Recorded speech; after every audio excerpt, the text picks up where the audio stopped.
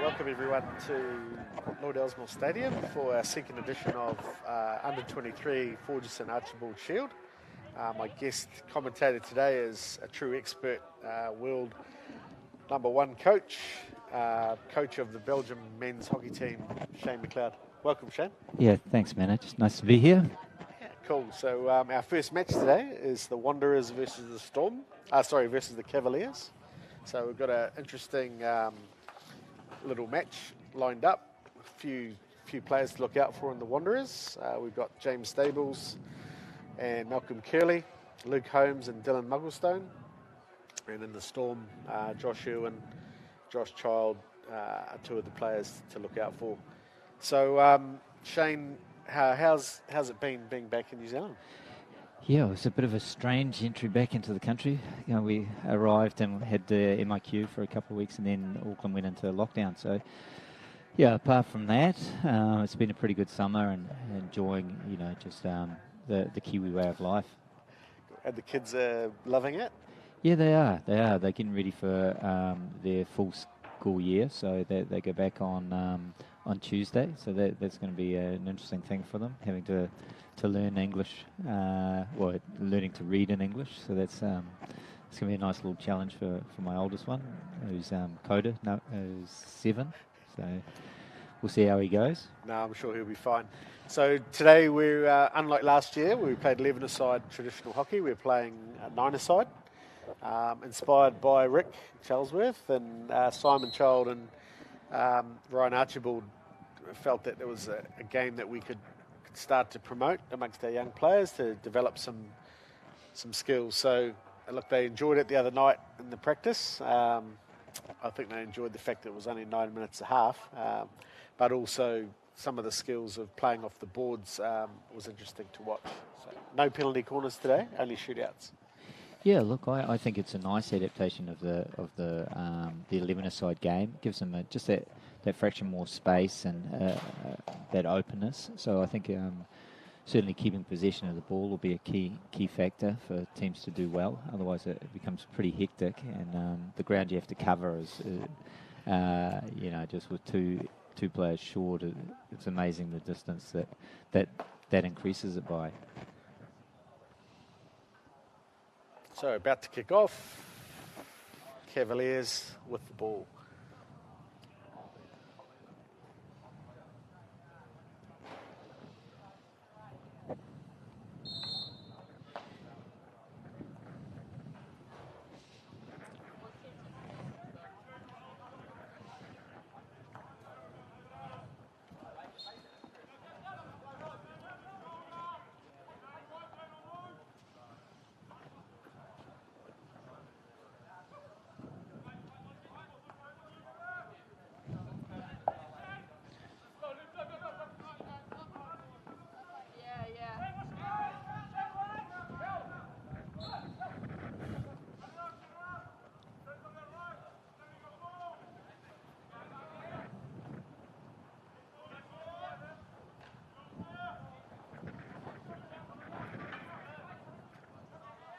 So Shea Iswa, the captain of the Cavaliers, on the ball, NHC player. And young Munraj Singh.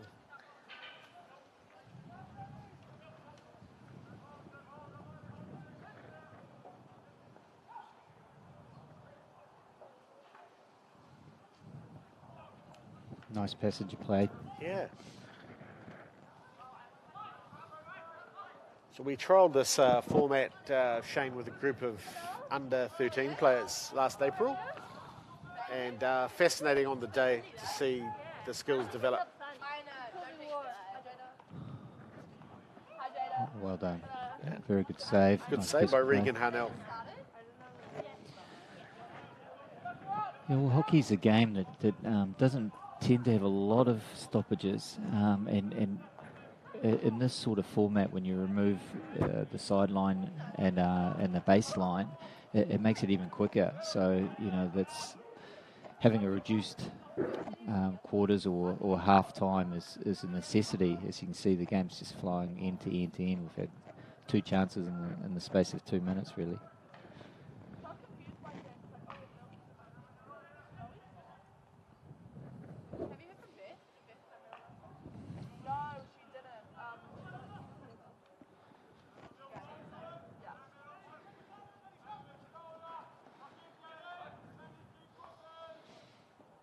And your Belgium team played overnight? Is it? No, not Belgium. GB played Spain. So GB's got quite a nice squad going at the moment. They won that game 6-1. So I think Spain, not really a rebuild, but new coach gone in there, Max Caladas. So, you know, you would have hoped for a slightly better start than that. But the England group, or the GB group, is, well, I think it's one of the most talented groups going around. So it'll be interesting to see how they go. They're searching for a new coach at the moment, so they've got a stand-in coach that's doing a bit of work with them. So we'll see what happens. Our first shootout and scored. Ashish Kishore beats... who did he beat in the goal there? Regan Harnell. So Regan won't be too happy about that. So 1 point for a shootout goal and 2 for a field goal. So okay, we'll have to keep tally here. Yeah. Becomes a mass exercise soon. Yeah.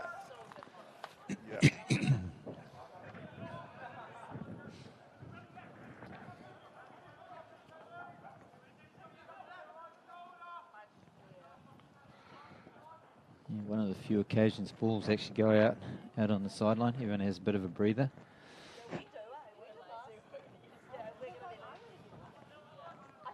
So in Belgium, the indoor hockey is popular?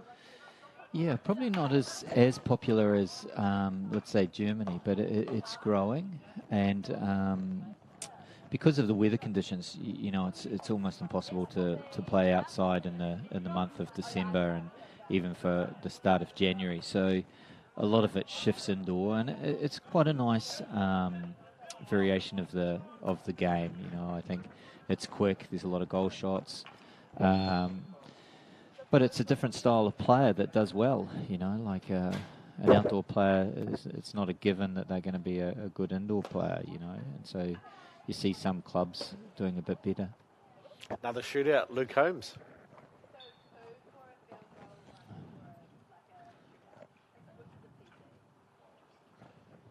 Oh, he's done very well. Oh, he's done well, yeah. Good composure.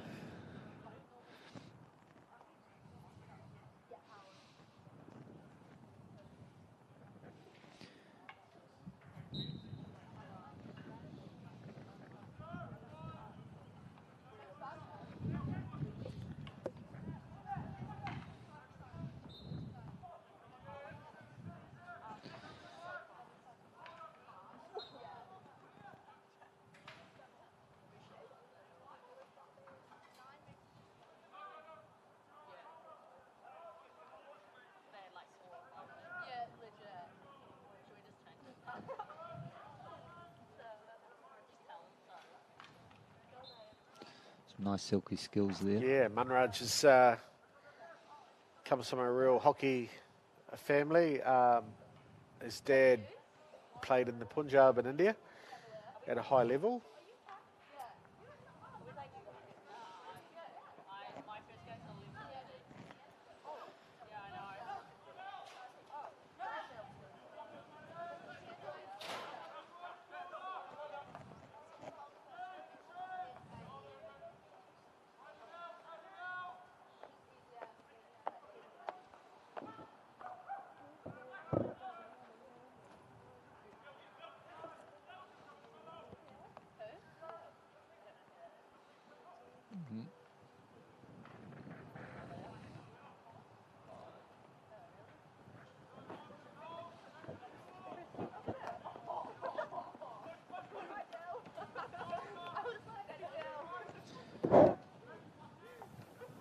That's a good passage and a good shot.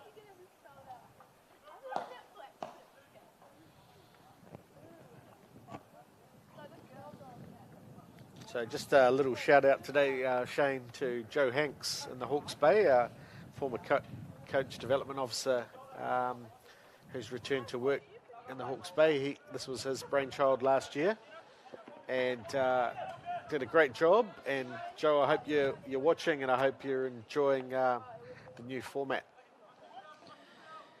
Yeah, you speak really highly of Joe.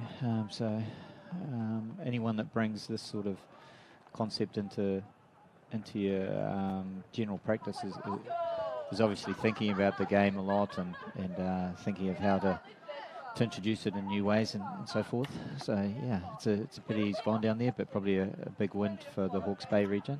Yeah, he's going to be working with the 13s, 15s and 18s in Hawke's Bay, so that cohort's going to get some really good development over the next couple of years.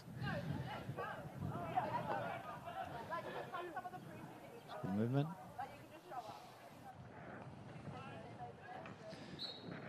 Thought we might see our first 2-pointer there, Manish. Or our first 2-pointer, yeah. 2 points for a field goal today. 1 point for the shootout. Well played.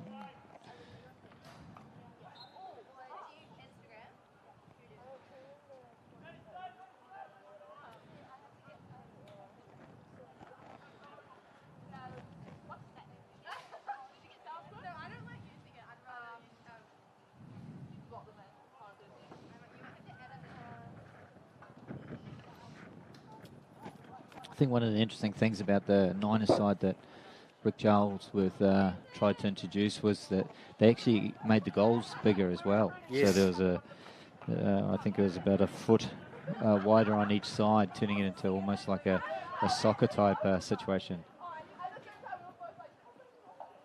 There's your 2-pointer. 2-pointer, it's an own goal. Yeah.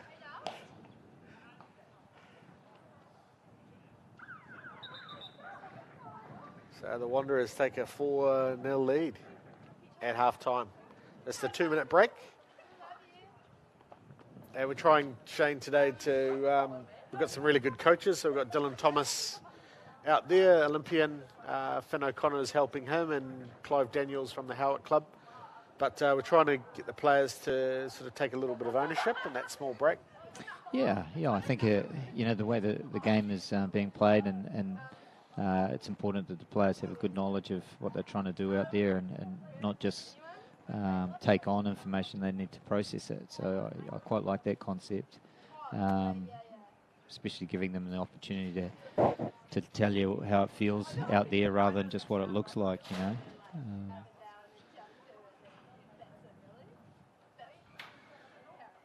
think it's always tempting when you're a coach on the sideline, you think you have all the answers, but sometimes the answer lies within. So, yeah, giving opportunities to the players to voice what they're thinking is very healthy. I must say, you look very calm in Tokyo. You didn't look stressed. Yeah, it was so hot. No, look, I've been blessed with having a pretty good side to coach and incredibly knowledgeable about the game as well. So, yeah, it's it helps my process to stay pretty calm. And what I try and do is give the information that's going to be useful. So you need to be calculated and collect that in a calm way. I think players appreciate that rather than being yelled at too many times. And how many of the players of the gold medal winning team have moved on or retired? Yeah, just one. Wow. It's a nice lifestyle, especially if you're playing hockey in Europe. So, they get an income from playing in their national team. They get an income for playing with their club, and it's a nice life. You get to travel the world and play the game you love. And because they've taken quite a while to reach that top level, that for a lot of them, they want to enjoy that ride for a little bit longer. So creates an interesting time over the next little while. I think Paris will be a very similar side to that we took to Tokyo, but they need to be working hard on building the next players in behind that, and I think they're aware of that. 21's program is strong and alive. Yeah, they finished, I think, 5th or 6th at the last Junior World Cup.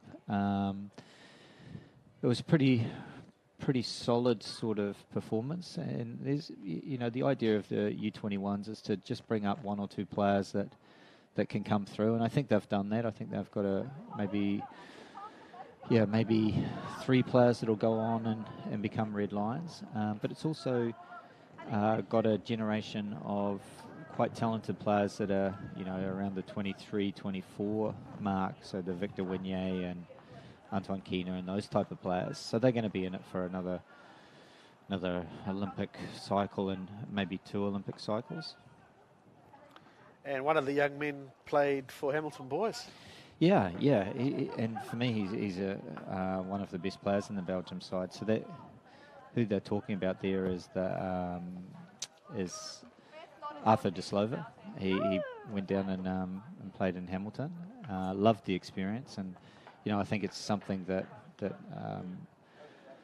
some young Belgian players would be very keen to do in the future. It's a great country to come down and play hockey and have a bit of a life experience. And likewise, I think there's good opportunities for players to go to Belgium and enjoy that club experience that is offered up over there. Yeah, that was a pretty special boys high team that was coached by Lloyd. Yeah, he's a good coach, Lloyd. He's really good. Yeah. The guys would have loved that. He's a fantastic combination of fun and challenge, but he really knows his hockey as well, and he's been very well taught, and I think he would be very good at passing on that message. And I got a lot of time and respect for Lloyd. He's a good guy.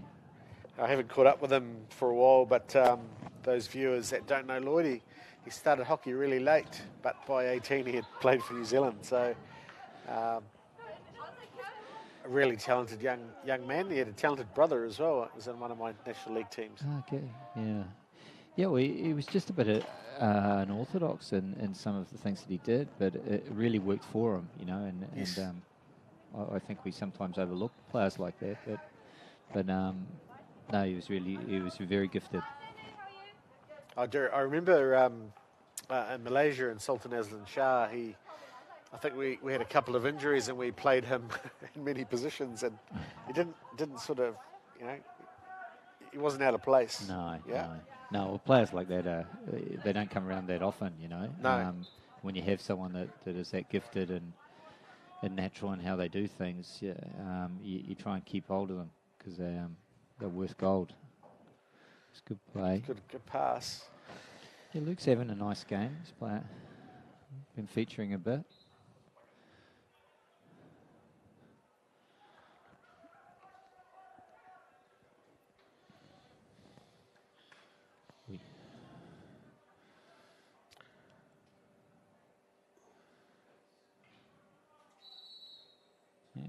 Fair enough. Yeah. Probably the first tackle added on to the second tackle there.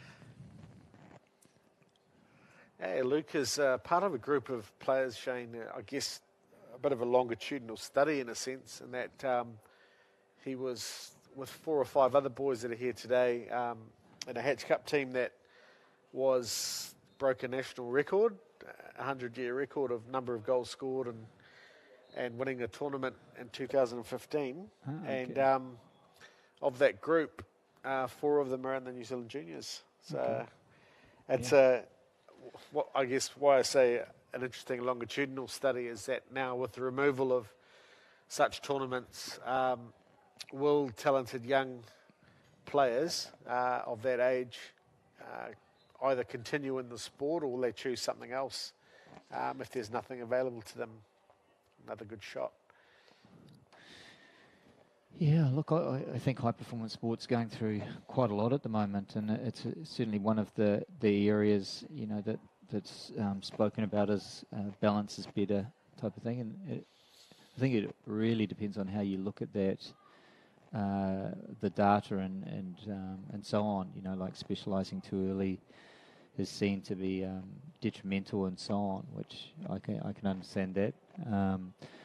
But I do think that it's what hockey has to work on is catering for all of its markets. So you know, not taking away the high performance opportunity because people want challenges and players and athletes want challenges and so on. But alongside that, making the game accessible and fun for everyone that's involved with it is equally important. So getting that right, and I don't think you you replace one with the other. I think they need to work alongside each other. I mean, quite dominant here, the Wanderers. Yeah, they're playing a nice style, moving the ball quite well. You can see in this 9er side, same with the 11er side, but if you own the ball, you own the game, you know, and they've had a greater amount of the ball and been a bit more effective in what they've been doing with it.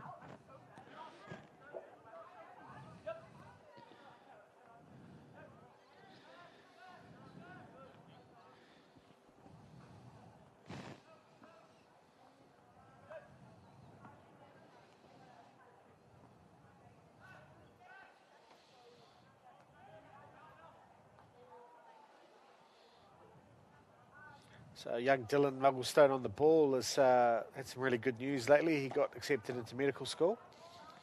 So always good to see the athletes do well off the field. It's a big achievement to make a medical school in Auckland. Yeah, it's great. It's good hockey.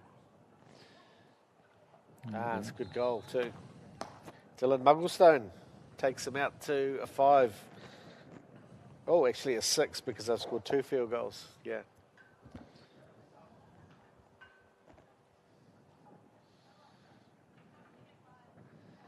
Because there's something about him and becoming a surgeon, the way he carved that one up. Yeah, maybe. Surgeon. Yeah, we've got a few surgeons in Auckland hockey. So, Mr. Dave Moss, you might have played in the New Zealand Juniors with Dave Moss, actually. Yeah, name's very familiar.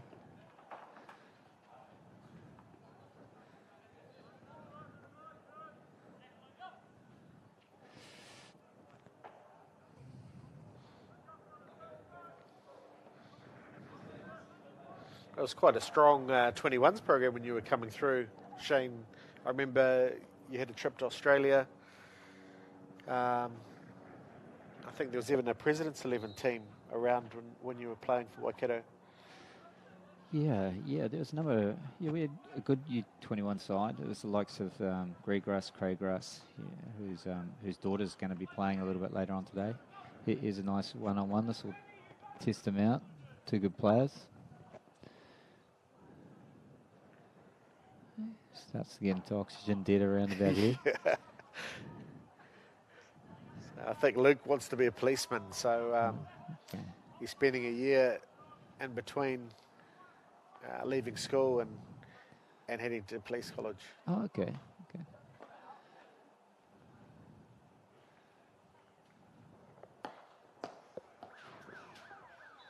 And that's the end of the first game. So a 6-0 win to the Wanderers over the Cavaliers. And next up we've got the Storm and the Astros. We might do a little captain's interview of one of the women's team, Shane. Sounds good. And time for a coffee for you. I like it.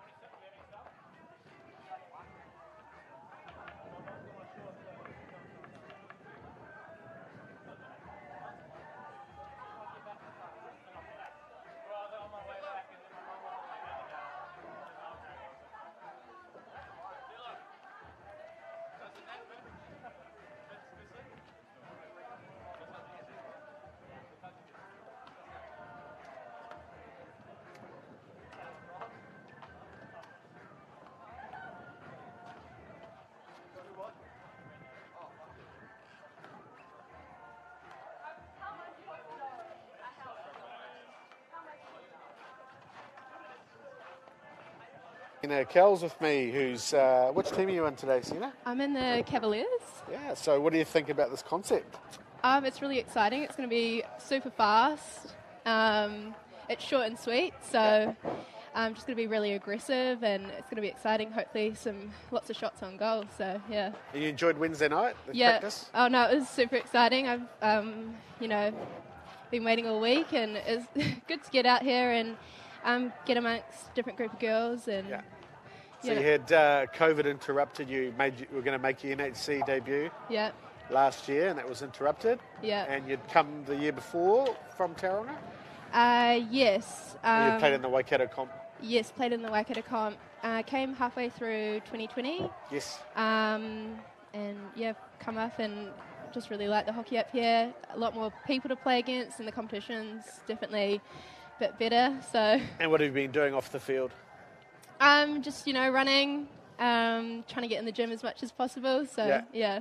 And what do you do for studies or work? I'm working, doing a bit of PA work and some coaching on the side. So yeah. Okay. I actually have got a job for you. There's a receptionist job that someone's asked me about. So I'll give you the details. Oh yeah, amazing. Afterwards. Yeah. And tell me about your club season last year. It was enjoyable. Oh yeah.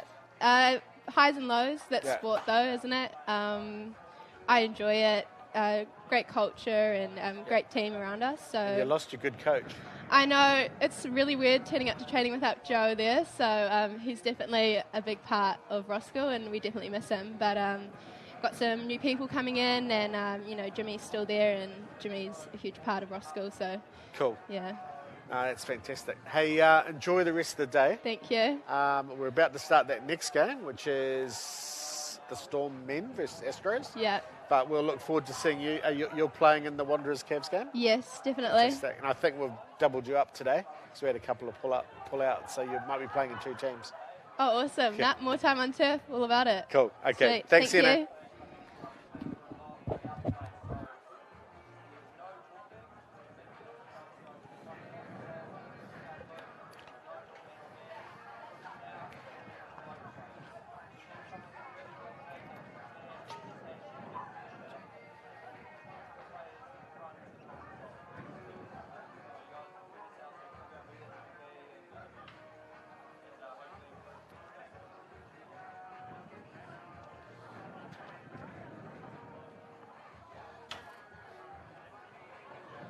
So we have Storm versus Astros coming up, and in the Storm side, some players to look out for Josh Irwin, Josh Child, Liam Smith, who's been down in Otago, looking out for those guys. And in the Astros team, we have Julius Talavau, Owen Hood Edwards, and Tilo Seltner-Jones, who's made a really cool recovery from his head injury that he had a couple of years ago, which was pretty nasty.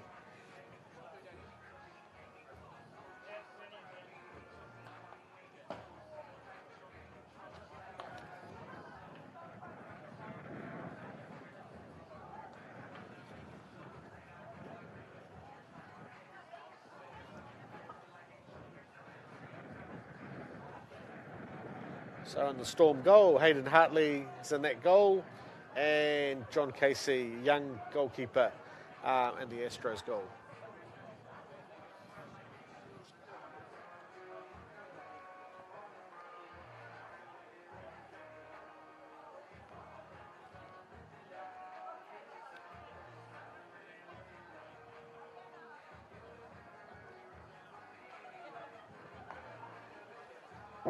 Right, Shane, welcome back. Yeah, what are we going to get in this next one, Manoj? Pardon? What are we going to get in this next one? Look, I'm going to pick it early, but I think the team that will come through today is the Wanderers that we just saw in the first game. However, the Storm team will be challenging them all day.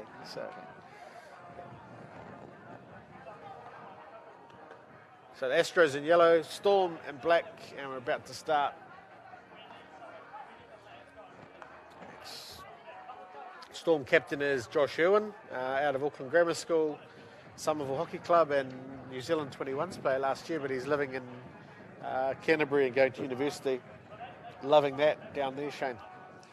Yeah, it's always nice to move away from home for probably the first time and experience a different lifestyle and start taking care of yourself. So yeah, it's a nice transitional year, and so hopefully hopefully it helps his hockey as well. And you played in Canterbury for a season? Yeah, I did. I grew up in Hamilton and played a bit of my club hockey before going down to Canterbury and Auckland. But again, it was a nice opportunity to see a different part of the country, and the hope was to better my hockey and so on. So yeah, I ventured down there and did a year down in Christchurch. And at that time, it was very much Auckland and Christchurch were the two big centres, and so I'd seen Auckland and really enjoyed the Auckland type of thing. So it was an opportunity to see something different, so I did that. Which club team did you play for down there? So I ended up playing at Harewood. Okay. Yeah, so the Hunters. Yeah, great tradition in the club, and I had Selwyn Meister as a coach. And yes. He was very good, really good. Learned a lot from him, but also we had a fantastic team. We had guys like Chris Leslie was playing in it, and Ian Riak, and that's strong. Yeah, very strong. A lot of fun. Mark Gowns, flattered with him. Old Gownsy. Geez, that's an old name. He's in my New Zealand primary school boys photo. Oh, is he? Yeah. The only one with unkempt hair. Yeah. Yeah. Yeah, it's interesting. You catch up with some of these guys' kids, and on various school exchanges, the kids get billeted at your house, and you find out that their dad is Blair Hartland or Mark Gillen. So interesting times. Yeah.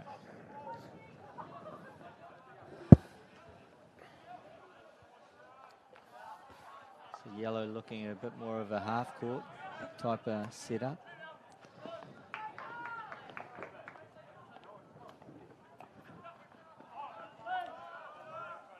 Owen Hood Edwards on the ball, passes to his captain.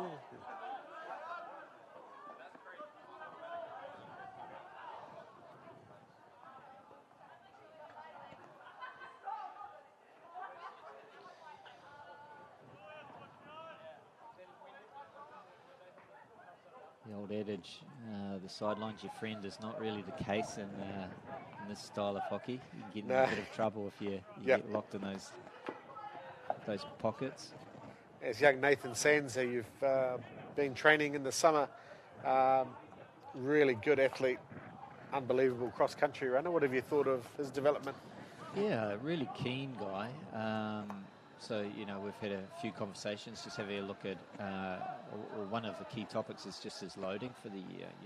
I think it's an interesting area when you have talented players, just how much hockey they're getting, and sometimes less can be more. And I think with someone like him, he's keen to do everything. So see how athletic he is as well. And it's just controlling that, creating opportunities throughout the season where players can mentally and physically adapt. And sometimes I think that might be missing. I think I've told you the story of him breaking the 1,600-yard record at 12 years old. Yeah. Yeah. And beating all the NHL players. So. Yeah. Oh, if you've got that gift, you have to be encouraged to use it.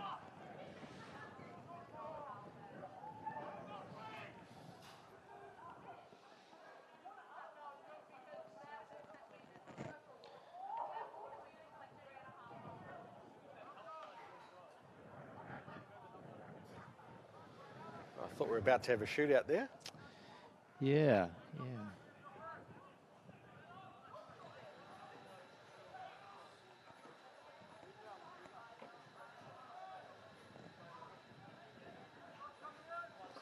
I think it's an interesting transition year for Kiwi kids in hockey.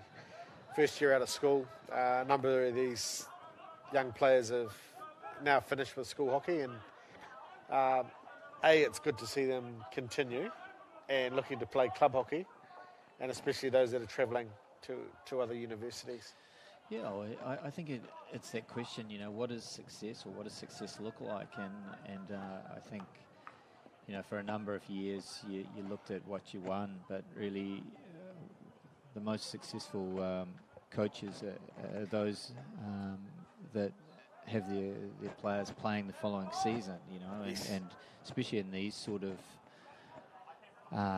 ages where they can go away to a university, or their parents stop, you know, having to drive them around, and they get a few more choices in what they do.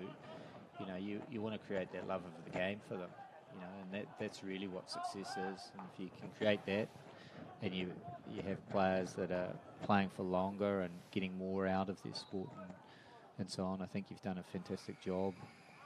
And do you think the drop-off is also prevalent in Belgium, or not as much?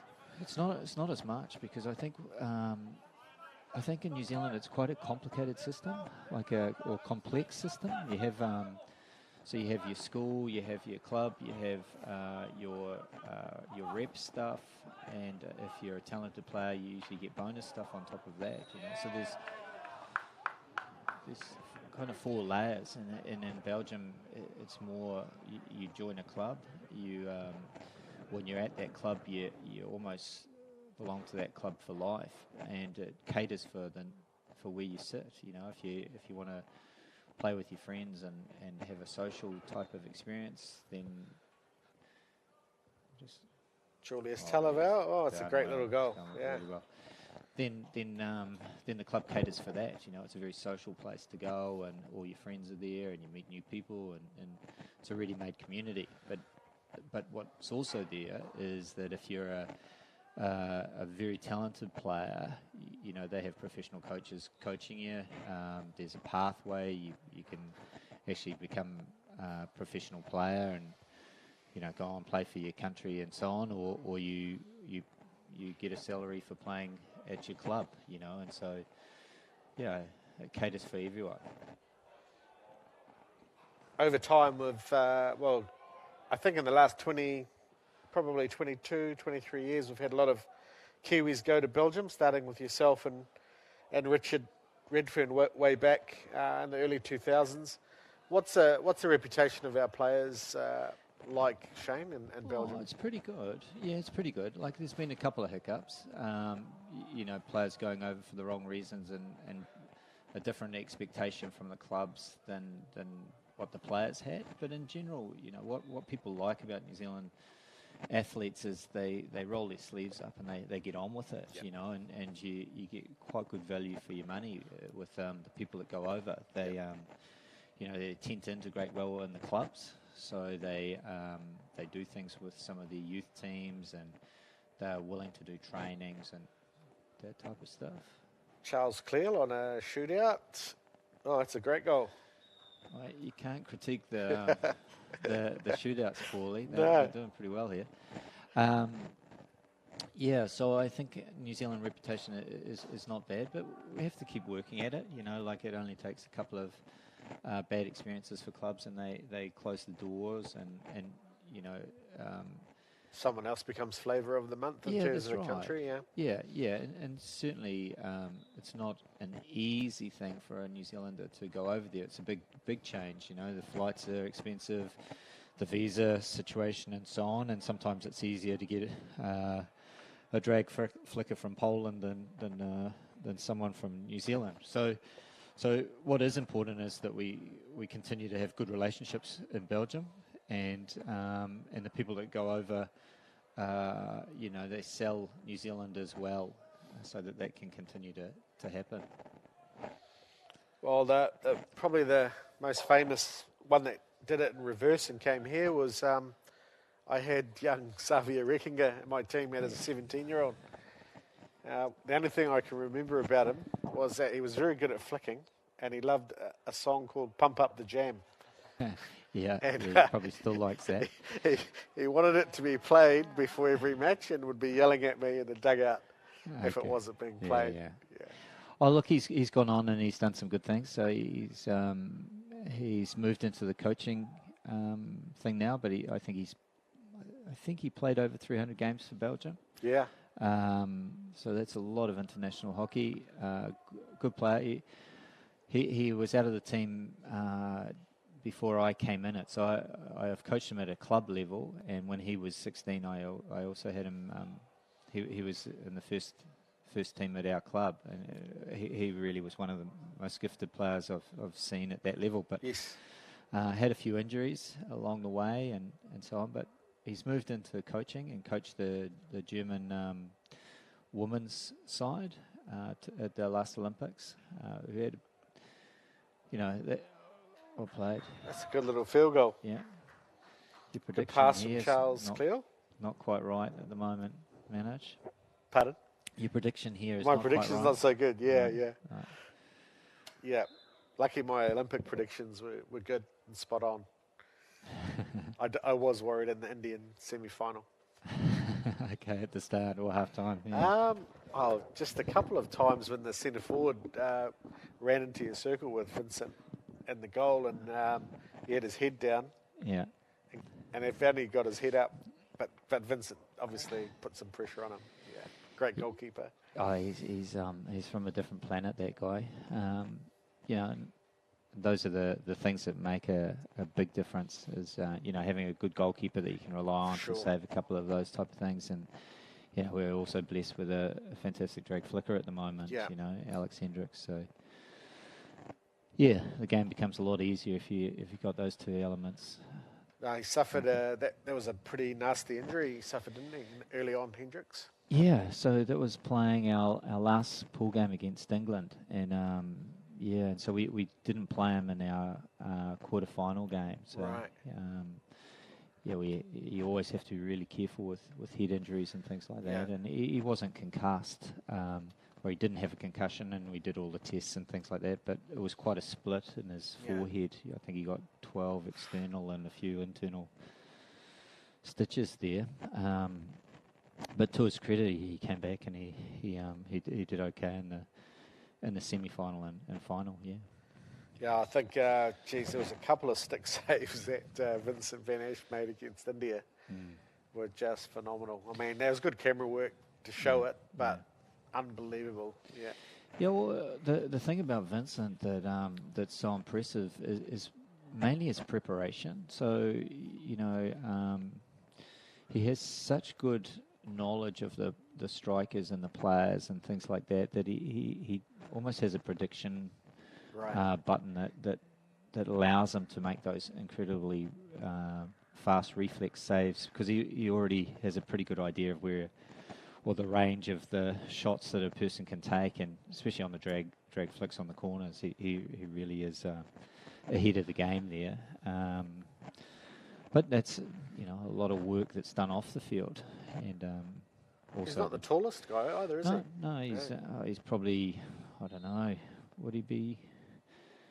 I don't think he would be 6 foot. I think he's I'm not sure, but he's not the largest keeper, but incredibly quick, and his reflexes are unbelievable. We have people come and watch our training sessions just to watch him, and we set up some exercises that you would think, you can't do that to a keeper, and he just loves them, and we'll go a whole training session without conceding a goal, or a whole strike exercise without one being scored, and we've got some pretty good strikers in there as well. But Geez, my prediction's going to custard, isn't it? Yellow's done pretty well around the field. What's your first impressions of the fact that these kids haven't played hockey since last winter? New format. What do you think? Well, look, I think they're going pretty well. The thing with the 9-on-9 is that I'll just let him get through this. Oh.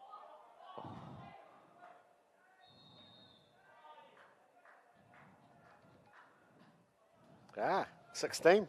Yeah. I think the stuff that they're doing with the ball is actually pretty good. There's not too many errors and so on. They probably aren't yet taking advantage of the extra space. They're playing quite narrow through the centre. But that takes a little bit of getting used to and trying to maximise the boards, I think. I think we'll probably see a bit more of that towards the end of the day when they're a bit more tired. Yeah, maybe yeah. the Sometimes boards the standard of the hockey gets a bit better because it's not an athletic contest anymore. It becomes a thinking contest. There's a nice shape.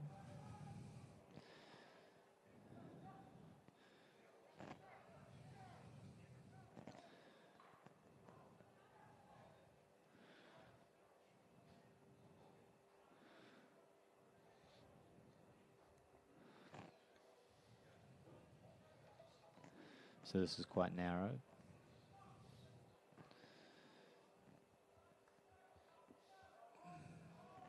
I thought the teams might have cottoned on to having a high player.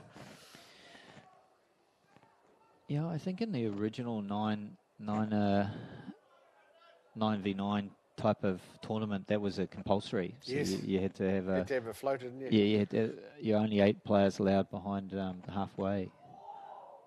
Well done. Field goal.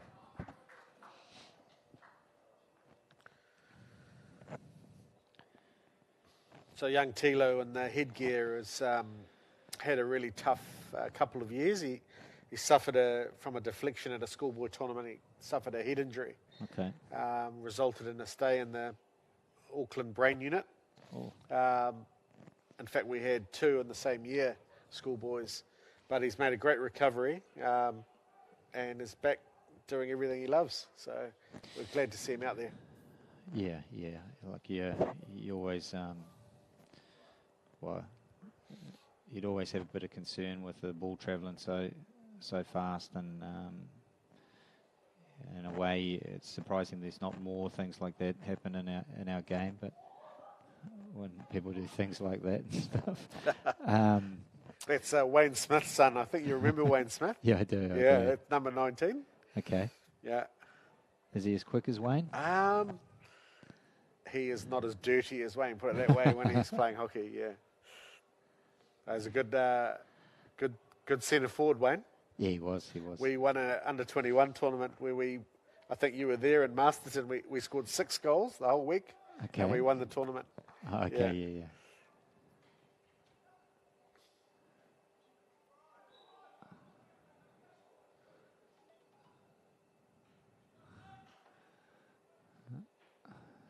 This could be a corner here.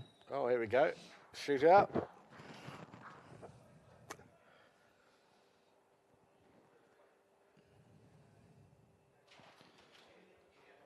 So yeah, these players in the schoolboy teams have been very fortunate. Have had some really good coaches in Auckland. So the boys at Pakuranga have had Clive, who's coaching today from the Howard Club. So they've been lucky. The boys at Ross School Grammar have had Jimmy Grant, who's won the NHL a number of times. So they've had Jimmy. And the boys at Auckland Grammar have had Kevin Towns. So super lucky. And then Ramish has looked after St. Kennigan's boys. So you would have to say that they're getting a good grounding. Yeah, for sure. Yeah, KT is. I know KT in particular is. He taught me a lot as a coach. Like, I worked with him as his assistant for a while, and immense amount of respect for the guy. He's done so much for hockey and knows so much about the game, Good defence. Got a bit more height. Yeah, I think those. I remember Rick telling myself and Jason McCracken that there was a time a few years ago where he was really pushing the FIH that 9s is the way to go. He was sort of not happy with teams parking buses and congesting the 23s. Yeah. Like, I think all coaches would like the game to be played with the having in mind the type of teams that they have. And, Australia is very much a run and gun type of style and very athletic. So you try and give an athlete even more space to show their athletic ability, and that's why he was after that. And probably at the time they didn't really have such a good drag flicker. They were not number one in the world for drag flicking. They managed to produce a couple of very good ones, Luke Dorner and Sorello. But they were hoping the game would progress without having a drag flicker at one stage as well. But, it's what happens. Yeah, he was super passionate about it. We had just sat down for lunch, and I don't think Jason got in his seat properly. And it was the first thing that Rick raised. Yeah. So what are you going to do about the 11-a-side? Yeah. But he's not a fan. He's not a big fan, interestingly, of the fives. No. Not a big fan at all. No. Yeah. Well, I think it just minimises our sport. Yes. And we kind of have the shorter version of the game with indoor. So, I'm a bit of a traditionalist. I love the 11-a-side game. I think the 9-a-side's a nice alternative just to create a little bit of a different sort of focus and so on. But for me, it's pretty hard to beat the 11-a-side game for sure. For quality. Yeah. Do you have any predictions on what the FIH might do around that?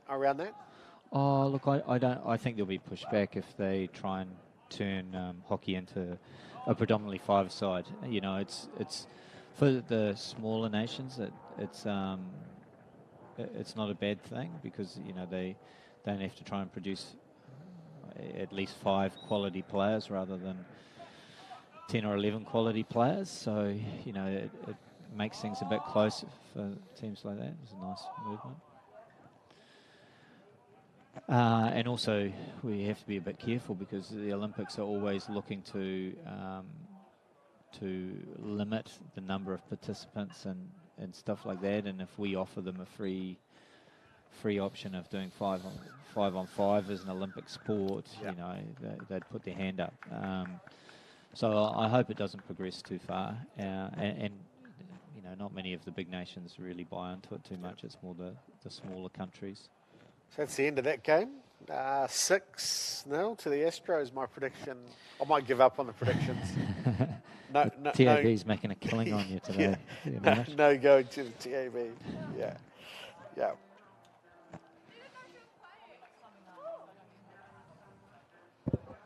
Yeah, so that's an interesting debate. The whole, if it does happen, maybe it'll only happen at the Olympic level and the World Cup will become our focus as a sport.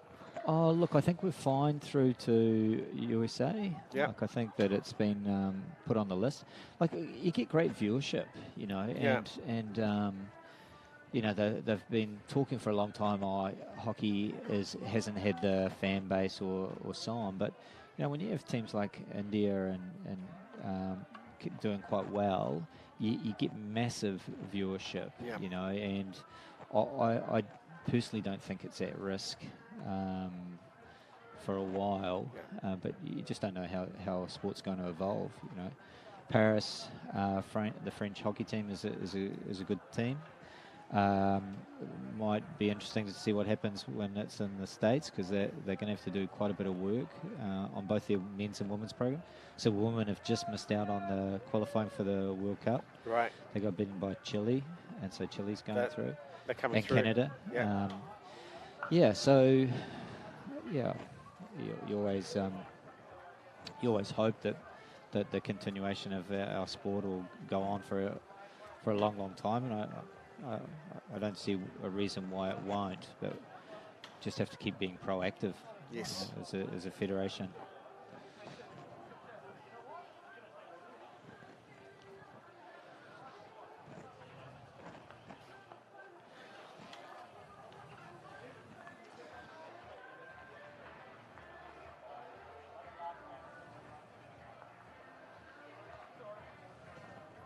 Yeah, I think the interesting thing for me is it appears to be television driven in terms of the colour of the turf, colour of the balls, all that stuff seem to be, is it expensive for the Olympic Committee to host hockey over a 2-week period when there's lots of teams for 2 medals?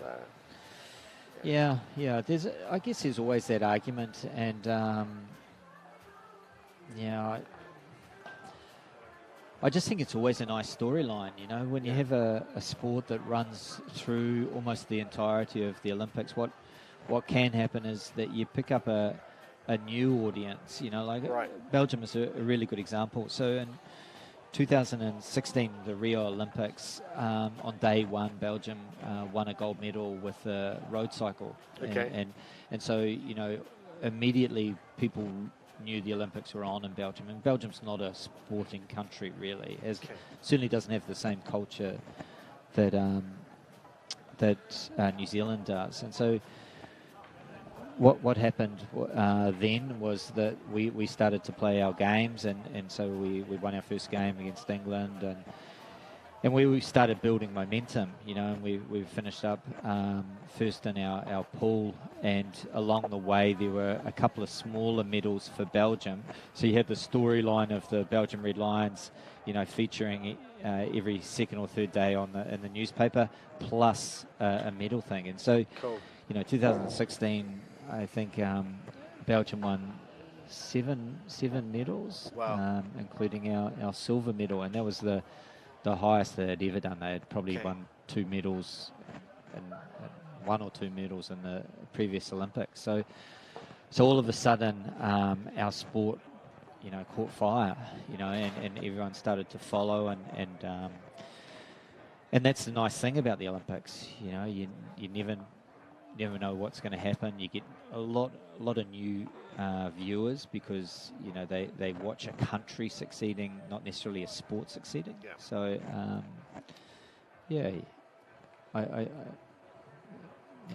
my view is that the Olympics is the pinnacle, for a lot of sports, and because it is, everyone has an agreement. Okay, you've got to be at your best at that date, that time, that location, and every athlete makes sure that they're there.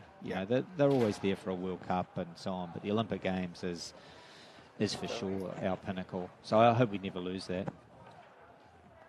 I was going to get Dylan Thomas to have a chat with you because you were saying this morning one of your first ever young kids that you coached in Hawke's Bay, and then he's become an Olympian. Yeah, we were talking about his size because he was a little guy, really a little guy. Now he's the tallest player in the team. He's the world's tallest player. But it's nice when you see a player like that come on. He's a really nice guy, and he was such a nice kid, always wanting to learn, and so it's nice to see him doing as well as he is, and I think he's just beginning. I still think that there's quite a bit inside him that, for sure. That he has to just get out and express. So, I'm sure he'll do that. He said he's playing for UHC in Germany at the moment. He's back there in March, but it wasn't exactly what he thought it would be. Yeah. No, you have to be really careful when you go to the clubs overseas. And what you want is a win-win situation. And often that doesn't happen. Often it's either very good for the club or very good for the player. But when you get that nice combination of a player going to a club, getting better at the club, and showing their best hockey there, then that's what you're after. So we've got this Cavaliers Wanderers women's game now, Shane, our first women's game today. So in the white team Cavaliers, some players for us to look out for is Niamh Ferguson. Zoe Gershel's just come in from South Africa and is spending some time in New Zealand. Jada Parfell in the goal, and Sena Kells, who we interviewed just before this match. And they are playing against the Wanderers, who have Michelle Marnie in the goal. Sophie Richards is their captain and NHC player last year. Zoe Tikamata, another one to look out for, from the Howick Club. And Hannah Stewart, who used to be the captain of the St. Cuth's team, who were national champions. So we've got some good players to look out for in this game. Yeah, and I've seen a few of the younger players here also that have been doing a bit of work with before Christmas and so on. So we'll see how they stack up. So I don't know if I'll make a prediction for the day, but looking at those three teams, I'm gonna put some money on the Wanderers again.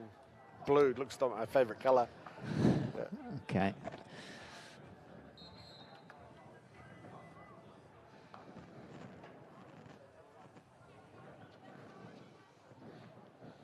So out there coaching is Sandy Mackey and Rochi Gonzalez. So Sandy is, as you heard, Shane leaving us after 15 years of service, our longest employee.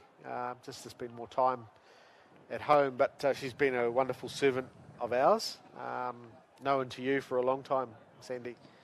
Yeah. So my auntie knew her quite well. So I think that my auntie was Gladys O'Brien, who just recently passed, was the manager of the New Zealand women's team, and Sandy was playing at that time. So, yeah, so I've kind of known Sandy for a long time. I think she's always going to do some stuff for Auckland hockey. Yes, absolutely. It's hard for her to completely walk away.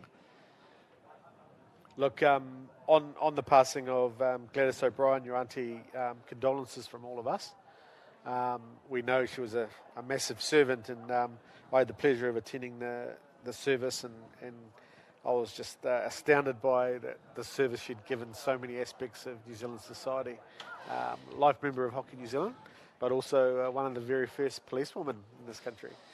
Yeah, she was really a special lady. Known to a lot of people, and she was, her and I were extremely close, and she kind of introduced me to the love of the game. She used to take me away to national tournaments, and as a little guy, and I'd have my ham and cheese toasted sandwich while playing hockey up the sideline. As was the tradition then. So she's really going to be missed. Look, everyone needs that influence, don't they, to sort of guide them, and I think it's fantastic that she was able to see your Olympic win. Yeah. Look, I don't think there was anyone prouder. Yes. She was one of the first people I would always call after just to talk about the game, and she'd always give a little bit of advice usually about the strikers needing to score more goals and stuff. What was her position when she was a player? Oh, she actually played in goal Did for she? a lot. Yeah. But knew the game really well. Like, yes. When I talk hockey with her, it was talking to an equal. She had a really good view on the game and a belief on how the game should be played and stuff like that. And so she was just such a hard worker in everything that she did that. She expected that of those around her and so on. So, yeah. Yeah, I thought Sue McLeish spoke really well at the service. Yeah, she did. So Sue spoke on behalf of the players that she had, had an influence on and so forth. And a lot of the people that she worked with became friends, and that's also the nice thing. Actually missed the foot there. It's also a nice thing about hockey, you make lifelong friends through these type of sports, and she certainly had a lot of them. It's young Zoe Tikamata and Jasmine Ma.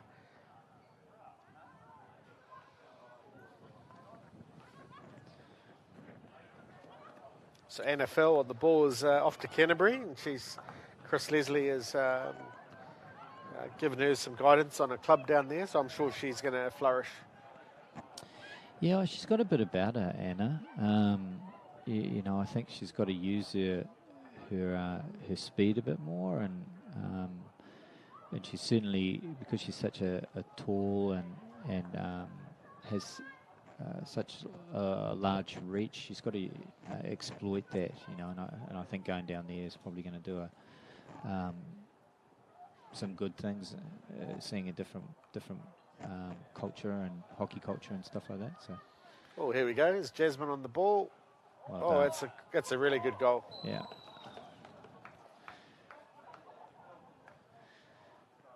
Yeah, she's a nice player, Jazz, as well. Yeah, so Jazz's dad is a professional rugby coaches in Japan. Oh, yeah. So during these last few COVID years, it's been tough for their family. Lots of time in MIQ as you've had. Yeah, that's not a present, MIQ, just quietly. Yeah. There's a lot of debate about that this week, wasn't there? Yeah. Oh, it's good that things are starting to open up a bit more. Well done.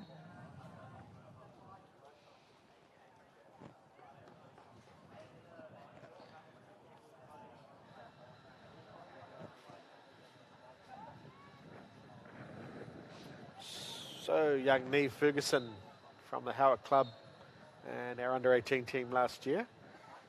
Good little player on for the shootout against Michelle in the goal. She's done well. Yeah.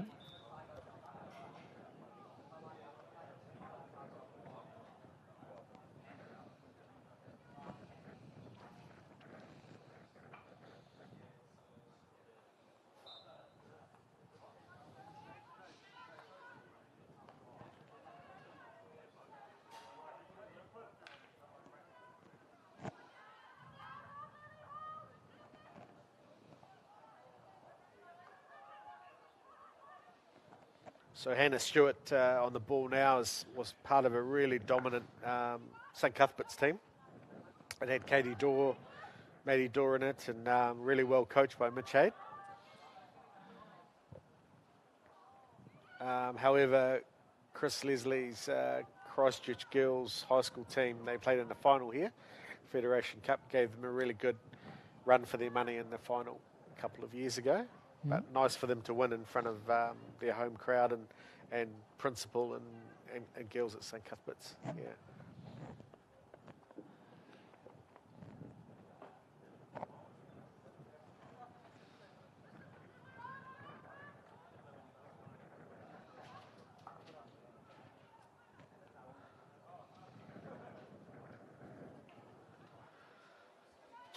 So I think the female players that we have in our training group have really enjoyed Rochi from Argentina being with us, Shane. Yeah, I really like Rochi. She's got such a positive attitude, and she talks a bit quickly, but apart from that, she knows her stuff, and yeah, look, she's incredibly passionate. And if you have a look at how Argentina have done in world hockey over the last little while, she's certainly got a lot to share, you know. And, yeah, for sure. It's a great asset for Auckland hockey there. Look, I ask her nearly probably every day what it was like to play with, some say it was the world's best ever hockey player, and Luciana, and she always has a positive story, and it's usually just about the work that Luciana put in over a long period of time to evolve and adapt. Well, I think she was one of those very rare combinations of someone with natural ability coupled with someone that had the desire to train and continue to get better, you know, and you usually have one and not the other, you know. You get these natural players, or else you get these ones that with less ability that just work incredibly hard at their game. Yeah. To be honest, they're the better ones in the end. You know, people that just want to get better. No, there was a funny story. You were with me in Malaysia at that Champions Trophy when I was with Spain, and it was a fancy hotel. I don't know if you can remember, really fancy, and it had a massive gymnasium. So I went down one morning, and one of the Korean men was in the gym, and he was bench pressing pretty much the whole stack. Okay. And so I was a bit in awe. So I better hide in the corner. So I was hiding in the corner, and then Luciana had come for the World Player of the Year awards, and she was in the gym. And as soon as I saw what she was lifting, I decided to leave and go back to the room. Yeah. Yeah. Yeah, there's always a reason why people get as good as they are, and it's actually what happens when people aren't looking, you know. Yeah, It's absolutely. the work that you do in darkness.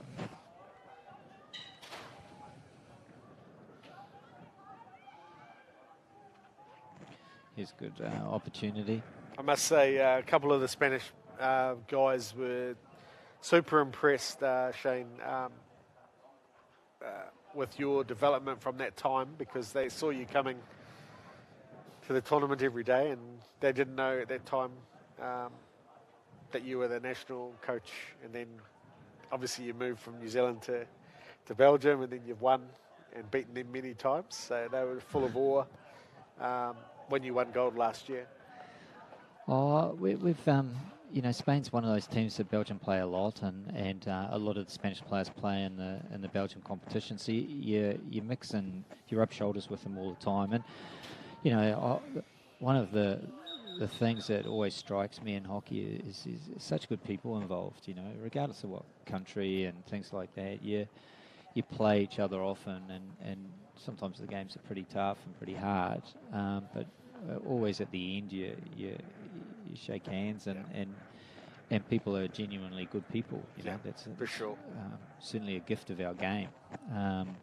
And you end up getting to know these people pretty well because you see them so often.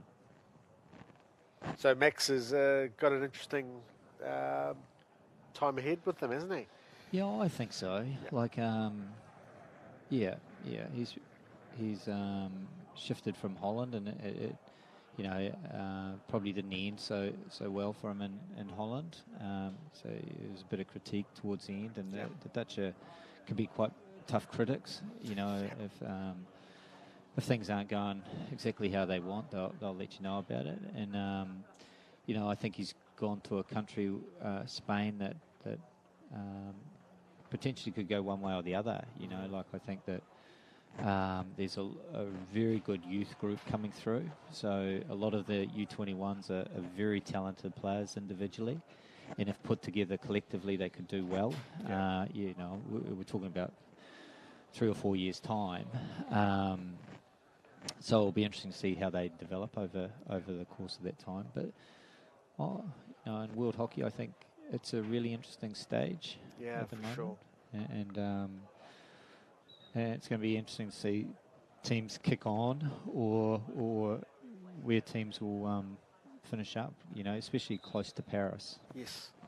I find the Spanish, interestingly, they tend to not so much revere, but they hold on to the older player. They don't promote as well as some of the other nations. So, you know, if a 32, 34-year-old has been in the team for a long time and still is available and wants to play, they tend to keep with them. Yeah, they do that. And I think that a little bit of that is they don't have massive numbers. Yeah. You know, like you would think how successful they've been over the course of time that there would be a wealth of players, but there's not really. You know, they would... They've got a pretty limited roster, but they do very well with what they've got, you know, and their club system is quite good, and a lot of history, you know, like for sure. It's families that are passing down, you know, from generation to generation, and so you see a lot of that. But I think it will be a younger group that starts to come through soon, because I think that they're really the talent. So 2-1 here. The Wanderers in blue over the Cavaliers in white. But white's in the attacking circle. Oh, Zoe Gershell's done a little spin.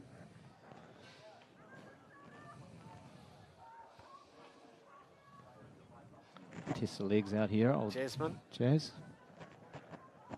Foot race against her club mate, Sena.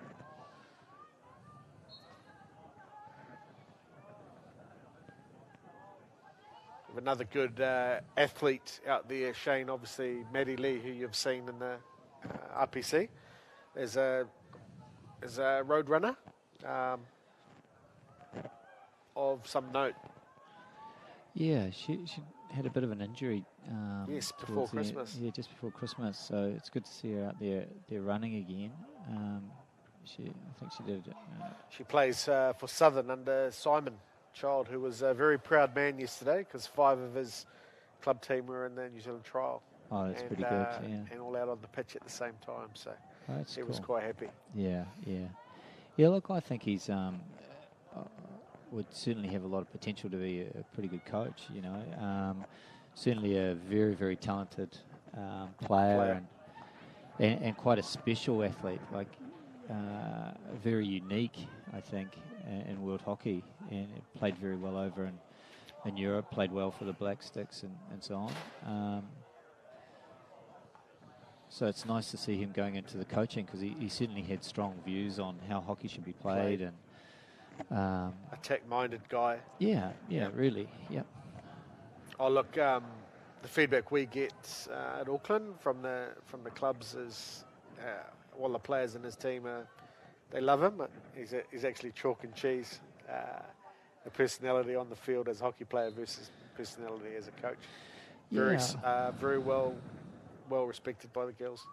Yeah, well, look, he's competitive, and a lot of his frustrations that happen on the field is because he's competitive. He wants to do well and he wants to show of himself well and so on, and so that manifests itself in different ways. And it does not surprise me that he's a different persona in a coaching role because that's what's needed.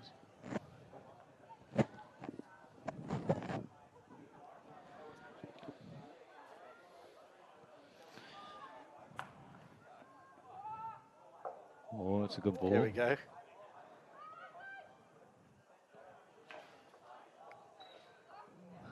You only need to see that happen a couple of times, and that'll be one of the key passes of the game in the afternoon, I'd imagine. Yes. I think that one at the first penalty corner marker. Yeah. A ball, vertical pass. Yeah. It was a good pass. It's almost the old school hit and hope, isn't it? Except it's not going to go out. No. Yeah.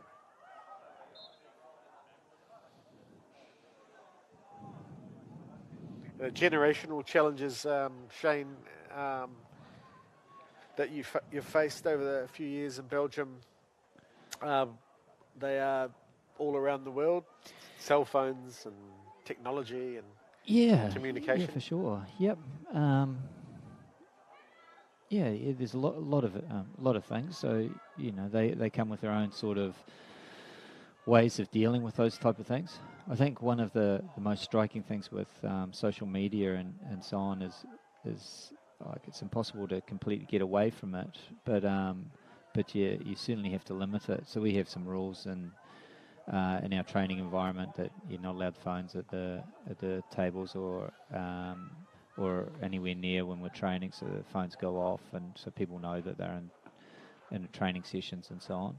Because the last thing you want is people just checking their phones all the time and so forth. And we were also one of the reasons that came up was when we were at Rio Olympics and we beat Holland for the first time in Belgium's history in the semi-final.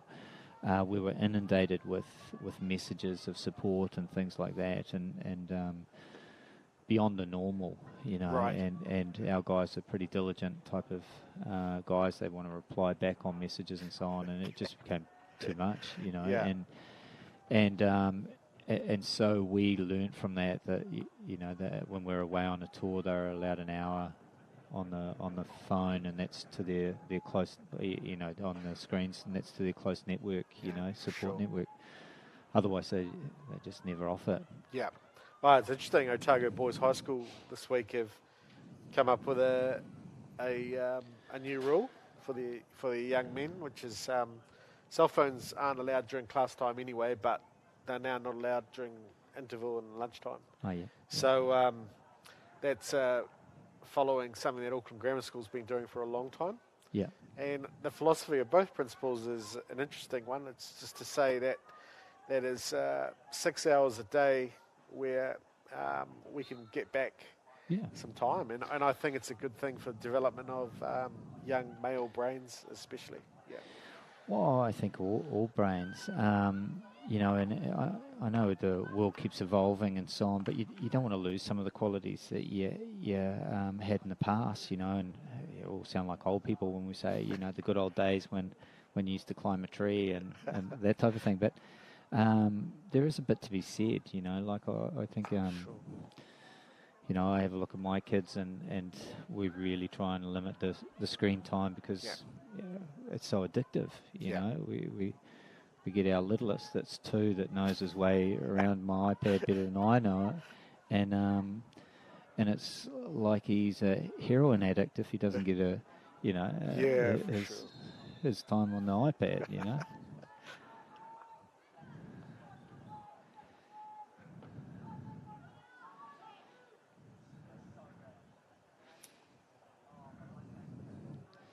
So on the far post here.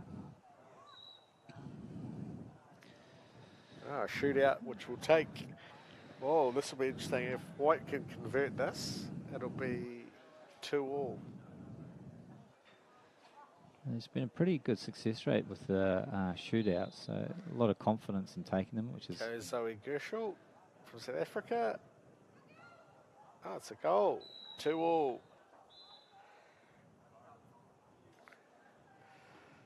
And I see in the background Ryan has joined us. Who the tournament's named after, so Ryan will get you on soon.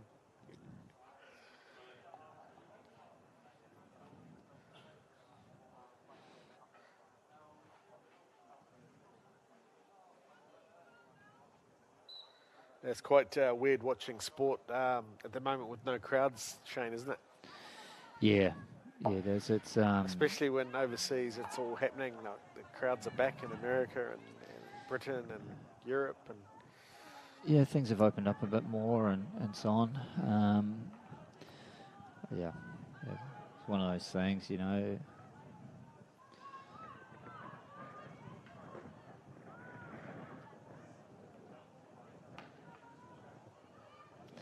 It was certainly a bit weird at the Olympics without a crowd and so on.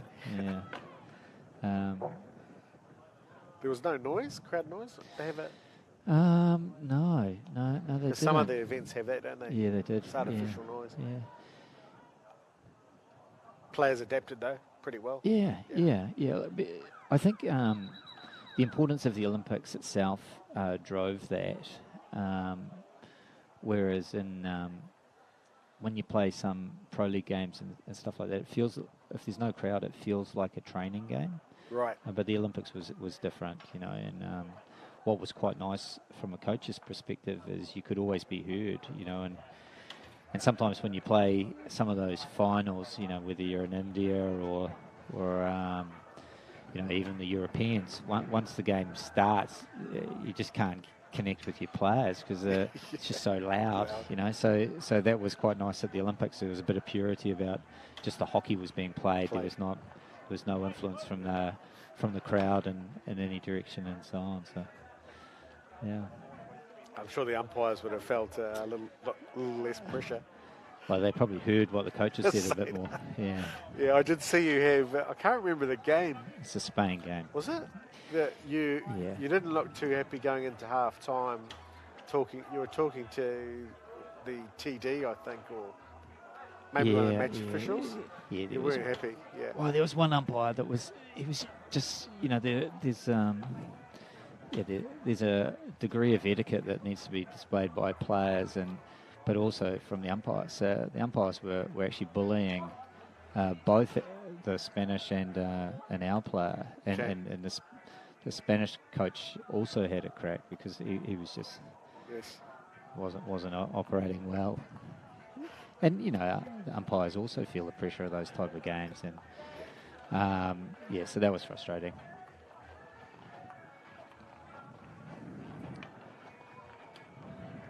Yeah, it was probably the first time I'd ever seen you not happy.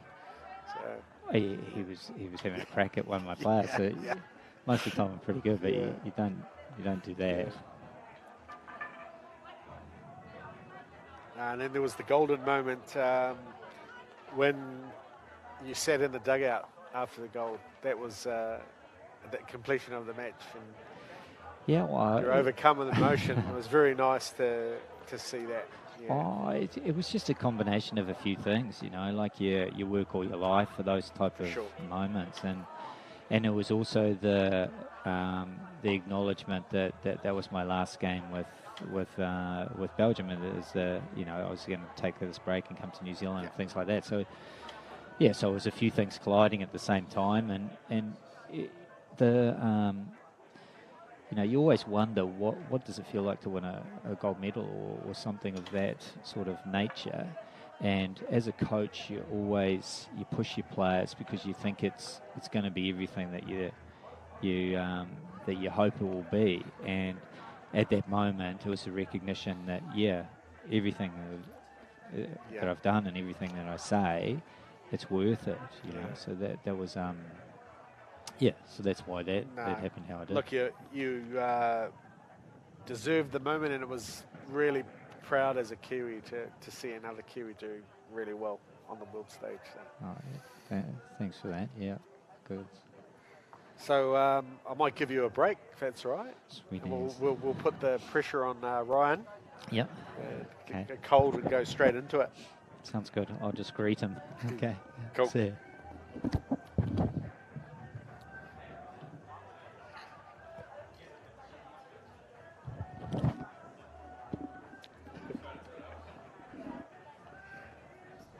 It's just a conversation, Ryan, so you'll be fine. So welcome, Ryan. Ryan Archibald joins me now for the next game, which is the men Wanderers versus Storm. Wanderers in blue, Storm in the black. Ryan, welcome. Thanks, Manoj. Really good to be here. Bit of pre-season hockey, and I'm looking forward to watching this Nines concept. Well, it was yours and Simon's brainchild, and we added in Rick Charlesworth, obviously, who always loved the game. Yeah, and we put the boards out there. Yeah, I see that. It's just changed the dynamic of the game a little bit, and yeah, I remember. I haven't seen much Nines, but I remember watching when the New Zealand team was playing there in Perth. That's right. A number of years ago, and I think it's a cool concept. Great way to start the season. Yeah, the players have really enjoyed it. They've taken to it, and we're super excited on Wednesday when we had a sort of training run. Just more space, and 9 minutes is not a long time, so sort of give it a bit of effort. Yeah, good way to test the engines early on in the season. See who's been doing a bit of running over summer, and just I think a nice way to kick off the season. And it's a shame we don't have any crowds, obviously, but it's even without them, it's, you know, you see all the players sitting around on the sidelines, nice little festival atmosphere. Yeah, look, it's definitely going to be stay on the calendar, I think, and if we continue to adapt and evolve from year to year in the Shield, that you and Crystal have kindly let your names to, I'm sure it's going to be a success. My predictions, Ryan, today have gone completely out the window, though. So I'm not placing any more bets at the TAB. Yeah, I thought the Storm men with Josh Irwin as captain were going to go pretty good, but they lost their first game. They got a bit of a hiding from the Astros. Yeah. Well, nice to see Josh up here playing. Yeah, it's really good. Really good. See him up from Christchurch. Good Somerville boy, of course. Yes. He. It was really nice. He came back before Christmas, and we had him lead a group of young players in some fives games on the harbour, and he was really, really good. Good leader. It actually taught us that we can pretty much put some players between 15 and 21 together with the right leadership, and we can grow the young ones and grow the older ones at the same time. But he was very good. Yeah. Seems to be enjoying Canterbury though. Yeah, I imagine. Be good from down there. Just change of scenery and play with a few different people. Absolutely. Do his studies at the same time. I think there's no harm in people getting out of their comfort zone and getting some life experience and broadening their horizons. It's good to see. And your young family's had a good summer? Yeah, we've had a great summer actually. We've been getting around to a few different family spots. So really only just back to Auckland properly at the start of this week. So pretty much had, sort of from Christmas, basically through the end of January, spending a lot of time in the water, the beach, lake. It's been really good actually, and I think we've all been, I imagine everybody's been pretty happy that we've had a nice summer. Great weather, which has really helped. So. And no golf. There's no mention of golf there. You talked about water. I haven't played a lot of golf this summer, but I've got a game lined up for Monday, so pretty keen to get back at the guts of the club and have a round. So for the viewers out there, I have put my money on Ryan to win the inaugural Auckland Hockey Golf Day. It'll be none of these fancy competitions. It'll just be the straight who's got the best score. It's Ambrose. Is it Ambrose format? No, we'll make it best gross score. That'll be you, Ryan. So, I don't know. There's some pretty good golfers in the hockey community. So here we go. Storm in black, Wanderers in blue. I think the Storm will be out for some points after not getting any in the first game. So what's your, tell me what your thoughts on nines, man? How do you set up your team? Obviously, 8 field players. How do you structure it? I didn't really give any guidance to the teams, but my view, personal one, is that it's probably a 3-3-2. Where you try and play some strikers nice and high up the park, and you'd actually use the boards that were probably where the first penalty stroke mark is on the field to try and make some vertical passes to, sort of can get a defence a little bit. Yeah. I've got to turn around and not knowing that the ball's going to bounce back. So 3-3-2, but having said that, those 3 strikers probably a little bit inverted. So a couple high and the middle guy more connecting. But I think you do have to have a structure. I don't think you can just all get behind the ball and then all get ahead of the ball. It's too big a field. Yeah. No, absolutely right. It does lend itself to stretching the field, making the space big. I noticed in the previous match that the game was quite compressed. Yes, and very narrow too. Yeah, which didn't really... teams weren't taking too much advantage of the space, but already in this game, it's good to see a bit of the width being used.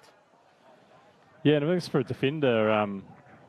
Whilst you might be thinking about the man you're marking, you've also got to consider the ball bouncing off the boards, and so you start to your lines perhaps, and you're thinking on how you defend is slightly different. Yeah, that protection of the ball is a really good skill that gets developed, I think, with boards. A good friend of yours and mine, Wayne McIndoe, and I had to think of a structure like this, Ryan, for the NHL many years ago. So we used to go to drop-off 8-on-8 and 6-on-6.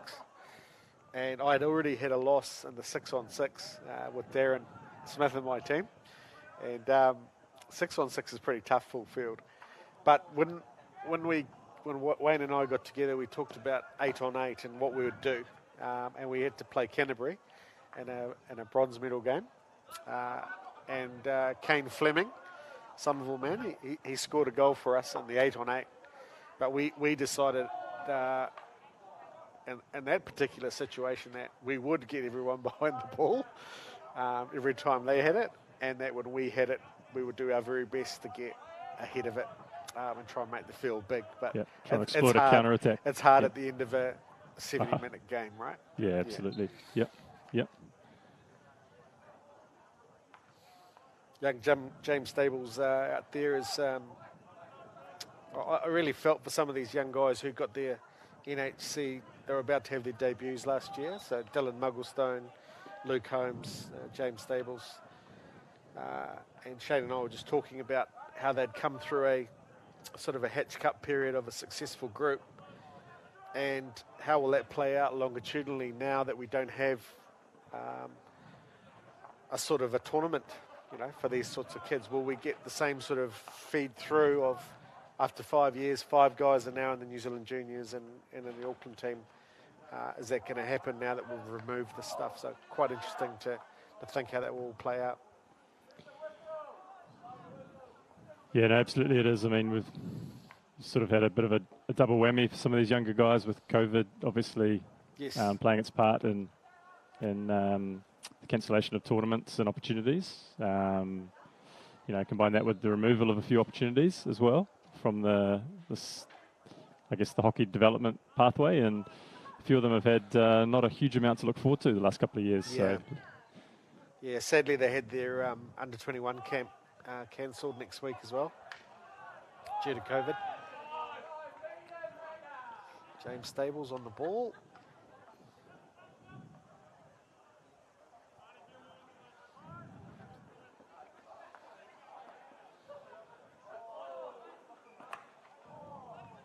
It's a bit of a 3-on-2 opportunity here. Just a bit messy and down the middle.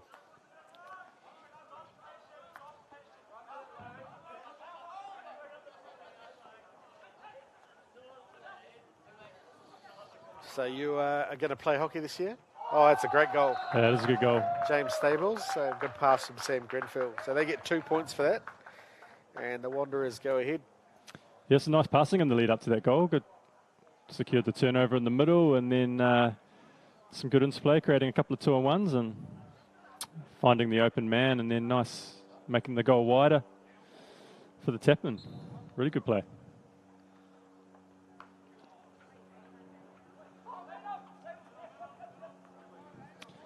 No hockey for me this year, Manoj.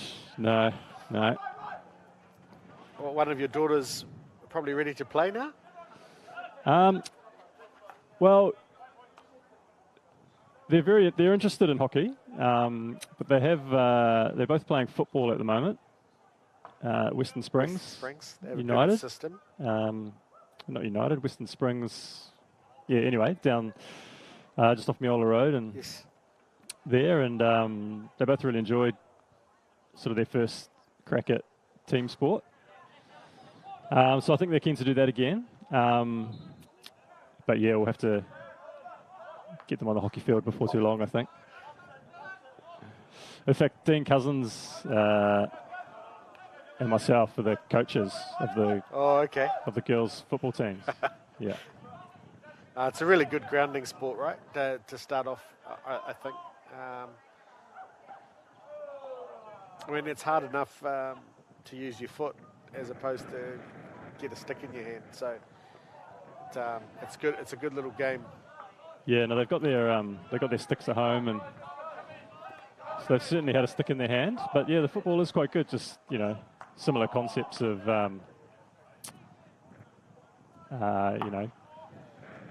working with teammates and finding space on the field, all that kind of stuff that you try to encourage the young kids to do, whether it's football, hockey, or whatever else. We've had a really good, you'll be interested in a great couple of good meetings we've had with Kevin Towns, Dennis Slade, Shane and Sandy Mackey. So we're looking at trialling this year with the junior clubs. Everything that is not 11-a-side will try and play with 2 goals down both ends. Good shot on goal there. Yeah, great stick save. Yeah. Blue Wanderers finding quite a bit of space, a few opportunities. Yeah, that's why my money's on them, but to win the gold medal today. But I think they just have a bit of a plan. And 3 or 4 of them have played together a lot, so it makes a difference. Yeah, so this is going to be interesting. It's a concept used in Europe a lot, which is 2 goals to score into for children, as opposed to the 1 goal. Yep. So we're going to trial that this year and see how that works. What age group is that for? Pretty much everything under the 11-a-side stuff. So if you're at up to year 6, I think it's worth trying. And according to Dennis and Kevin, who's had a niece be doing it with football in Wellington. Good innovations for teaching space and those sorts of things. So.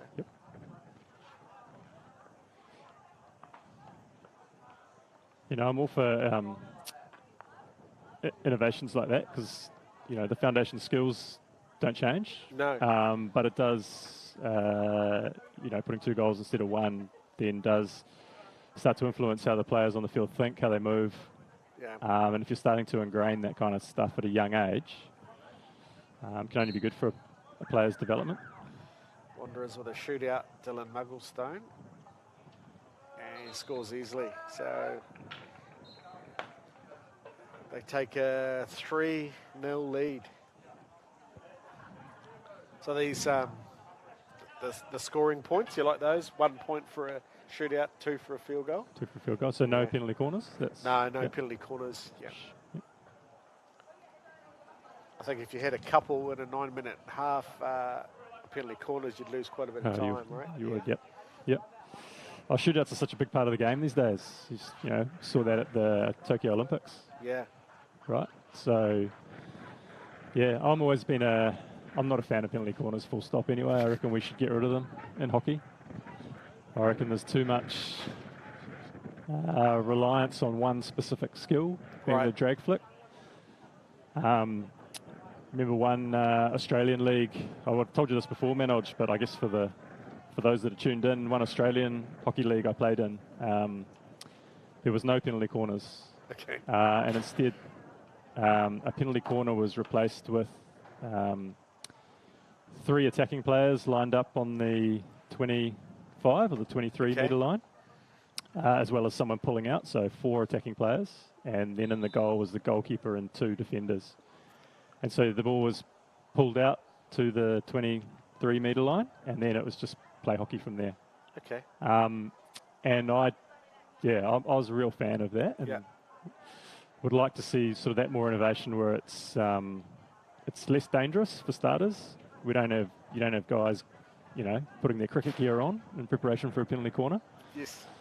And it's basically you play hockey from there, and I at the time thought it was a better way of, I guess, achieving the same thing, but a less reliance on one particular skill and taking some of that danger element away that we see in penalty corners now, with the ball being flicked at 100 k's an hour past guys' heads, and guys running down the line to block the drag flick with their legs. Yeah, for sure. Guys or girls running down the line. Just, to me, that's crazy.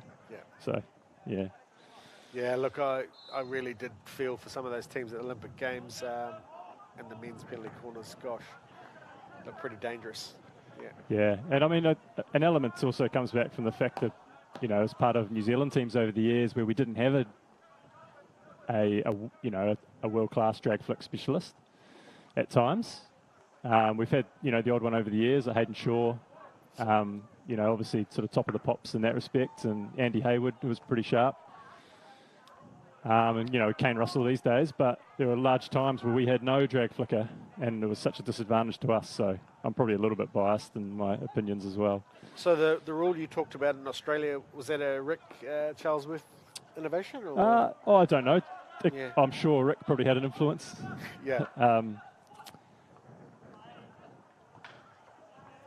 mean, I think one thing I've always liked about the Aussie League is they've never been afraid to experiment with a few rule innovations. Yes. So in another time I was there in the league representing the Canberra Lakers, 3 of your team could not come into the defensive 23. Okay. So that was another innovation that I quite enjoyed as well, because it meant you didn't have a really crowded defensive circle. Yeah. But at the same time, it also, obviously brought in, you always had outlet players available when you won the ball to counter-attack. So I thought that was actually quite a good innovation as well, and was good for the game. Yeah. Good for those Kiwi insides that don't have to go back into the 25 too, eh? Gosh. Look for those lazy strikers, you mean? yeah, exactly. Yeah. I've always felt that's a thing we could do better, is to not always have that defensive mindset in our young midfield players, is that, you are an attacking player first and foremost, and so the opposite inside should be doing his best to maybe help get back. But on the side that the ball's on, if you're attacking, then it is what it is. Your defenders have to do some work. Yeah, we certainly want to develop midfielders with creativity and the ability to ignite attacks. Yeah, I was really something we're probably missing a little bit in New Zealand hockey in general at the moment.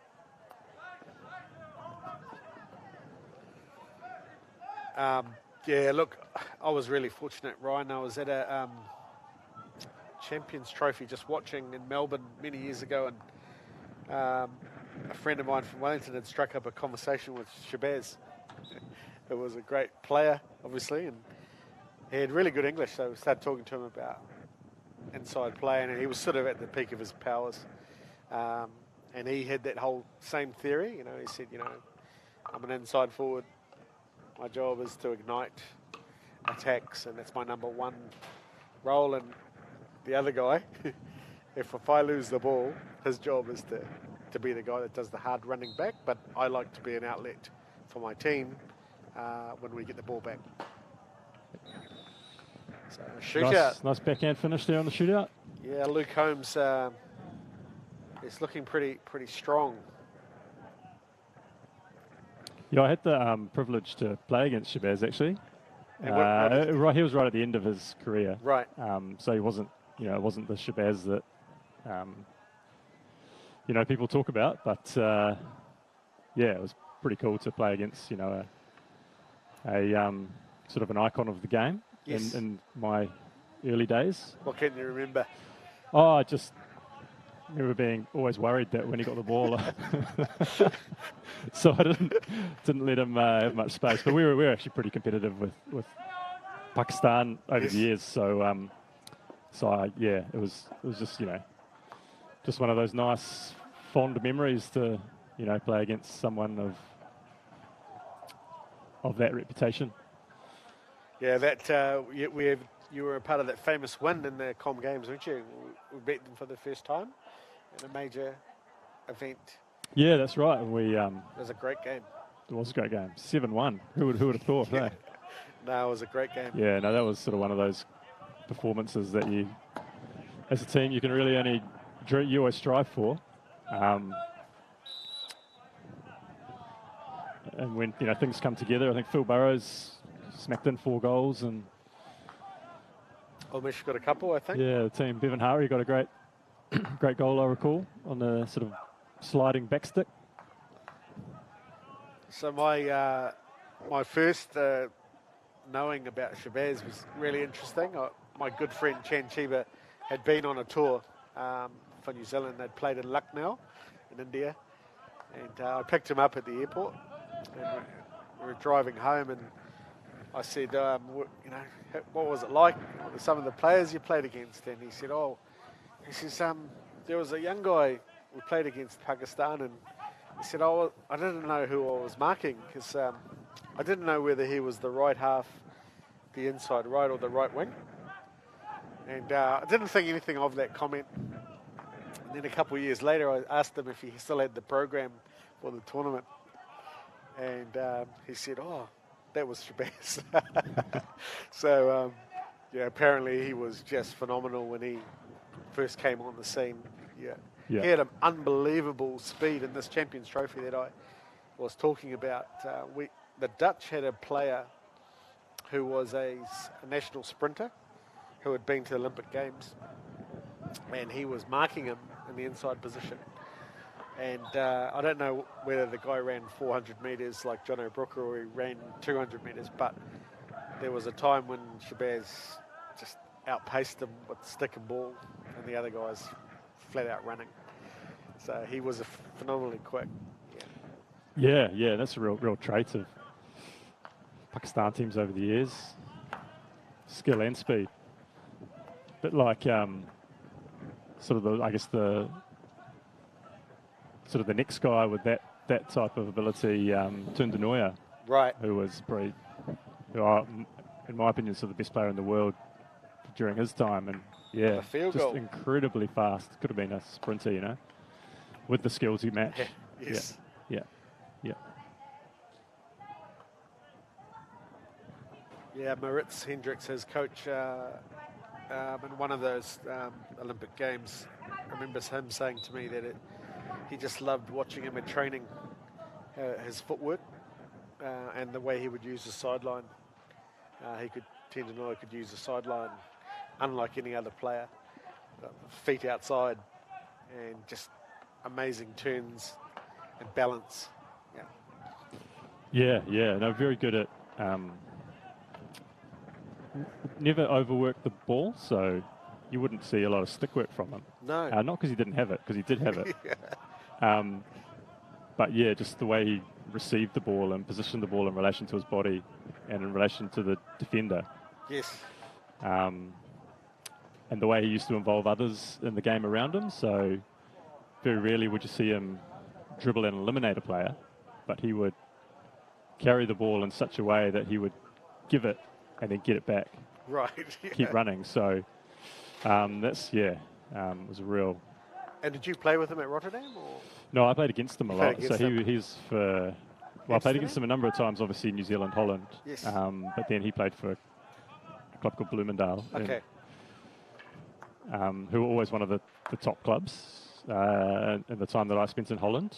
And the club I represented, Rotterdam, we were an emerging top club. So we played them a few times in playoffs and things like that.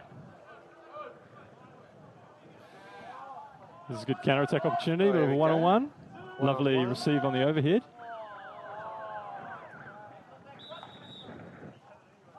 He's run out of time. Beaten by the buzzer. He's beaten by the buzzer. But the Wanderers, I make it a 6-0. A 6-0 victory to the Wanderers. So they go ahead. They get another 2 points. Looks like they could be in those playoffs this afternoon. Yeah, they're looking pretty sharp. I think they moved the ball well and got numbers forward to create their goal-scoring chances. Yeah, they look pretty good. So trilogy of COVID, Ryan, coming up for Auckland Hockey. It's going to be another, let's hope, not too tough a year, but let's hope we get a season in. Yeah, it'd be great if we can manage a full club season without too much interruption.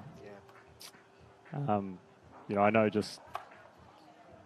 as we're all part of the hockey community, there's people chomping at the bit to get the season underway, and clubs are starting their trials in the next month or so. Yeah. So yeah, fingers crossed that there isn't too much disruption. It's been pretty tough couple of years for all sports, really. Yeah, look, I really feel for the young people. It's just sort of years they can't get back. It's fine for us oldies who have had our time, but the young ones, it's difficult. Yeah, there's other decisions they have to balance around it all, and in a COVID environment, that's not easy. But today there are a few people outside the stadium watching the game through the fences. I can see, so it's quite interesting. Yeah, okay. Yeah. There's a few there, isn't there? Yeah. Yeah. It is not an easy one to watch when you've watched the NFL and the NBA and you're seeing big crowds in the EPL. I think some of those other countries are just realising the importance of sport, and maybe they're just a little bit ahead of where we need to be.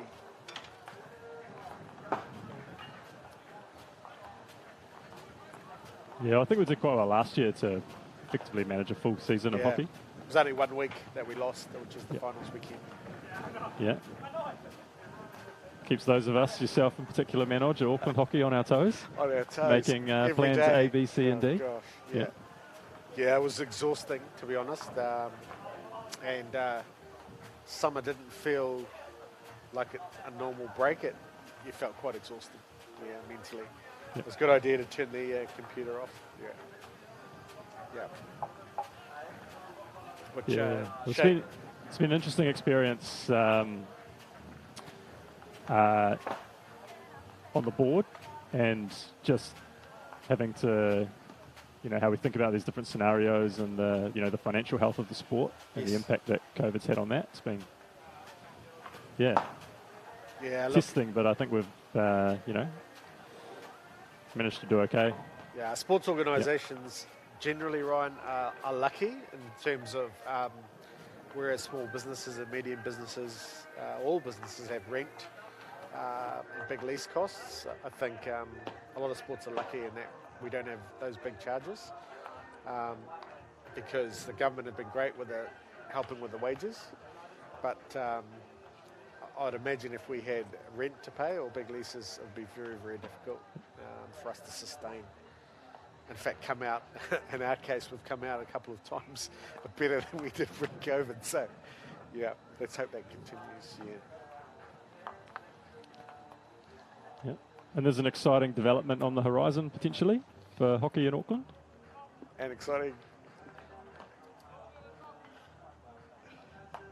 Yes, absolutely. Colin Maiden Park, looking to put 2 turfs there over the next, it's been ongoing for the last 8 to 10 years, really. Dion Gosling and others from the University Club and Dave, our chairman, have been working hard with the council. But we are hoping to get that down, at least one of those turfs at the end of this year, if we can. Yeah, hasn't been easy. And now we have, further challenges with COVID and supply chain that do not make it easy at all. Yeah. Yep, it'd be great to expand the, capacity we have to grow the sport in Auckland. So we definitely we need those extra surfaces, just so we can cater for growth. Because at the moment it's difficult for clubs to find, as you know, with Somerville, it's difficult for clubs to find spaces. Yeah.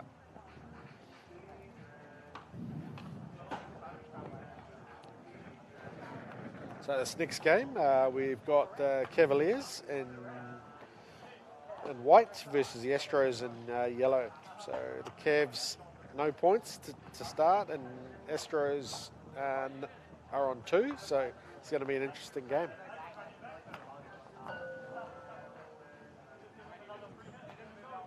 Yeah, I recognise a couple of names on the list here. Some talented youngsters, Shea Ishwa, Daniel Easton. Yep. Played against both those guys in recent years, and they've got plenty of talent. Shea's obviously played for Auckland, and so has Daniel. Daniel used to be like John O'Brooker, a famous schoolboy runner, 400-metre champion. So interesting to see him now. He's working. I noticed that he's kept his moustache from November. Either that or he's had amazing growth from last week.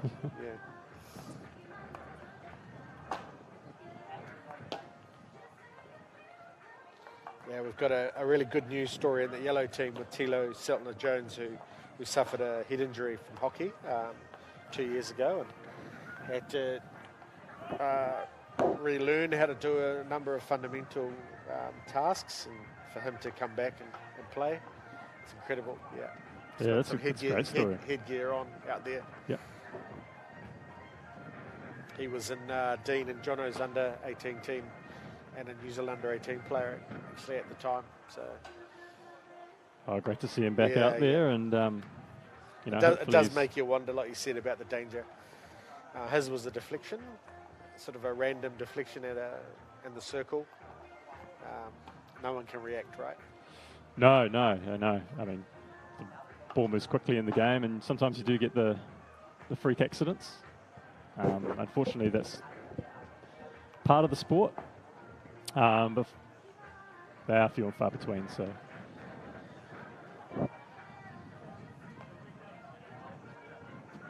Yeah, I suppose that's the FIH's medical committees and technical committees balancing act, as to, do you wait? Do you wait for a serious injury? When do you introduce? And I remember there was that time when I think you went to Madrid. KT was telling me that a player had put a reverse bow in the handle of a hockey stick and was flicking the ball at 200 Ks-ish, which is about 40 Ks more than the guy from Pakistan was doing. And immediately they outlawed it and said you can't. So I think there is that balance that they have of clear and present danger versus this could happen, and what are we going to do about that? Yeah. I guess another example of that was being able to hit with the leading edge of the stick on the forehand. Yes. Yeah. Just the unpredictability of the ball flight. I remember when we didn't have one of those times when we didn't have a drag flick specialist. I did a little bit of front edge hitting on penalty corners. Yeah, and in training it would go pretty well, but then when you get into a game and there's a bit more pressure on, and it was pretty erratic. Okay. So I think it was quite a sensible decision for H to outlaw the forehand front edge of the stick hit. Yeah. Darren Smith actually scored a beautiful goal at that particular tournament in Madrid using the front edge field goal, sort of inside right, channel lane. Good sort of flowing movement of the team, running into the circle and banging it into the far corner. Yeah, I don't think the goalie saw it. It went that quick. So, yeah. Hey Ryan, I'm gonna pass you over now to. I'm going to get Shane on, so you stay on. You guys can have a bit of a chat. You haven't probably caught up with him.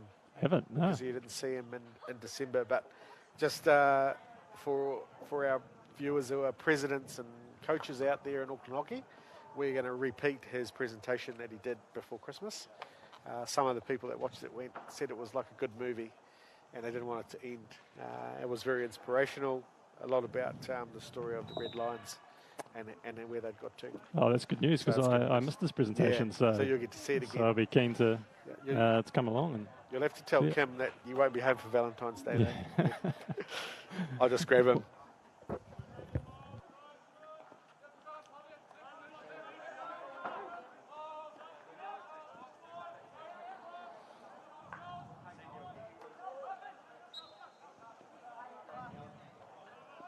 Hey, Shane. As a commentator, because we haven't really had a chance to say g'day, really. No, we haven't. I've seen you on a Zoom screen. Yeah. Very briefly. It's the way of the world at the moment, isn't it? Yeah, no, nice to have you back in New Zealand. Yeah, it's nice to be back. Yeah, really you enjoying things? Yeah, I am. It's a bit strange coming back into a lockdown situation when we came over, but things are a bit more normality now. The kids are really enjoying it. Loving living in Devonport and it's a nice part of the world. Yeah, a little village. Yeah, it is. It really is a village in a big city. Oh, there's a card, first of the day. The shootout. Yeah. Tell me, Shane, what when you were thinking about shootouts at the recent Tokyo Olympics, how much planning, analysis work did you do with the players, or did you kind of just let them do their own thing? We did a lot. We in regards to our taking things, we did quite a lot of rehearsal on different angles to approach the circle. That was one of our themes. But it's really up to the players to do stuff that they're comfortable with. So we tried to build. Each person that took a shootout needed to have three shootouts that were different, but very comfortable in doing. Mainly because you get a tournament like the Olympics and you might end up with 2 or 3 shootouts on your way through from the quarters to the semis and then the finals. So the guys got pretty good at doing, certainly 2, and most of them had a third one. But the guy that was really exceptional in shootouts is our keeper, and the information that he had on all of the other guys was phenomenal. Massive database, but so he was able to predict where players were going to go and what their best one was and what they'd do under pressure and things like that. So, and he accumulated that information, so it was good. Yeah. I noticed a a common technique is to sort of enter the circle and turn the back to the keeper so you can score backhand, sort of edge, or if the keeper overcommits, roll to forehand. Yeah. It's pretty challenging for keepers to. Yeah, it's not it's certainly not an easy one to solve. Just because of that ability that people have to roll either left or right, and people's backhands are at that level pretty exceptional. The only problem with when they turn to their backhand, they're pretty committed. So that was the one sort of failing of that type of one.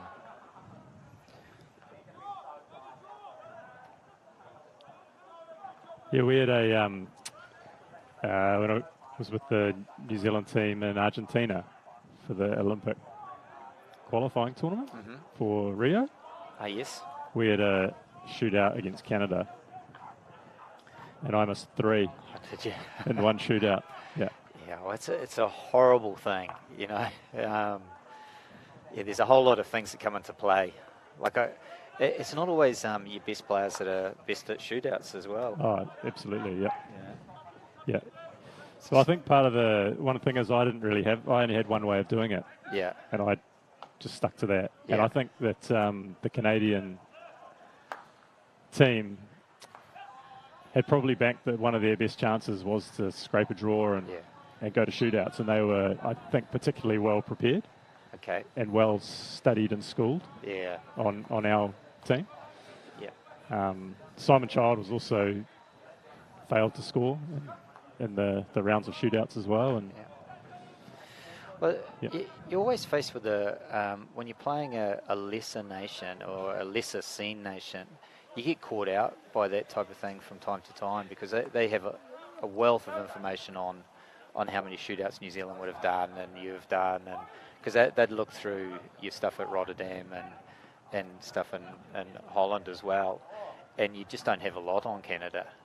No, you don't. Yeah, we'd done a shootout recently against Australia at the Aslan Shah Cup as well. Yeah. Which we'd won. So yeah, I think that credit to Canada for their preparation behind the scenes. Yeah. Yep, doing your homework is it can make the difference. It's a good example. The first time that guy's rolled and took the keeper, the second time going on his reverse. So he's had a good day for his shootouts, and quite a lot of success today with all the attacking shootouts. Yeah, there has been. Yep. I was quite impressed with the Wanderers in the previous game. They looked pretty good. Quite good ball movement. Yeah. And I think in the Niners side, holding possession of the ball or having possession is so important. The running you do when you've got the ball is so much different than having to chase it. There's a couple of quite nice players in that Wanderers side. I think Zach, is it Zach or is it maybe Luke? Yeah, Luke, number 24. I think he had a really good game. Set up a nice turnover that led to a counter-attack goal. Looks a good athlete. Yeah, pretty important to be a good athlete in modern hockey. Yeah, this boy on the ball now is a pretty good athlete as well.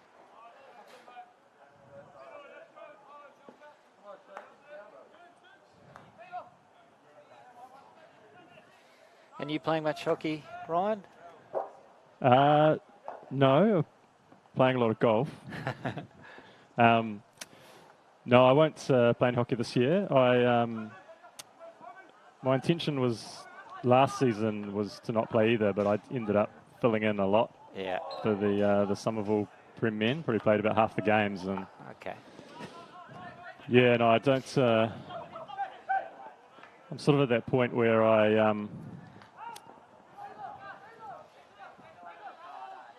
just a bit slower, a bit older, start to get a little bit frustrated. So, Yeah, and I still have plenty of involvement, though, with Yeah. Auckland Hockey Board and the New Zealand Hockey Players Association as well. Yeah.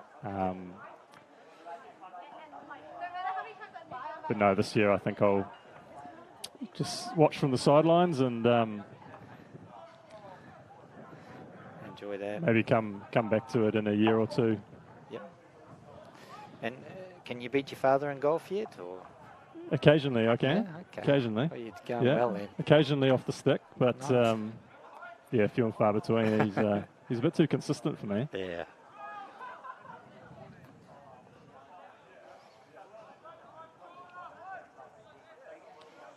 What are your coaching plans for hockey, Shane? Once you've sort of had your Had my year off. bit of a break, and what are you thinking, or are you just sort of gonna wait and see?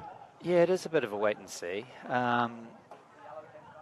Yeah, that's kind of the purpose of the year, is to just take a break and see, what I'm thinking more towards the year that once it's up.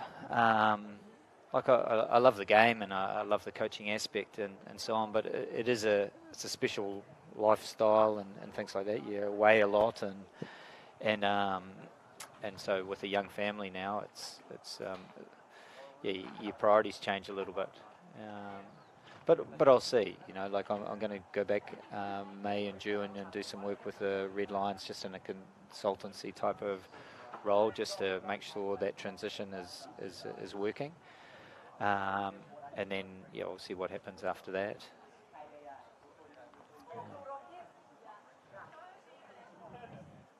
Who is the new coach for the Lions? So Michelle van der Heuvel. Ace? Yep. Yeah. So he's my assistant, or was my assistant.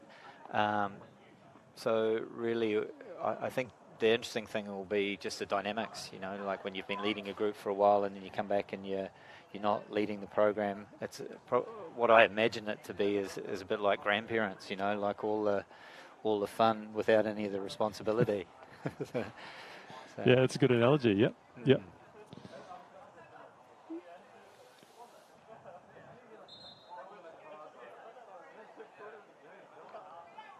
Have you had a opportunity to talk to Greg Nicol?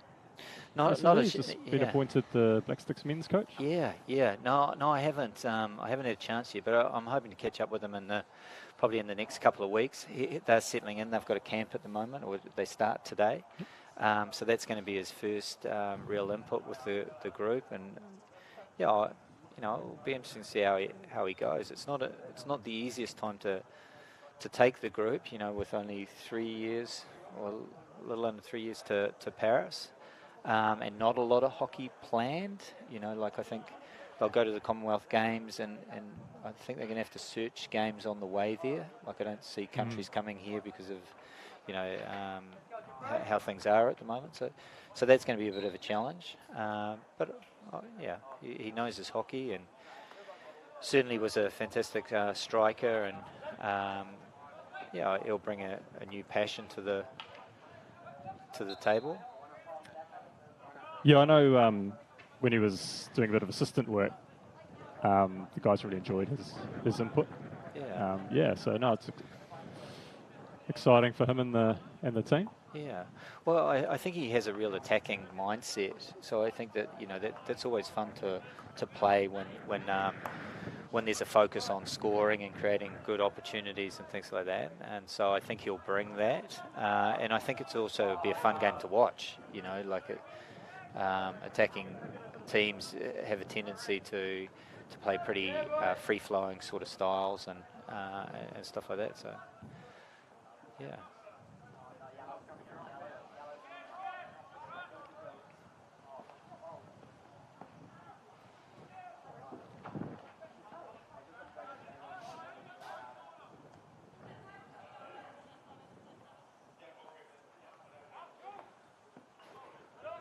And I see Dino's still involved, so Dino will be doing a bit of work there. Are you doing anything going forward? No, not this year. So I helped a little bit with the Tokyo preparation. So was involved sort of on a sort of weekly basis with a couple of trainings. Nice goal. Yeah, really nice goal. Just touch on the far post. Yeah.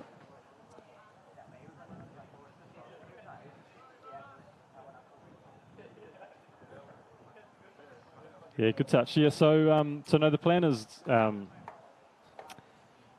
not to have any formal involvement. Yeah.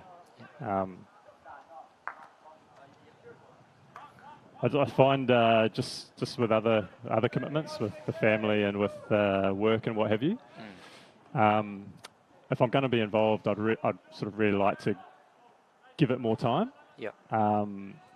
So I find if I can't give it a really good effort, then I find that a little bit sort of frustrating. Yeah. So at this stage, no. But that's not to say I wouldn't be interested in helping at some point in the future. Yeah.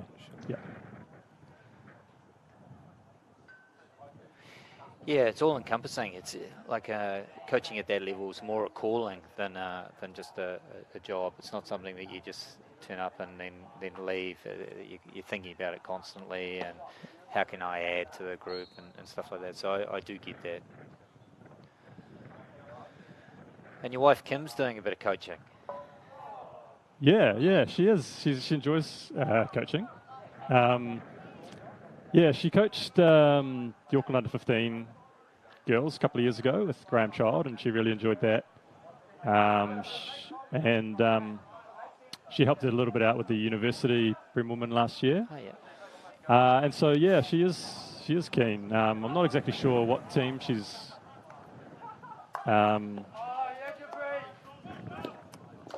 looking at doing this year, whether it's an age group team or potentially helping with the Auckland Women's NHC team. Okay. Yeah, no, she does enjoy it. Yeah.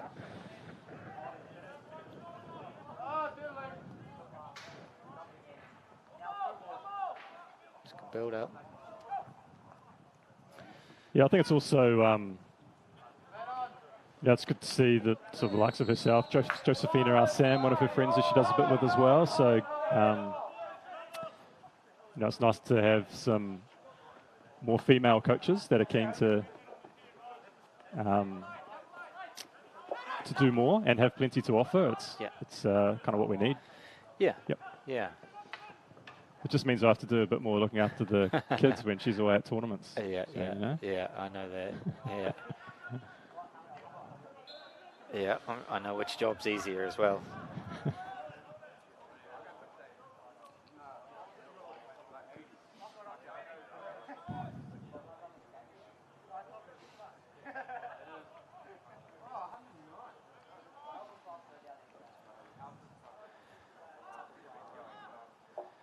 We haven't seen too many aerials in the game so far, but I thought it was one thing I really noticed at the Tokyo Games.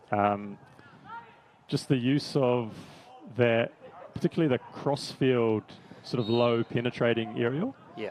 And also something your team did quite well, Shane, was having a player, say you've got the ball around between the halfway and the attacking 23, and you've got a player stretching the far side of the circle. There are quite a lot of aerials that went quite square to the far side of the circle. Yeah. It was quite a noticeable facet of the game that just saw perhaps more than I have in the past.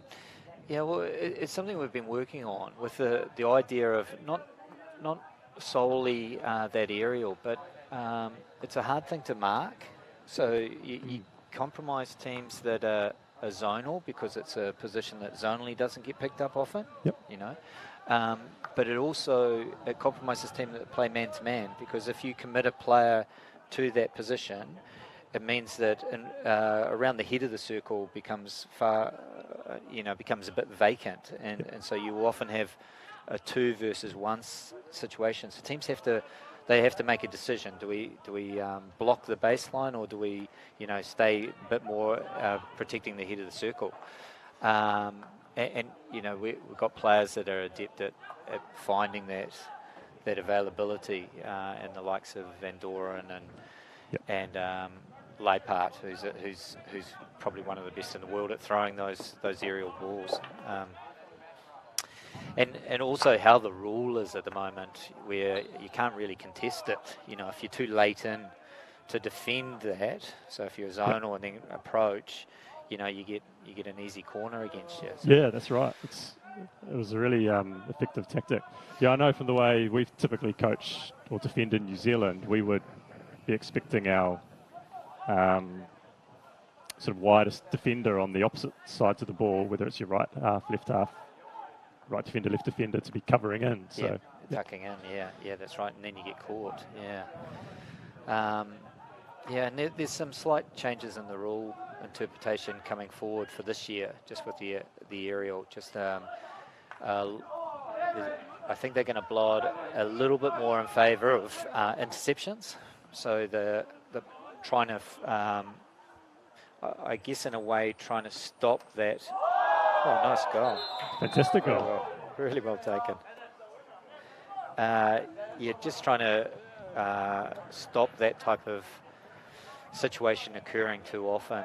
So they're allowing players to come in and make sure that they intercept those. So it's going to be a bit. It'll be interesting. So focusing more on the danger versus the 5 metre regulation. Yep, that's right. Yeah.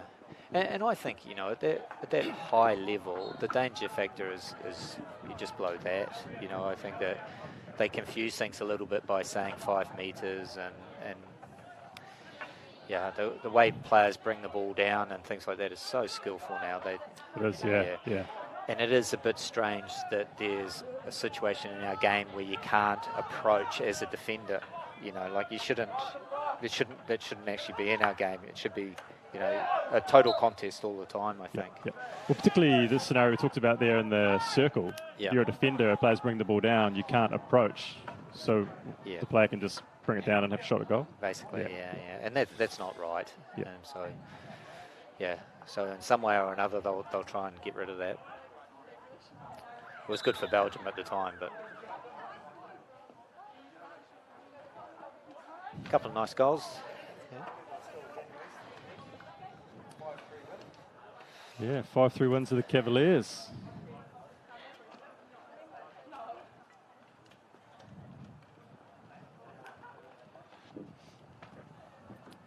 What other innovations or rule changes would you like to see, Shane, particularly at the sort of international level of the game?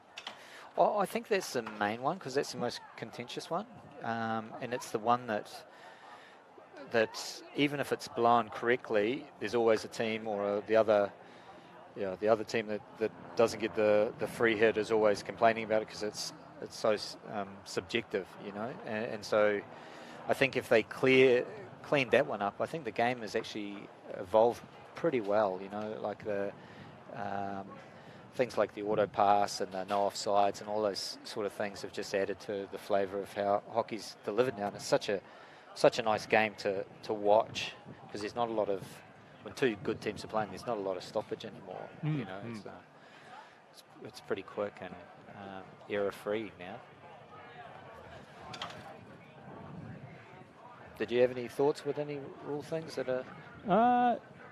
No, I mean I was sort of interested, you know, as just watching on TV the Tokyo Games. Just noticed a few, I guess, innovations or slight changes that were happening. So that the crossfield penetrating overhead, the use of that, I thought was quite noticeable.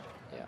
A few other things, like I noticed a lot of teams, and I think your team probably started doing this earlier, was sort of having that double central midfield hub, and then a more flexy forward. So Australia were very wedded to that. Yeah.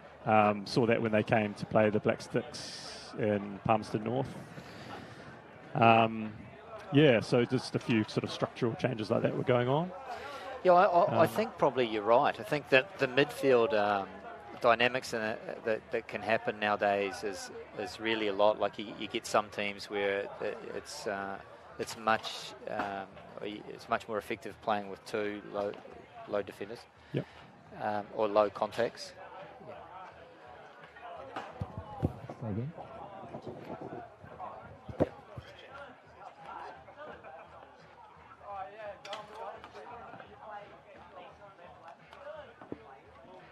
Apparently we've got an interview coming up.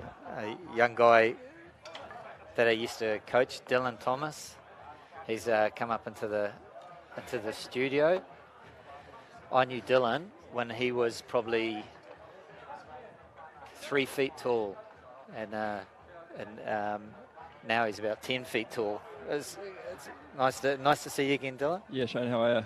Yeah, I'm good. And you've been playing over in Germany. I have, yes. It's my first season over there playing for UHC.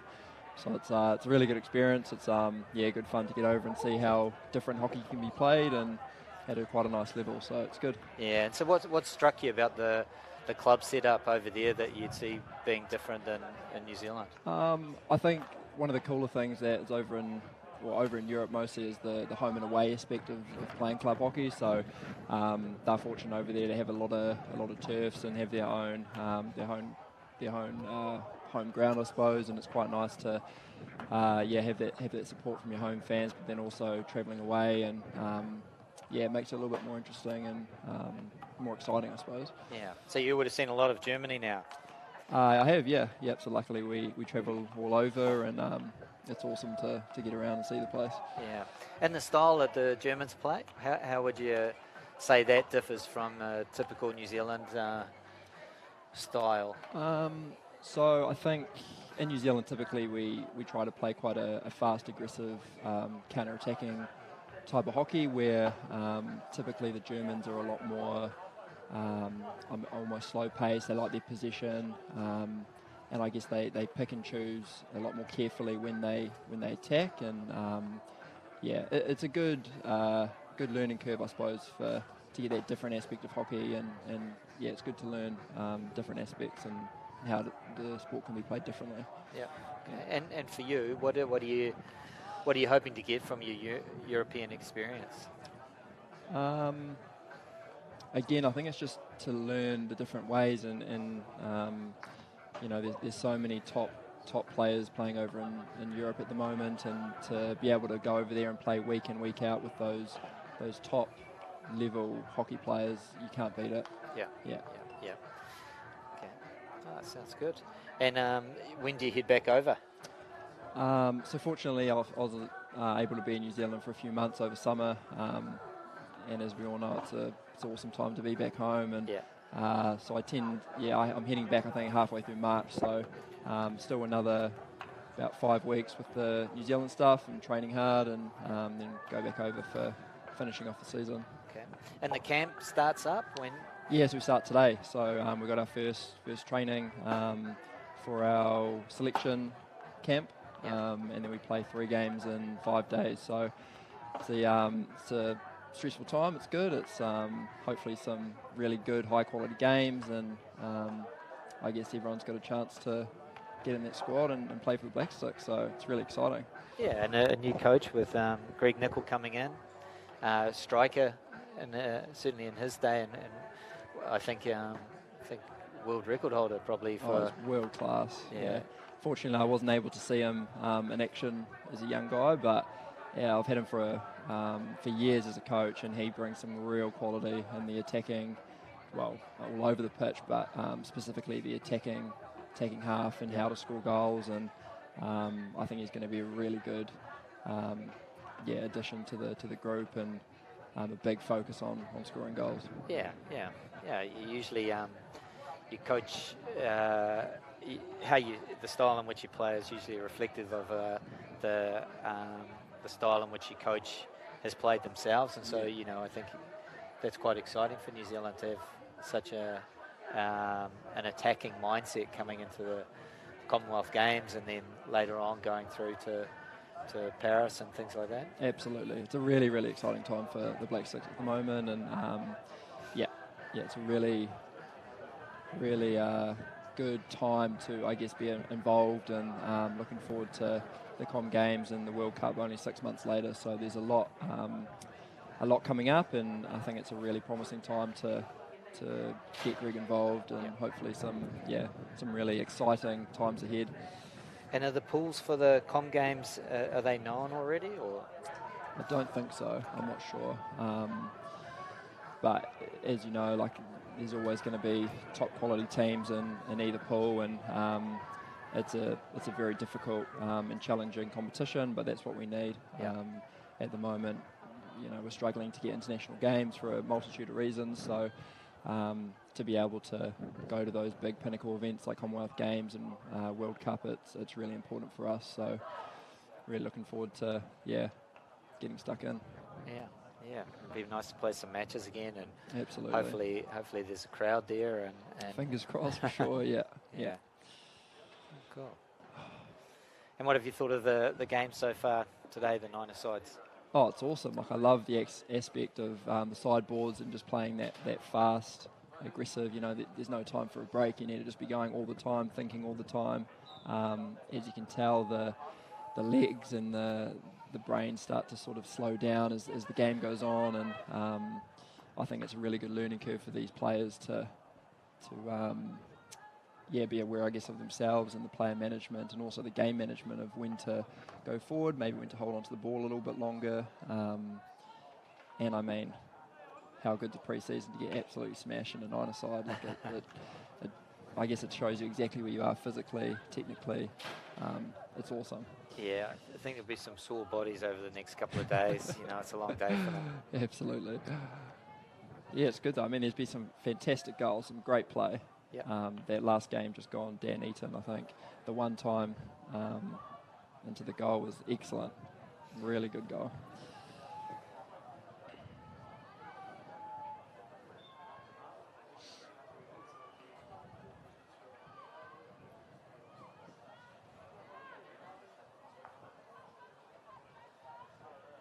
Most of the teams playing three at the back in this type of setup. What's your team looking to do?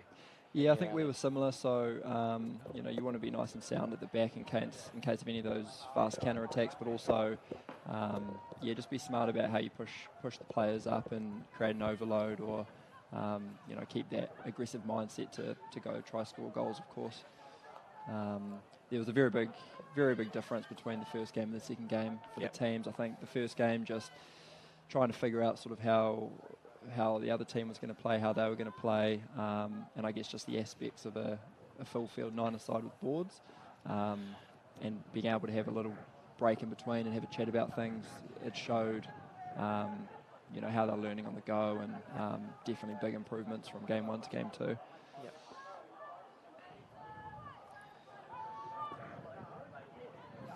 Yeah, it is one of the nice things, like you get used to playing 11 on 11, so everything is pretty comfortable. You know where to stand in most situations, and with a 9, just there's a bit more flexibility, and how you play your contacts is also quite interesting. Exactly. The midfield stuff. Yeah.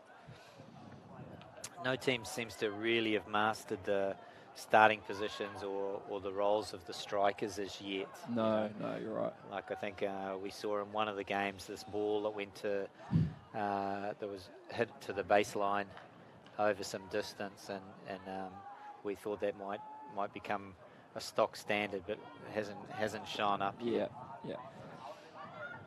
Yeah, I think you see when the ball goes over distance, there's, they slow down and think, it's gone over the sideline or the baseline, and all of a sudden, we're still playing, it stays in play.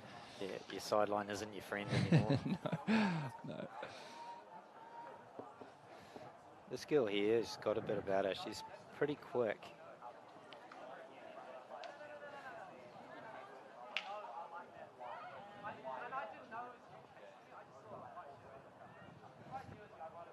And I think that's a real asset to have in this Niner side. You tend to find yourself in a lot of space, and if you do have that speed to be able to get outside the defender's tackle range and just take off, you're really a good asset to your side. And then from there you can obviously create your 2v1s, and I think it's a really big strength in these games in particular. Yeah.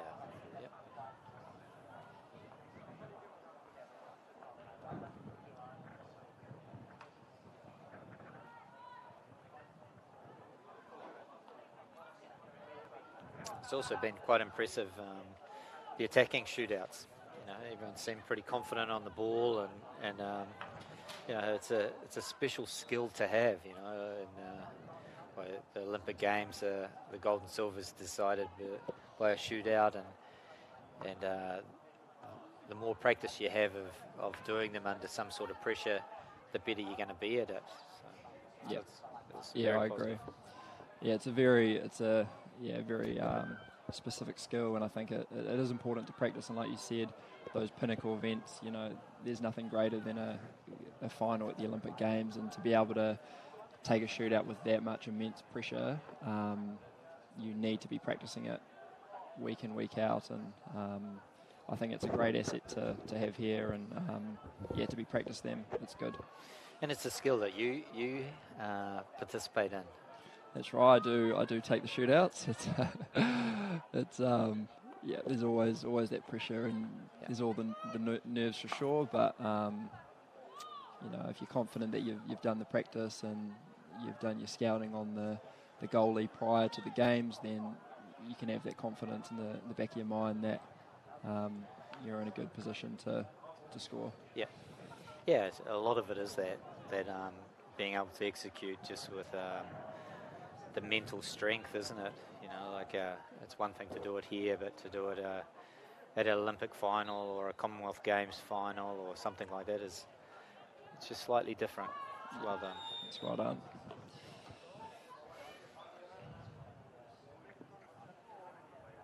And it's interesting too there's no one way to do a shootout. You saw there it was a relatively straightforward, just left to right, and a strong push into the corner, and sometimes that's the way to do it. I think sometimes players might put too much into it and try eliminate the goalie too many times, where sometimes it's those basic skills that work. It's not uncommon to see a player eliminate a keeper and then do another move and bring the keeper back into play again. It's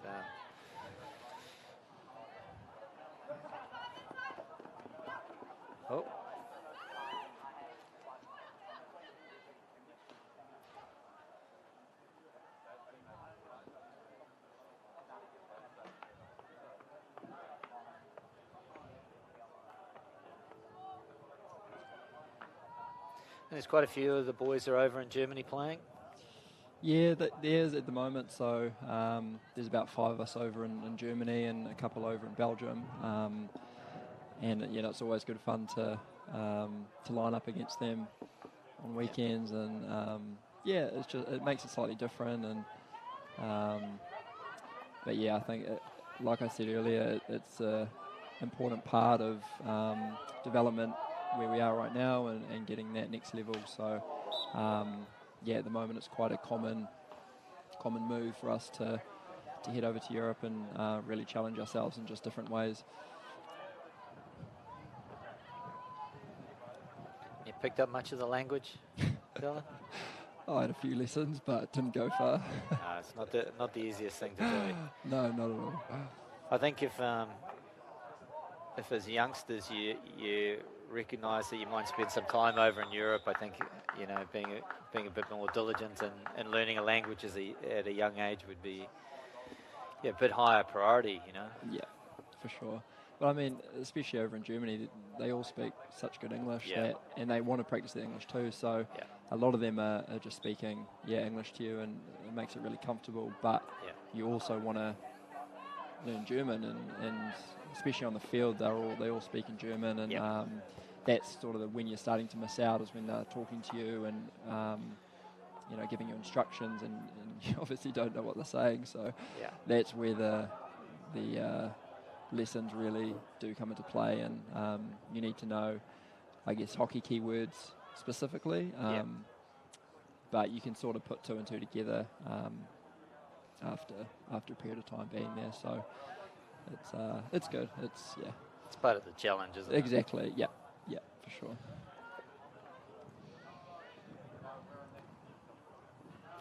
Well, 10 seconds to go.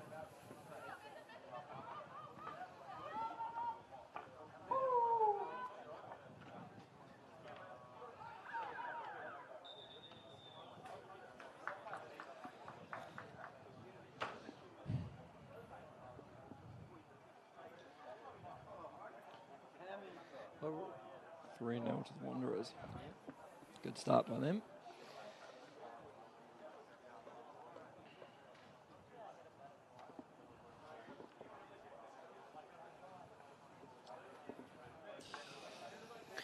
Well, thanks, Dylan. I think you have to go back into coaching duties on the field. I go to training now. Hi, do you? Yeah, so I got to shoot off and start our camp. So go get a bit of food in and then off to training. Yeah, all the best with it. Busy So day, what's the first part of the camp? So we have a meeting this afternoon and then split into our teams to have training. Okay. Yep. Cool. So maybe a little bit about us, a little bit about the other team. We'll figure it out. And then our first game is tomorrow. So looking what forward time to are the games? Good question. I think it's about 4 or 5 p.m. So yeah, afternoon game. So plenty of time to do our due diligence and cool. Make sure we give the other team a hiding. Yeah. So we'll play well. Awesome, thank you. Score a few goals. Try my best. Awesome. Cheers, Shane. See you, mate.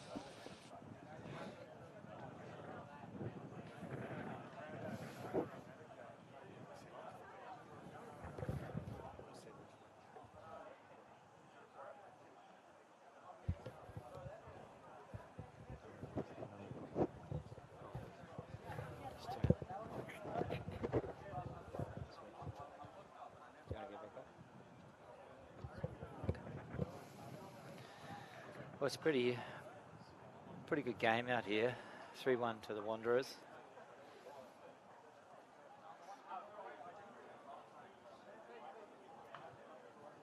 Not easy for the Storm to come back.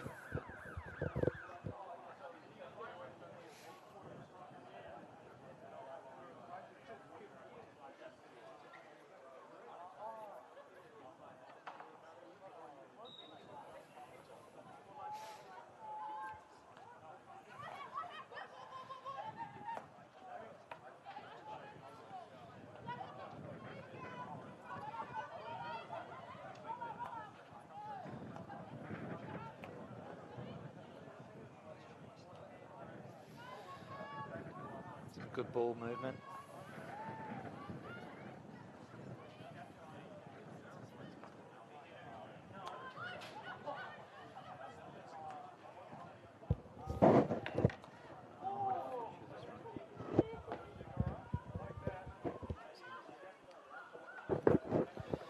Welcome back, Ryan. Thanks, Shane. He's got a lot of potential, Dylan, doesn't he? Yeah, he does. Skillful hockey player. Yeah, for sure. Yeah, I still think there's a bit more in him, to be honest. Oh, there's heaps more in him. Yeah. I think he's done really well so far, but you know, he has some of those attributes that you just that you can't coach. You know, like he's big levers and skillful. And I think if you with the right direction and someone like Greg that specialises in strikers, you know, I think he can bring a bit more out in internationally and really feature.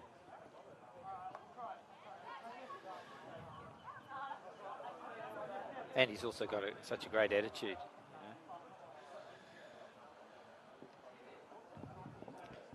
Yeah, he does. I think sometimes we tend to, you know, you would have seen this over the years, but bring players into the team while they're still kind of learning their trade and sort of working out what sort of hockey player they are. Yep. Takes them a little bit of time to adapt to the international scene. But yeah, I he's think certainly got the goods to be a good international hockey player. Yeah.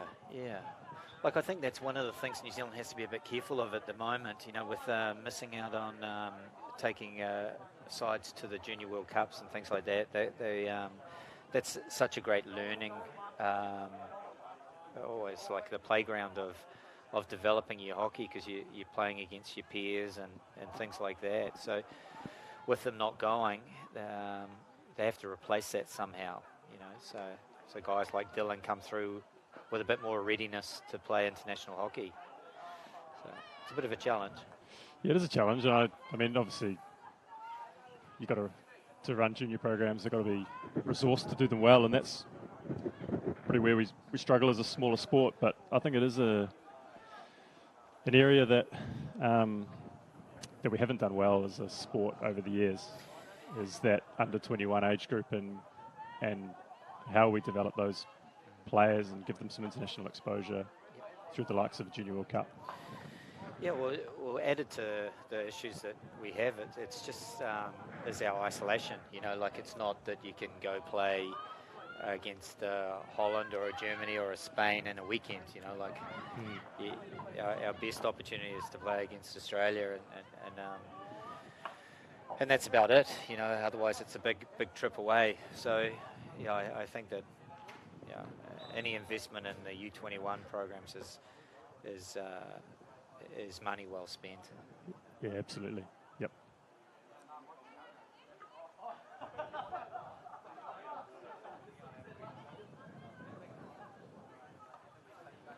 This is also quite an interesting age group, the U23s. You know, like it's there's a lot of talk in Europe about that age category because in the past it used to be, or it certainly wasn't uncommon for athletes, good athletes or good hockey players to come into international programs relatively young. You know, like, how old were you when you came in, right? Well, I was, just turned 17. Yeah. When I played my first game. Yep. Yeah, so now that just doesn't happen. You know, like a 17-year-old wouldn't make an international side now. You know, like in Belgium, our youngest player is probably 22, 23. You know, and so that time when you come out of school and go into like a national team, it needs to be catered for, and so you know the thought of an under 23 type of program is something that a lot of clubs are interested in doing now. You know.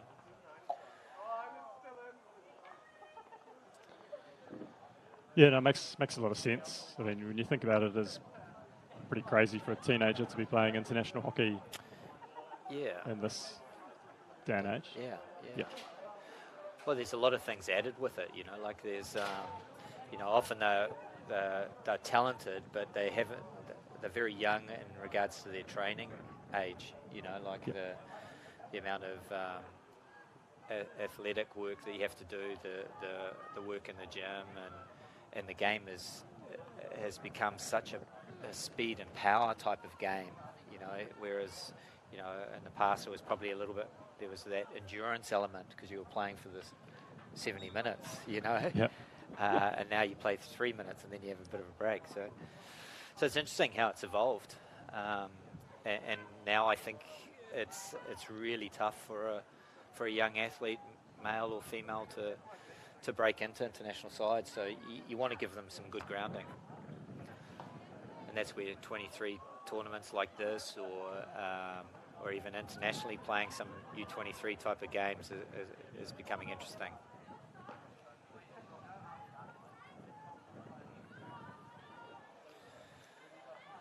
And to be fair, some of the best hockey you watch is Junior World Cup.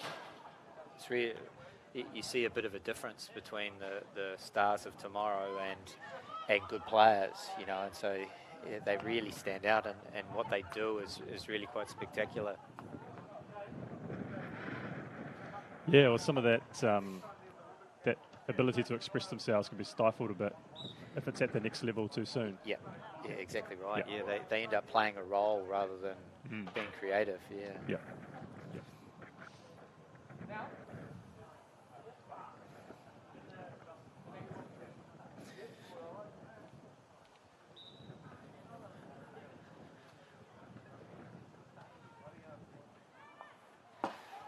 I don't think anyone's missed one today. Could be the world's longest shootout competition. One person's missed.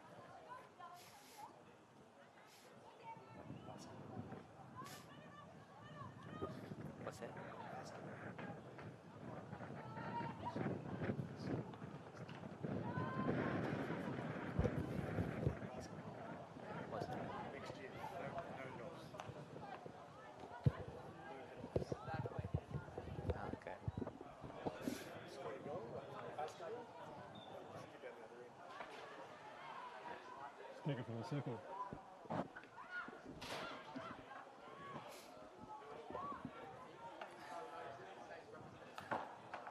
Maybe we could have no offsides from hit-offs next year.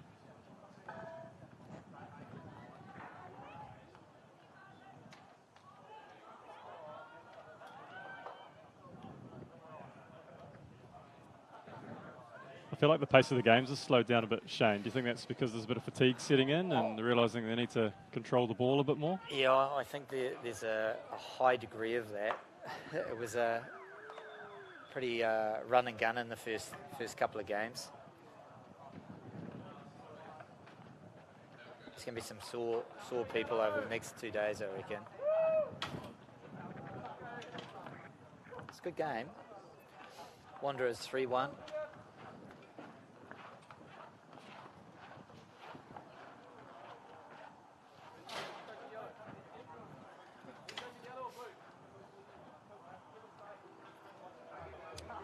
This next matchup, Wanderers against the Astros. A couple of winning teams, so Yeah, I think this one's going to be quite a good game. This one, I think this could be the game of the day so far. Both teams having played well and had success, and I think they're starting to get to grips with how the game can be played as well. So, also some quite impressive players on display, which is good.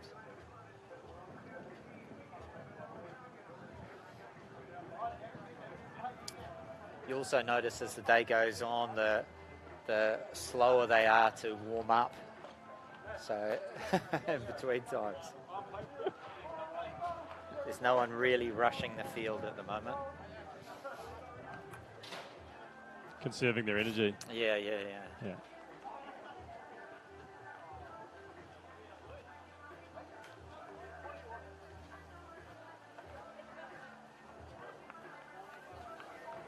And I see Simon's moved into the coaching a bit. Simon Child, yeah. He's been coaching the Southern women's team. Yep. And he was due to take over the reins of the Auckland team last year, which unfortunately didn't happen. But the tournament didn't happen. Yeah. But it's good to see. Yeah, it is good. Yeah. I think he's always had a really good view on the game and so on. So it'd be nice to watch one of his teams play. Yeah, you can bet your bottom dollar they'll be attacking, that's for sure. Yeah, they'll have some good presses. Yeah.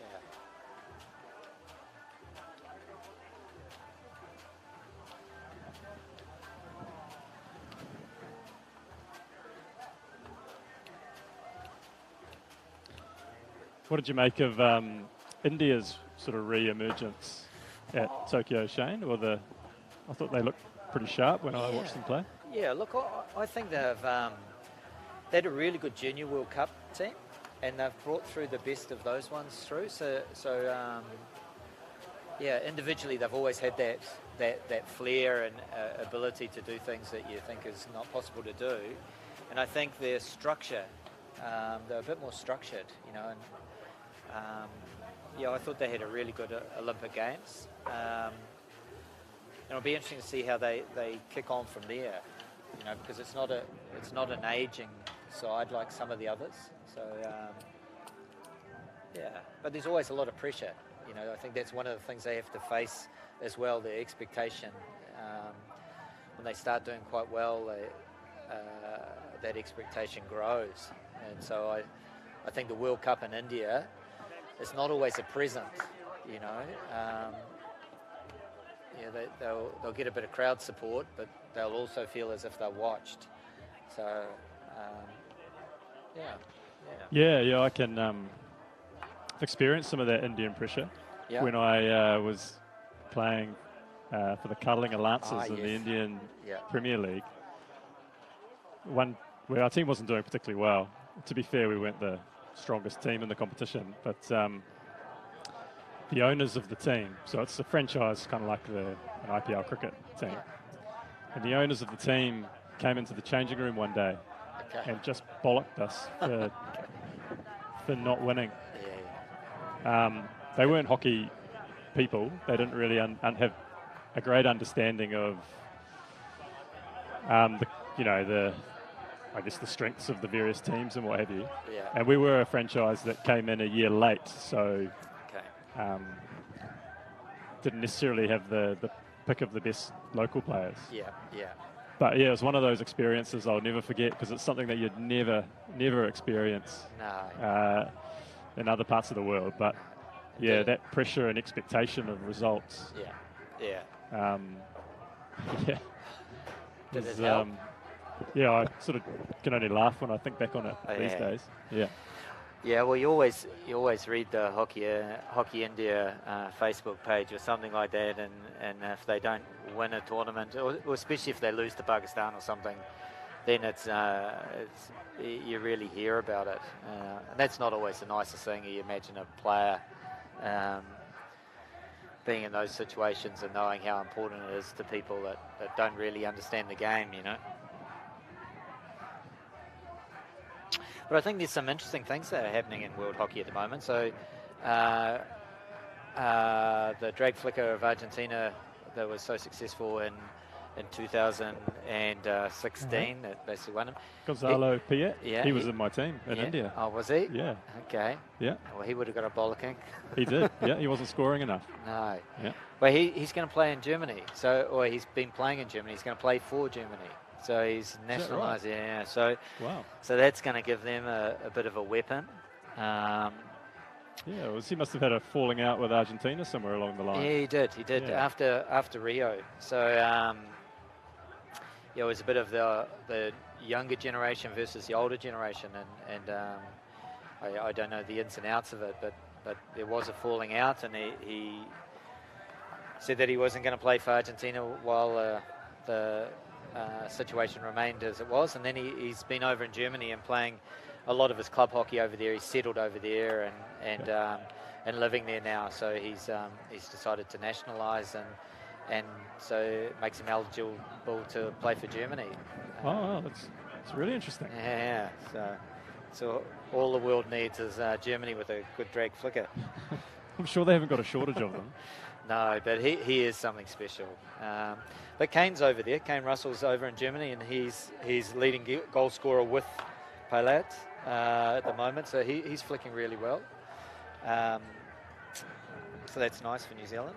Yeah, great for his hockey development too, spending some time there.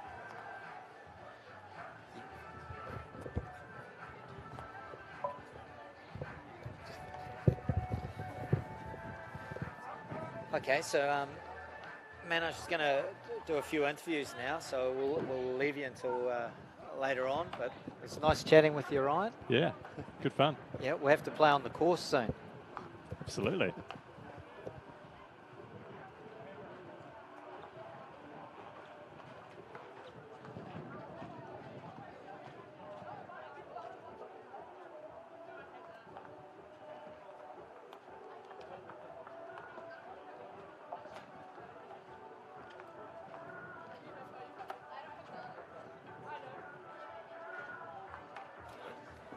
Welcome back, everyone. We're just about to start the men's Wanderers Astros game, and with me is a special guest, Sandy Mackey from Auckland Hockey.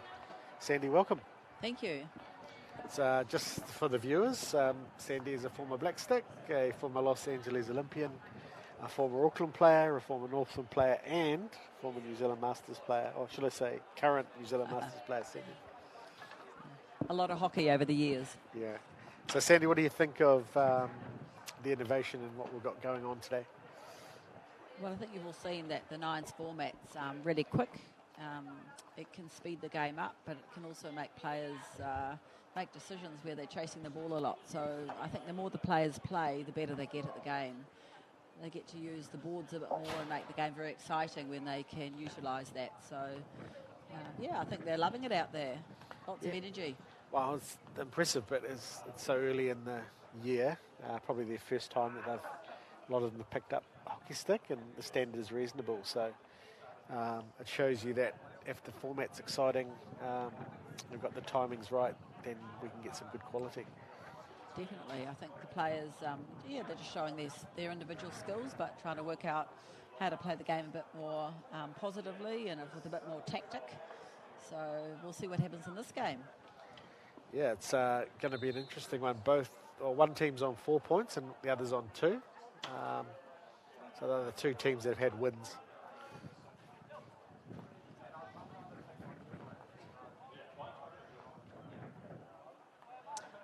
I noticed in the girls' game that our girls probably don't keep possession enough, and it's good to see that the boys are, I guess, just working on that, but still being exciting when they're playing. So they tend to try and throw a pass that's really on, just to keep possession and keep going forward. And something the girls need to do just a little bit better. Yeah, I think as the day progresses and the more tired they get, we'll probably get some better passing and maybe some better use of the full size of the field. So Sandy, you're coming to the, I'm not going to say the end, but you've got, you're going to be leaving us soon, Auckland Hockey, after 15 years, so you're Auckland Hockey's longest serving employee. What have been some highlights for you in that time? Well, for me, the highlight is just being involved in hockey generally across, a number of things. I think when I started here, it was full immersion into holiday programs and rep programs and development clinics. And then over the years, as other coaches and leaders have come and gone within the coaching, I've had a number of different roles. So I've been really privileged to touch base with a lot of players across Auckland and over this time. And some of the young ones that started, are now young adults, not children anymore. So it's great to see them all still involved. And on top of all of that, you've been playing club hockey. Yeah, so when I first came to Auckland from Whangarei, I played for Southern Districts. And so I've been playing for them since back in Auckland. And loving the club. It's a great family club and everyone's totally immersed in hockey there. They try and, cater for the needs of players from juniors right through to, our masters group and the different grades. And the Prem players are, work supremely hard to put their best hockey out there. So, it's a great club to be involved with. Lucky me, I say. Now, it's been a lifetime of service, and we thank you for all that you've done. As you say, the generations of players. I don't think you've struck one yet where you've had the baby of a person you coach, have you? Ooh, possibly not. Getting close, though.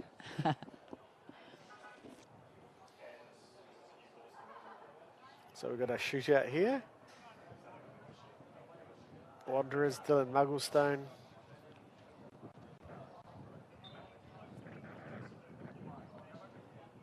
Against John Casey. The young goalkeeper, he's done really well. He stayed really nicely balanced, didn't he? He moved with the ball carrier and didn't commit to overstretching or going down. So it's one of the few movement. Shootouts that's been missed today. Yeah, nice balance all the way.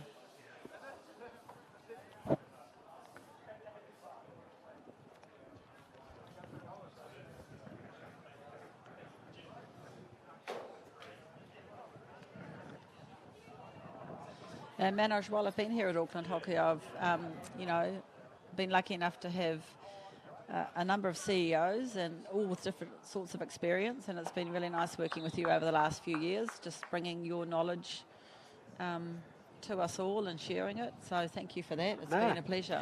It's been invaluable to have you and your first your personality, but also your institutional knowledge has been awesome. Because sometimes in sport, we often throw out the baby with the bathwater, and it's been really nice to be able to bounce a number of things that we do off you to know if we've tried it before, if it's worked, if it hasn't worked, or what you think we could do better. So you're probably going to get a few more emails and phone calls from me over the next while. Yeah, well, I won't be working here anymore. I do plan to be still totally involved in hockey through the club and through Masters Hockey. So you know, I'll still be around the turfs, that's for sure. I think, you know, as a player, you know, I've played forever really. So, but my parents have always been a great support, and my mum and dad, who still live in Whangarei, they had talked about coming down to watch us in Tauranga. And I had to tell Dad that, you know, I was going to be no spectators, and he was totally gutted that he couldn't come to watch his elderly daughter now play. So, yeah, it does affect everyone. Yeah, look, it is lovely to be able to do today, but sad that we can't have families and friends watching, especially when we look at America or England and Europe and we're seeing full stadiums. I think we can do better as a nation in trying to solve that issue. Yeah, we're lucky to have this live feed going home to all the viewers. So, yeah, I hope you're enjoying it. Yeah, and hopefully we eclipse last year's record that we had of 5,000 plus views. With no spectators today, maybe we'll get up in that 7,000 to 10,000 mark.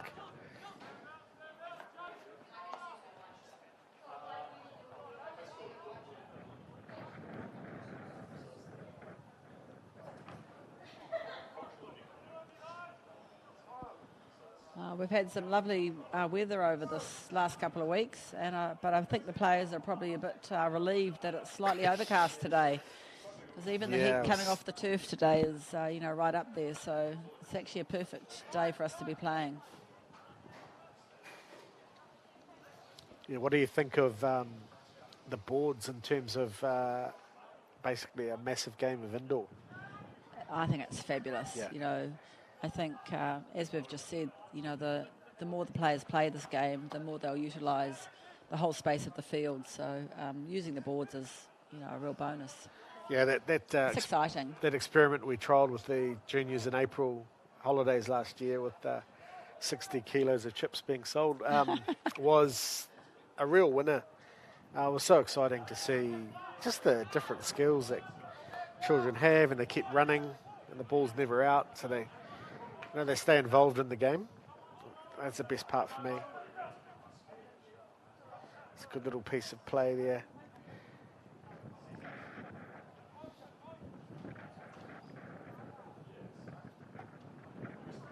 Are you finding some of the skills that used to be important are sort of recycling their way back into hockey? Oh, look, hockey's all about ball control, isn't it? So I don't think that's ever changed. It's progressed a little, you could say, but the ball control skills are essential, and keeping it within the playing zone when you've got the ball is key to making either a good pass or a good decision on the ball. It's been really nice for us to have Shane working with us over the summer. You've enjoyed that? Yes, no, he's a great hockey person, and once again he's got fabulous experience across the world now, and has been wonderful enough to share that with us. So I think Auckland Hockey's in good space having him on board as a coach and as a good support person across the different clubs. Yeah, and our kids are super lucky, aren't they? Definitely. It's not every day that you turn up to practice with the likes of yourself and Rochi and Shane there. That they're very lucky. Yeah, no, it's been great coaching over the summer, and it's a good field goal. Nice goal. Yeah.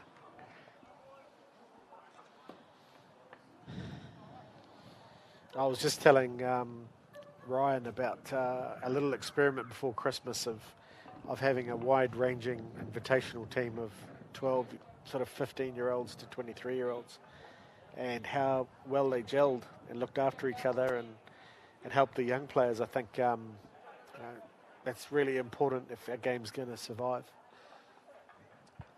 Oh, look, there's nothing like learning from experience, and just one of the girls in the blue team said to me, it's great playing with a few players that are a few years older than me. She said, I'm learning so much. So even though this is a slightly tighter age group, they learn from each other, and they're really good at sharing knowledge and advice. So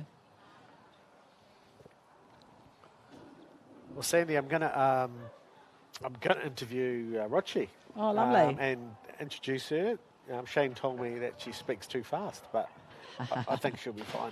Yeah. Oh, you have to tune into that voice. Tune in. Yeah. She's got a gorgeous accent. Okay. Anyway, thanks for your thank time. you. That's No. been great. Thank you.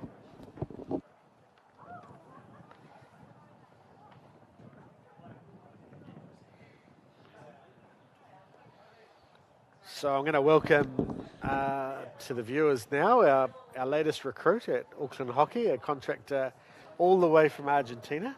Rochi, how are you? Good. Amazing. Yeah. Thanks for having me. No, that's fine. So Rochi Gonzalez Kanda is from Argentina, and she played for Argentina. How many tests did you Yes. play? I played like 30 test matches. Yeah. 30 test matches. Yeah. And you also had the pleasure of working with one of the world's best ever hockey players. Yeah. I Yeah? played with her. Yeah. Amazing. And did you enjoy that? Obviously Yeah. you did. Of Yeah. course. She was the best player in the world. Yeah. Amazing. Really. And you've told me that she used to work extra hard. Yeah. She was the first on the field and the last to go out. So Yeah. you could tell that she was really hard worker. And tell me about, you've enjoyed how long have you been in New Zealand? And have you enjoyed that stay? Yeah. I've been here 2 years since COVID started. So was like, I love New Zealand. It's been like a lovely time. And what do you think about this idea of the boards and playing nines? I think that it's like the future of hockey.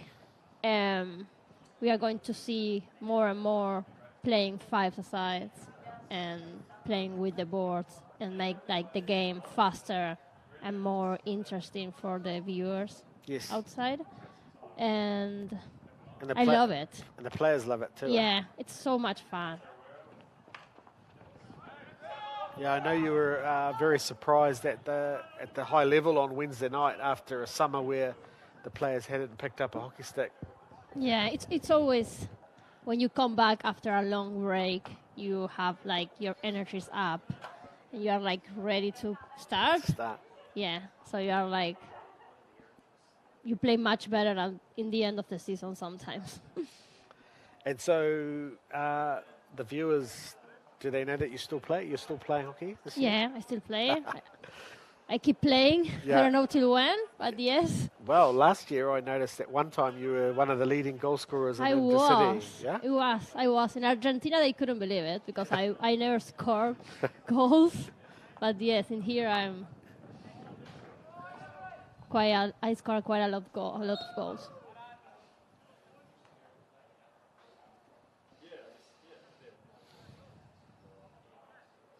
So we haven't got a Argentinian coloured uniform today, but you'll be happy. The sponsor is the same as Argentina Hockey. Yeah, it's the same. You're Adidas. very happy? Yes, Yeah. I'm happy. I love Adidas. Nice. So we have Alex Steenberg on a shootout, and yes. Good goal. Now 5-0.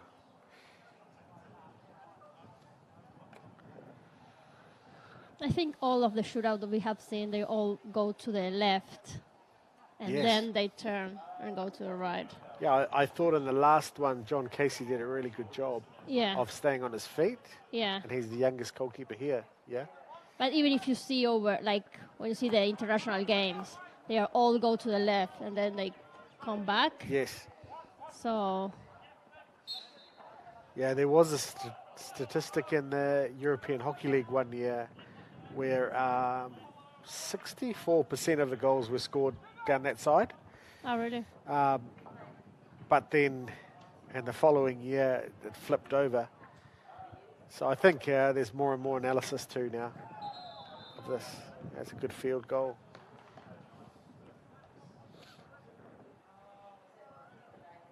Astros back in the game, 5-2.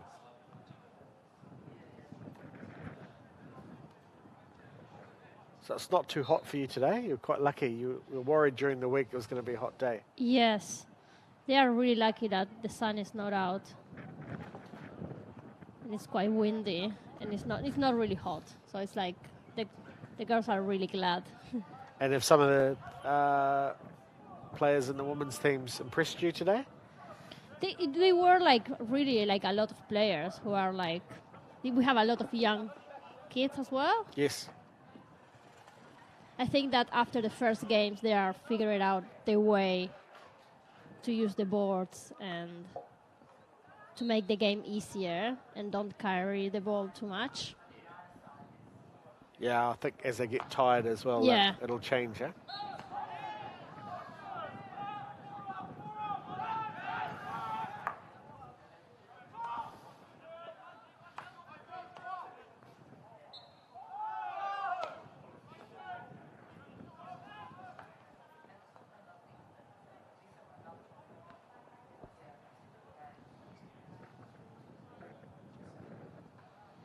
So you had a good summer in New Zealand. You enjoyed some of the sites. I know you went far north. I went to Russell. Ah. It's a really nice place. I love the beaches over there.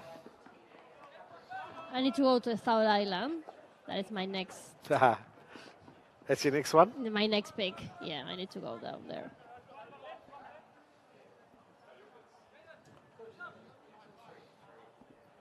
So you've seen some of the things that we do with the junior players. What are your initial? I know you and I have talked a lot about your initial thoughts. What do you think our country as a hockey nation needs to do to improve our hockey?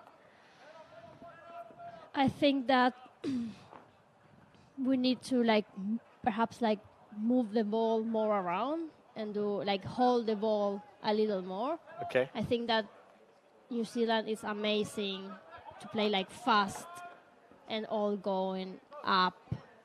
But if you see the European countries, they hold the ball much more and they pass the ball and they wait for the right moment to attack.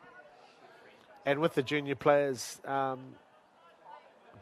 there's certain skills that you and I have talked about that we feel are missing. What do you think some of those are? We've been working a lot in our receiving of movement and to roll and to find the space, to look up and play 2-on-1s, give and go. Yeah. To play off the ball a lot. Yes. Don't make a pass and see what is going to happen. Be always an option. Which is, the boards is fantastic for that, eh?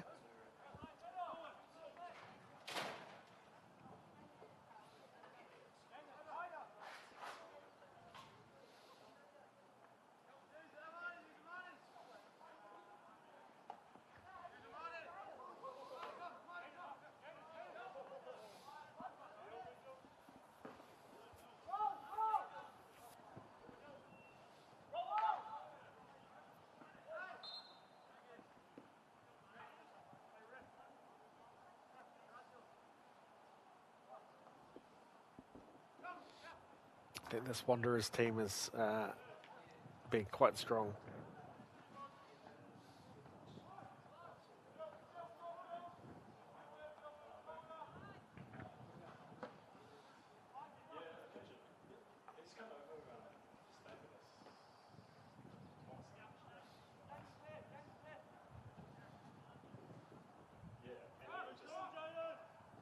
And in Argentina, do they have nines? Fives? We played fives. Yeah.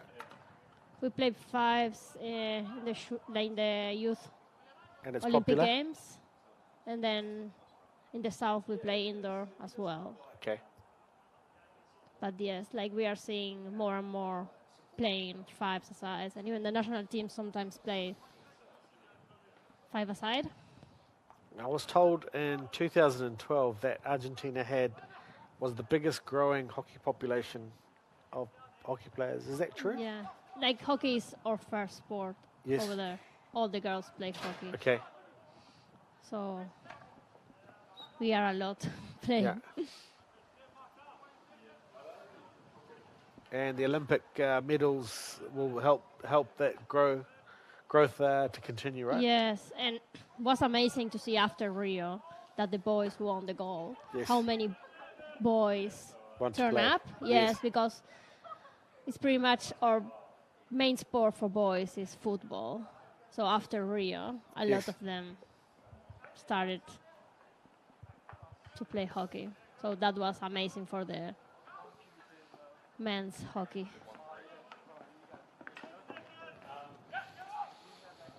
Well, Rochi, it's been a real pleasure to work with you. Continue to work with you. Thank as you that so much. game comes to an end. Wanderers 5, Astros 2. So it looks like the Wanderers are going to be in the highest ranked team by the end of today. So I think they could be in the final. Yeah. Let's see what happens next. Yeah. So, thank you. No worries. And it's really good to have you on board. And we look forward to working with you more. Thank you so Thank much. you very much. I'm so happy to be here. Cheers.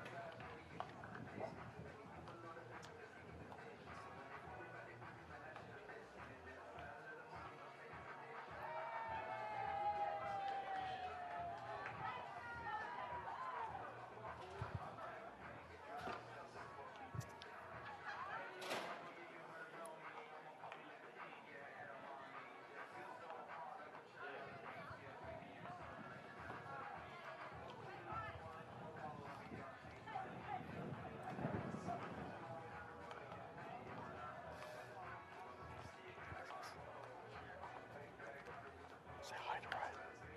Just say hi.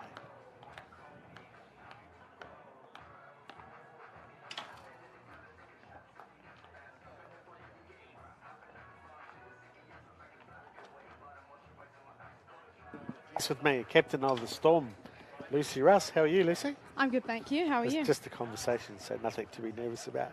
Okay. You're good? Yeah, I'm all Yeah, good. I was you were a bit shocked. Yeah. I could see your reaction. in Bit this thing. surprised. Yeah, that's good. Hey, just for the viewers out there, Lucy is from a famous hockey family. So both mum, dad, and uncle played for New Zealand. Yes, yeah. Correct? Yeah. Both uncles.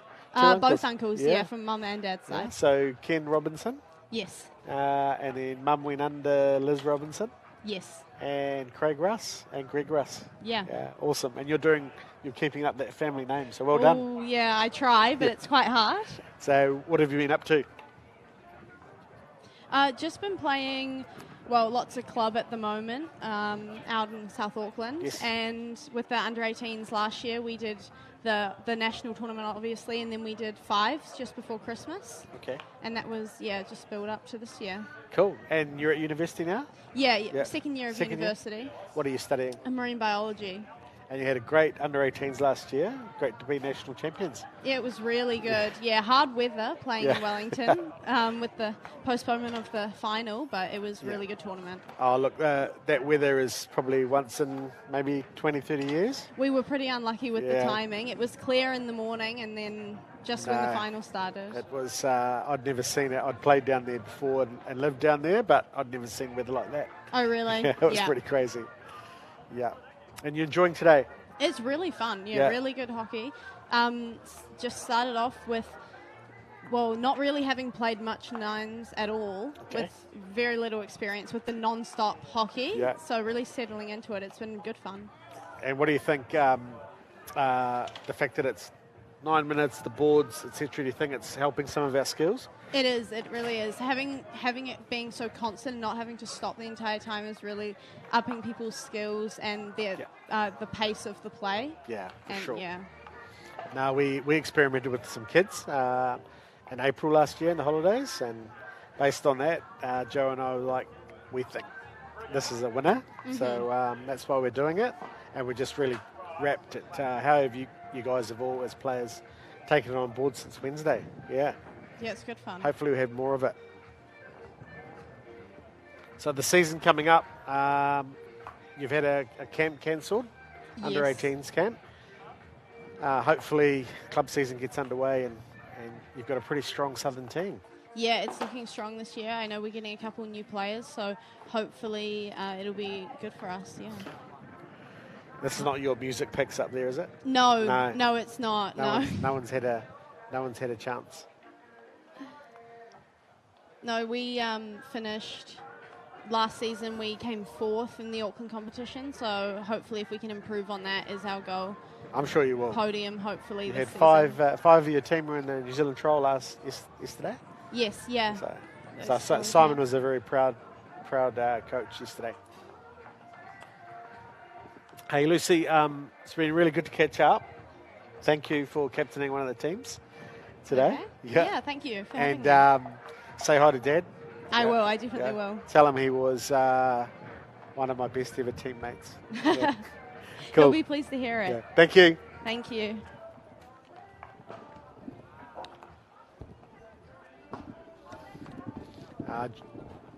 Joining us now is Sophie Richards, captain of the Wanderers. Hey, Sophie. Yeah, not bad.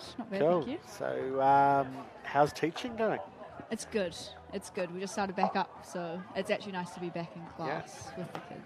And I heard you had a really good reference when you first got your job. Is that right? Yeah, he was all right. Yeah. Nice. And how's Eva Ropati, your principal? Yeah, he's good. He's good. He's very good. Still going strong. Yeah. Yeah. 12 years at Houck College. So Oh, it's doing wow. well. That Yeah. is a long time. Yeah. No, he's a good man. Hey, so you're enjoying today? Yeah, it's good. It's nice to kind of blow the cobwebs out and get back out on the pitch. It's been quite a while since we've played some games, so it's quite cool. We've been impressed with the standard of play since Wednesday night. First time you guys have ever done this. Yeah. You know, sort of full size indoor. It's very different. Yeah. Yeah. Especially as a defender, the ball not going out, it's a little bit Yeah, weird. but you seem to have come up with a structure to play, and Yeah, we kind of played around with it in the first game and it didn't quite work out, so we Yeah. just kind of fixed it and actually using the board as another player okay. and kind of stopping us from running excessively when there's only 8 of us on the pitch. Hey, congratulations too on last year. You were about to make your debut for Auckland, so yeah. it's a pretty proud moment for you and your family. Yeah, definitely. And you join on those honours boards something like 374 female players over 120 years. So Wow, that's it's amazing. pretty cool. Yeah, Yeah. very cool. We're really happy to be able to do those honours boards at Lloyd Elsmore, and your name, once you get a game under your belt, your name will appear on there. Awesome. So what's in store for the club season for you? I think we're going to have a bit of a younger squad this year, but that'll be cool. I think getting some new blood in there and some new energy and just kind of starting again and hopefully getting a whole season. Okay. Well, you got everything bar 1 week last year. Yep, by 1 week. Yeah. Which Were is, you in the final last year? we were in the semis, I believe. Okay. Yeah, which Oh, is so- almost worse because you're almost there but you're not quite. Yeah, true. Yeah. Okay. Oh, good. So you've had a bit of movement in the team. There's some players. Yeah, some retiring, some moving, some not playing anymore. It's just life as Life. such. Yeah. Yeah. Life as And did such. you have, pre-COVID, did you have some travel plans? No, No. not really. I kind of want to find my feet with teaching and get that done first, and then now maybe the borders are back open, maybe, but just have to wait and see. Look, I think the other thing is hockey. Once you've got that under your belt, there'll be travel opportunities with hockey, which are a bit more, not so much a massive commitment in terms of a year. You might be able to do a 3-4 month stint somewhere. So, look, I think once it all opens up, you'll be right into it. Sure. Hey, stay on because I'm going to get you to help me with this next game. It's the Storm men versus the Cavaliers. Sure. How are they going? Geez, both teams. In fact, the Cavaliers are the only team that had a win out of these two. But the Storm have been struggling today, which was against my predictions. Really? Yeah. So Cavaliers in white and Storm and black. And you've had some of your Howick club teammates in the New Zealand trial this weekend? Yes, I believe we have. I'm not quite sure who. Alex Lucan's there. Okay. Izzy Gill, Yeah. probably. few of Tyler. Yes, Tyler. Yeah. Alia's probably up there. As Yes. Well. Yeah. Yeah, it's quite cool. So it's lots Very awesome. lots for them to play for. Yeah. Yeah. Really good to see you and Dylan coaching as teachers. I think it's an important part of hockey improving is that we have more coaches and teachers or crossover hockey players. So It's neat. Hopefully, Dylan will realise that Germany's not so great, and he comes back and he teaches in a school. Yeah. Hopefully. And you coach the first 11 at your school? No, I'm the teacher in charge of Okay. hockey there. So I've got some pretty good coaches there. We've only got 2 or 3 teams at Howard College, so we're just slowly building. So we're just needing a bit more admin to get some more kids in to play. Cool. And we've got some kids here that are playing that are actually at Howard College, and they are in the first 11 teams, which is pretty awesome. So yeah, just trying to grow that hockey, because a lot of people don't know about hockey.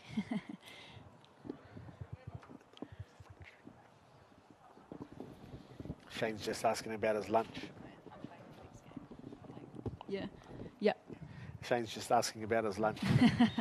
Gets a bit hungry, all that talking. Yeah, it's been neat to have him here. Have you had any interactions with him so far? No. No. Not yet, no. All of those, the players in the summer have enjoyed his interacting. I don't think some of them can believe their luck that they have the world's best coach. Yeah, pretty awesome. Yeah. Pretty awesome. Yeah.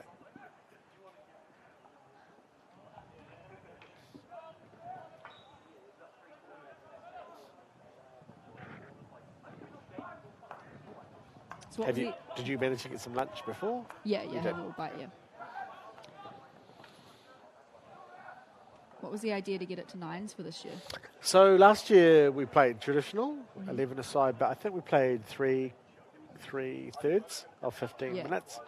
But for that time of the year, everyone struggled, right? Yeah. Yeah, and I think what this 9s format that we practiced with the kids in April last year and the holidays told us was that it's a really good game for developing certain parts of our game. For example, playing with height and playing give and goes, all of those things, and there's a bit more space. So we thought, why don't we go for semi 11 aside, therefore 9, but we'll have the boards and no PCs. So it's pretty awesome. people are enjoying it. Yeah, great goal. As a field goal. Is that the Cavaliers? Jeez, the Storm are struggling, eh?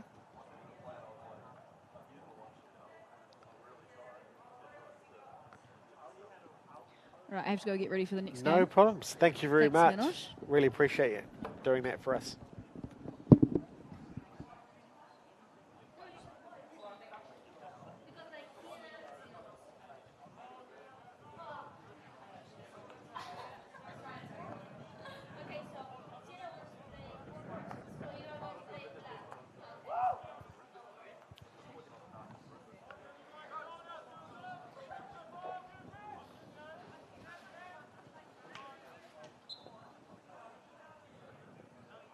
We've had an injury replacement in the Storm with Hamish Burnett-Brown doing his hamstring, and so James Stables has stepped in for the Storm.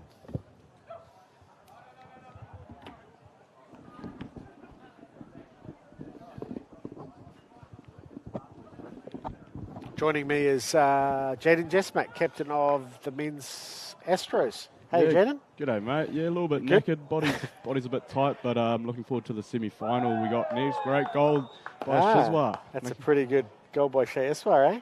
Yeah, awesome. No, so Cavs are going okay here, up to a 3-0 lead. Let's have a look at the replay.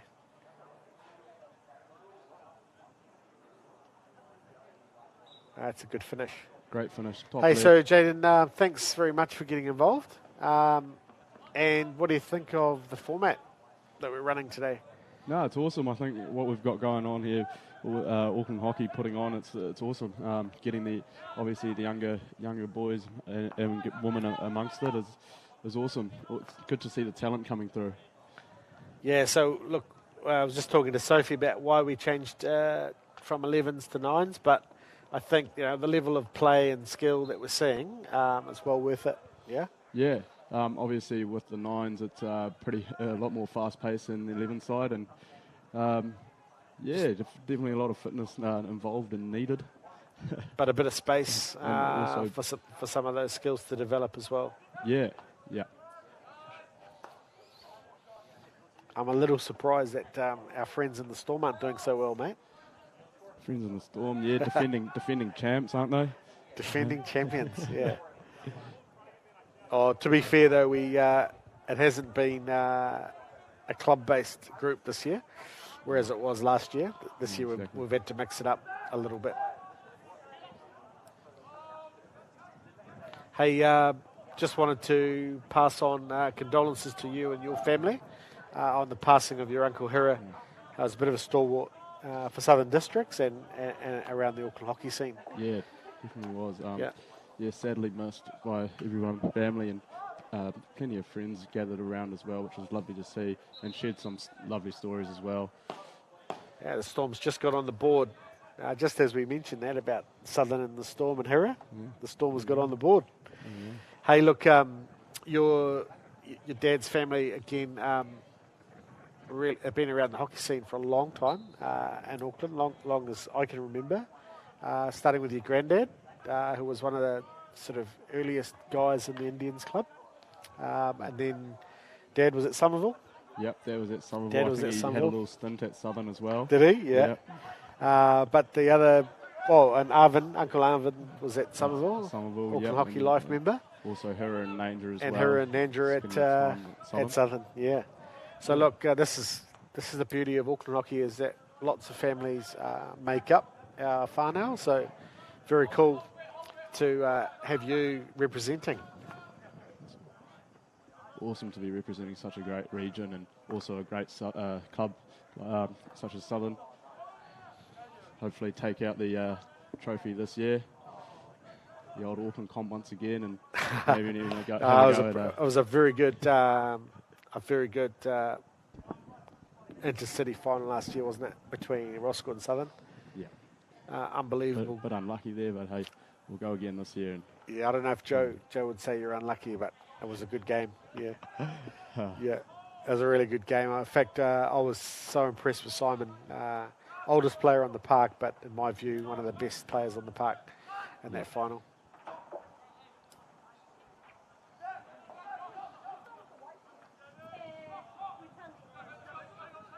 Brett Menzies on the ball.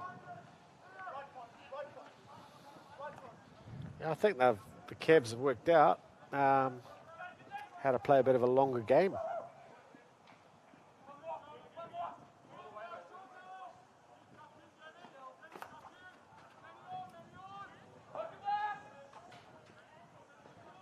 So what do you do outside of hockey, Jaden? So I'm actually an apprentice builder. Okay. In my hopefully final year. Thoroughly enjoying it. Also, but it's a bit tough trying to balance out the building side with hockey training as well. Obviously after work a little bit knackered, but hey, just got to kick on and try and pursue.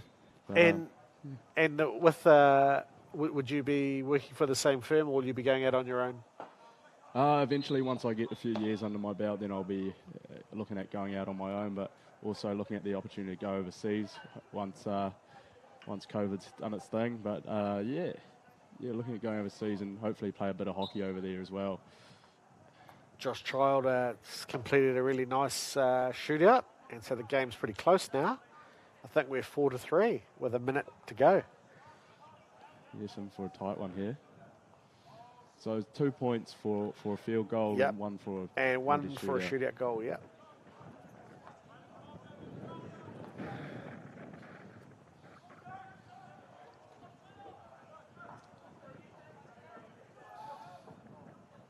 It's good to see the teams now using the sideboards. Yeah, absolutely.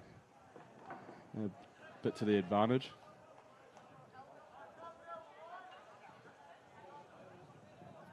Shea's trying to rally them to hold this 30 seconds.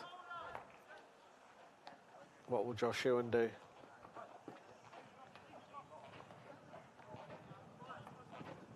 They've still got plenty of time on the clock here. They'll settle things. Here we go. Foot. Oh. They'll have to take this quickly. Get the here ball into the circle, off the backboard. Tracking down the sideline. Yes. Awesome. And now he's let it play. Foot. And that's game. And that's the game over. Awesome. Came right down to the wire. Storm have unfortunately gone down 3-4 to the Cavs. And so the Cavs have another loss. No, the Cavs win. So they're on 2 wins. And the Storm are on 1. Storm are on 0 still, sorry. Astros, your team on 1. And the Wanderers. So we're going to need a big performance from you.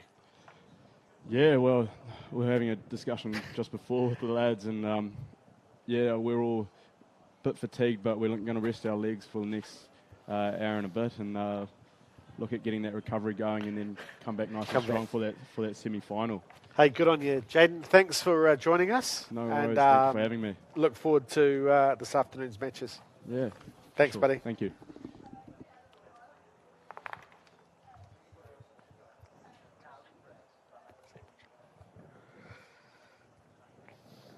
So I've got Shane McLeod coming back after a stint of lunch. Seems to be enjoying the kiwi summer fruits. Shane, you're an apricot nectarine man. Which one? Which is your favourite? They're probably on a par. On a par? Yeah, it's an interesting question. Yeah. Haven't been asked that before. Well, I was in Queenstown last weekend, and I come from a fruiterer's family, so I was asked to go and sample some apricots that are meant to be famous, called Moore Park. Okay. But I found them in a store on the side of the road, and they were green. So I don't know what the big deal was, but I think they must get nicer towards the end of the summer. Yeah, probably when they're ripe, they're probably nicer. Yeah. You sure it wasn't an apple? Yeah, it looked like an apple, actually. This has been quite a good game. Yeah, I'm starting to think a bit more about how they're playing it and valuing a bit more possession. Yeah, I think the Storm's desperate for a win, eh? Yeah. Well, it's certainly a close game. It's only going to be 1 or 2 opportunities that will decide it. But they're definitely starting to use the boards, both teams, a bit more.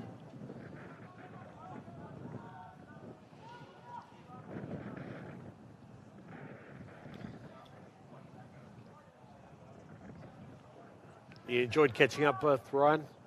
Yeah, well, it's the first time I've seen him really since I've been back, apart from being on Zoom call and so on. So, you know, I've worked with Ryan quite a lot in the past with him as a player, and he's such a fantastic player. You know, certainly one of the best players New Zealand's produced. So very skillful and a really good idea of how the game can and should be played. So it's always nice to catch up with a guy like that. Yeah, we had a good little chat about famous Shabazz. Oh, okay. Yeah, man, he was a player. He was really a player. And how he would ignite attacks, but then also hold in the pocket, expecting the other inside to do the defensive work. So if his team got the ball back, he would be available to ignite again. Yeah, well, he kind of had this combination with the left striker, yes. and so, you know, Shabazz as a mid player would do a lot of the attacking, and the left striker would have to run past them and do the defensive stuff, you know.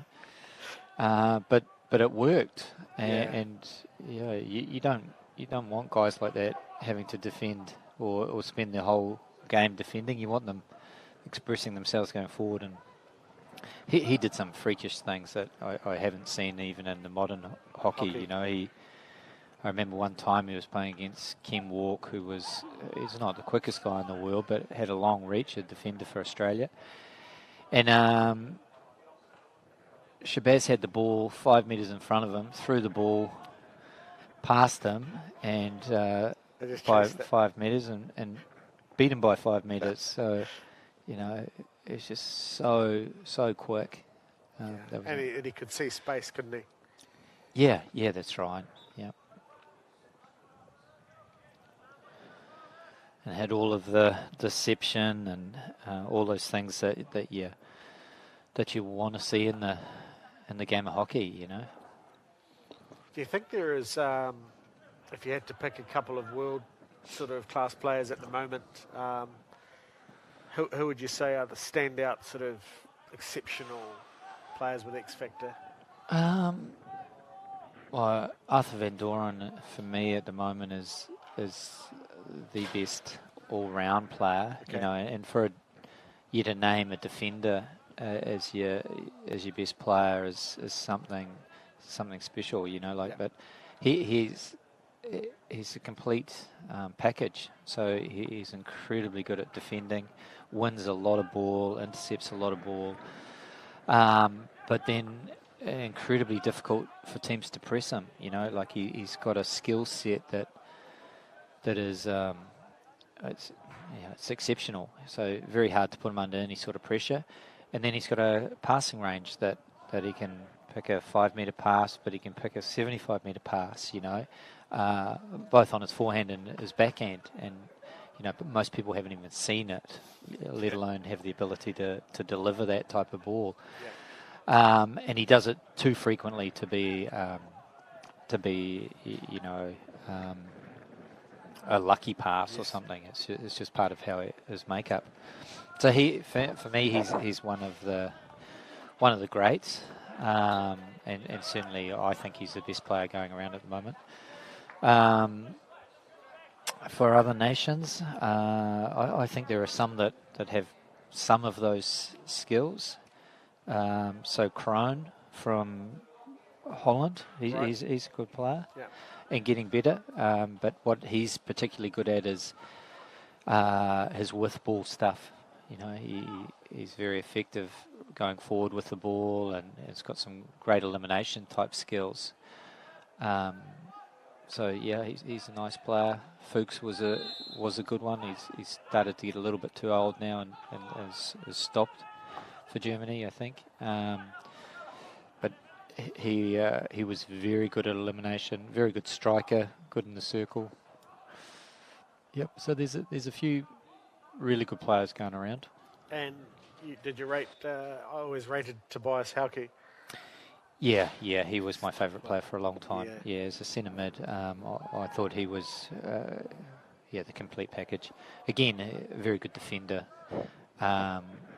Fantastic receiver of the ball, and couldn't put him under any sort of pressure because he just eliminates you, and also a great passer. So yeah, for a long time he was my favourite.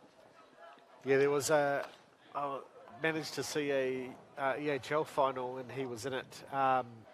They were playing. They were playing. I think it was orange white, or was it orange black?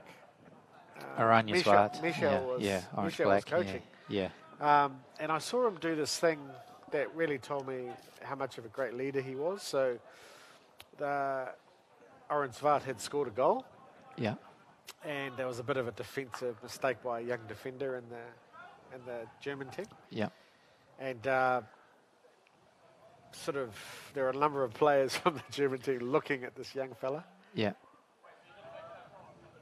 Oh no, that was their chance. Yeah, that was their chance. Number of players looking at this kid, and you could tell that he wanted the ground to swallow him up. Yeah. And nice tackle. Tobias picked up the ball in one hand. Yeah. And on the way to halfway, he ran over to the young kid and just tapped him on the back. Yeah. And said it's okay. Yeah. Just classy. Yep. It's the stuff that young kids need, right? The confidence. Yeah, that's right. Yeah, there is a degree of class around him, you know, and all those great players, the Förster, the Halka, the Knowles, the Dwyer, all of them have a similar characteristic, you know. They are very, very competitive. They always want to better themselves, but they also, you know, they're good team people, you know. So there's a chance here for the Cavaliers to go one up. Shea Iswa. That's a good goal. Yeah, he's had a good game, old Shea. Yeah. Nice goal before.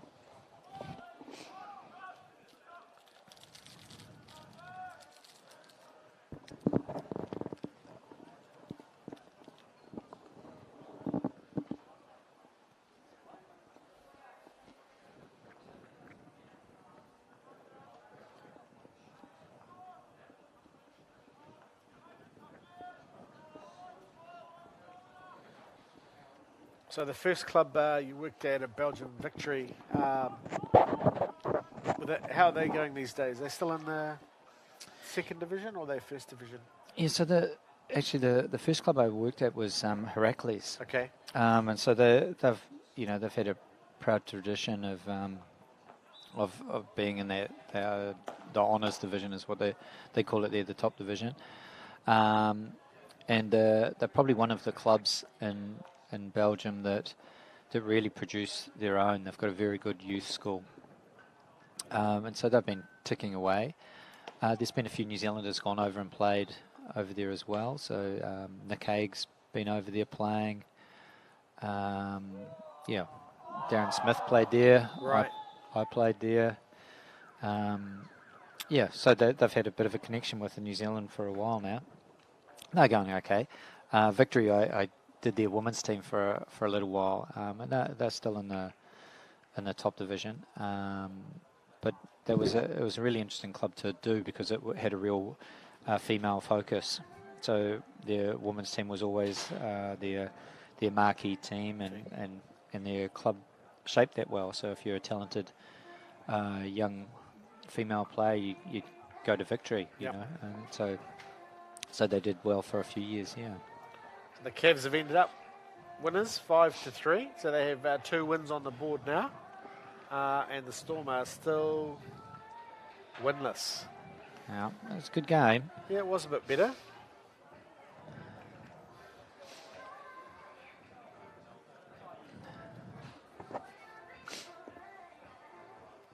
I haven't seen too many cell phones out there. Not too bad. No. There's a few, but Oh, maybe they're watching themselves yeah, maybe. on YouTube.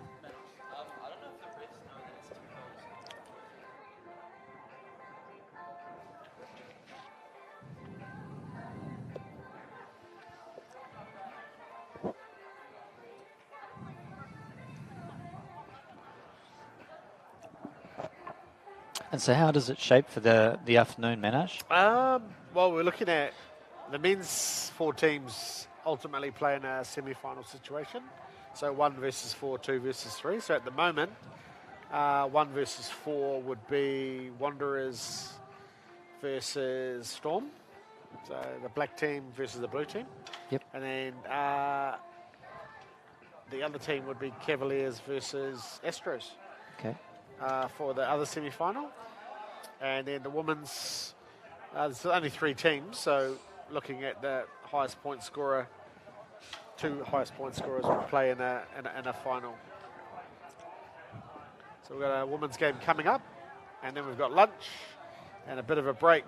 So time to catch up on some admin. Yeah. Life admin. Yeah. See how the family's going.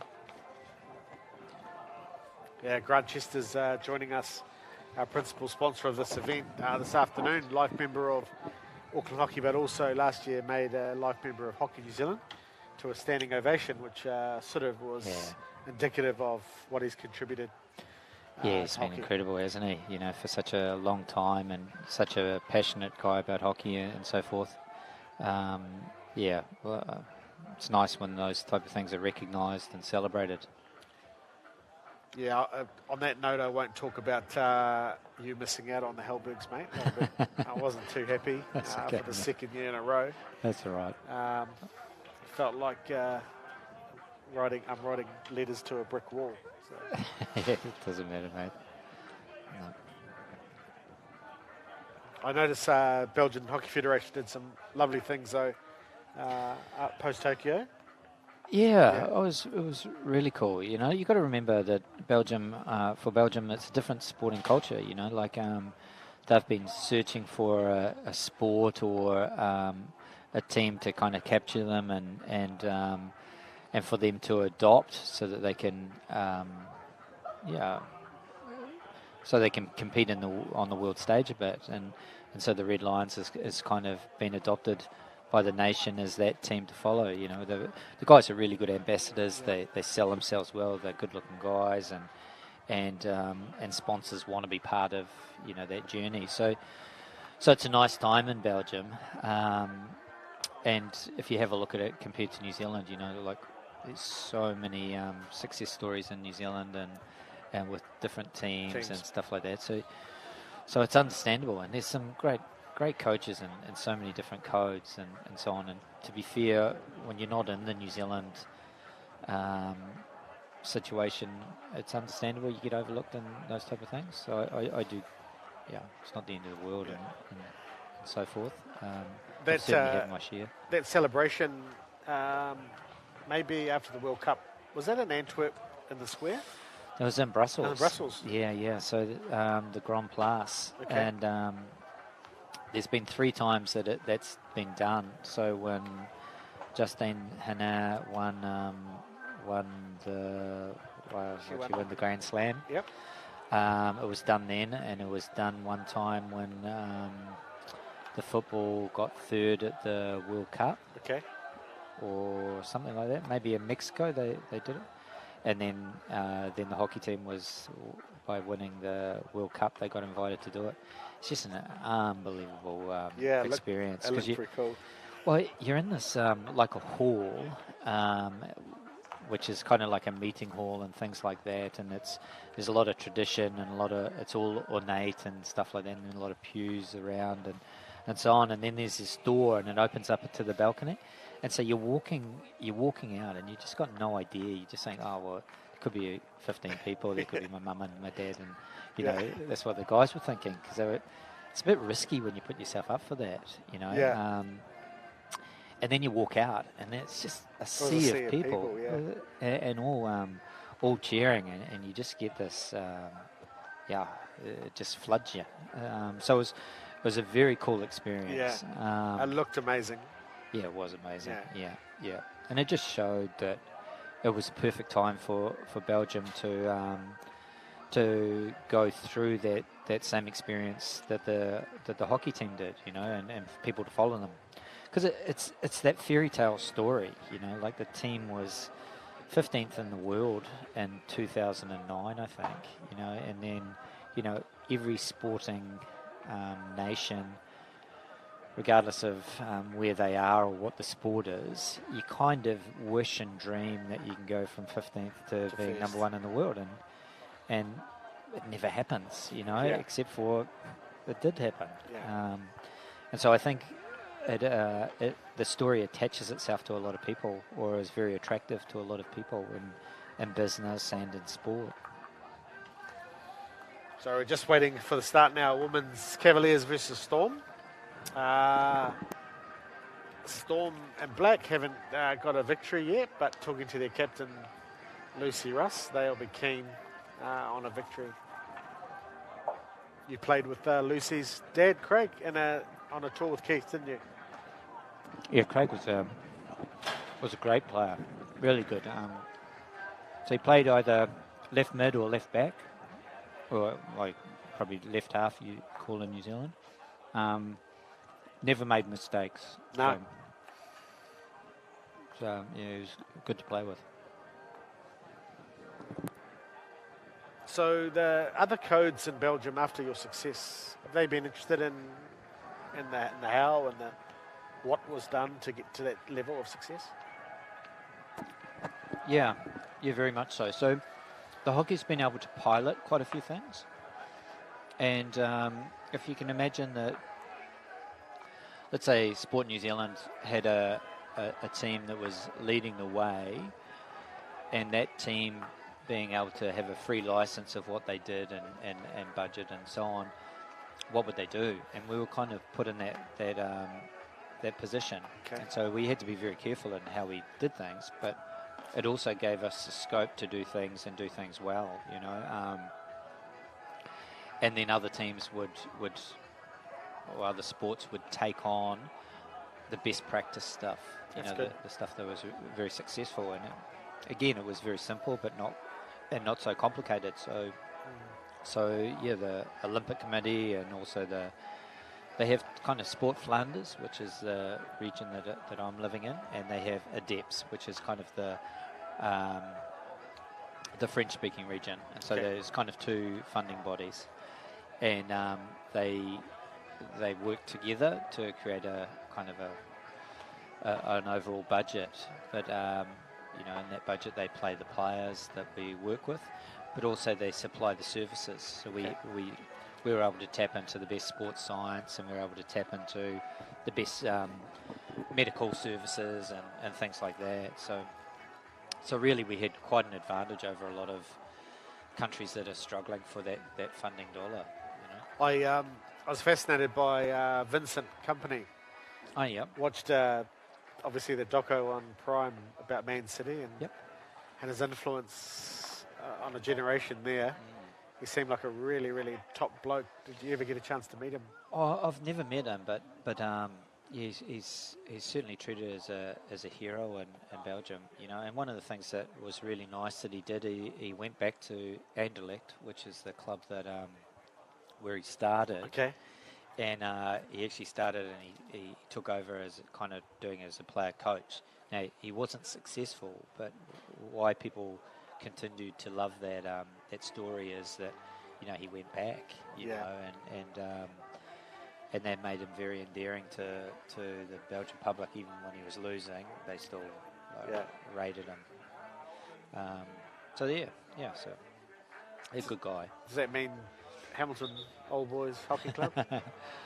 If I went back, that would be the team that I would coach. Yeah. Do they still exist? I hope so. They better. I heard Declan has resigned this week.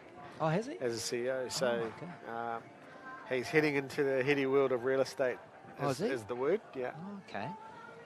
Not a bad time to do that. Yeah. But oh, that's interesting news. Yeah. Yeah. So it's a loss to us because he's what we call a hockey CEO. You know, one that had played the game from grassroots to now. Yeah.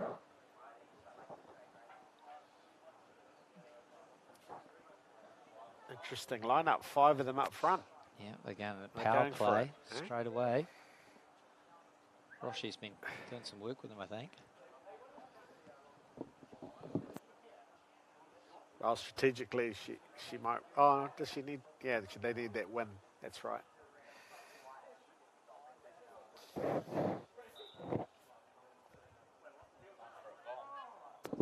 They've gone the old up and under.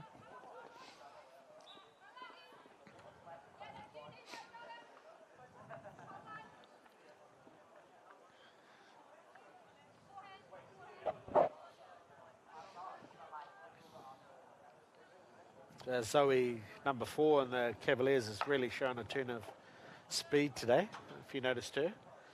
Yeah, she's a good athlete. And there's a couple out there that have been quite impressive with their speed and so on, which is great. You know, the way the game is being played nowadays, that athletic component is so important.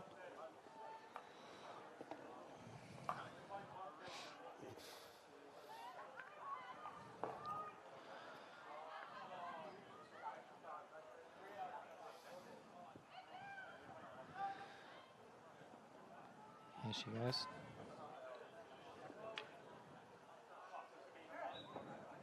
Yep. So Simon picked her for a debut for Auckland last year. Okay. But because of the cancellation of the NHC, she didn't get to play. Okay. Bit of a interesting backstory because, again, like Liz Thompson, had never played in our under-18 A group, had always played in the B group. Okay. So, late developer. Yeah, interesting. We get more. We've had quite a few of those. Yeah, well, it's quite a common thing, and that's why I think your systems need to be set up in a way that you don't miss those players. You know, you always need the opportunity for late developers to enter into your programs or go to or continue to get opportunities.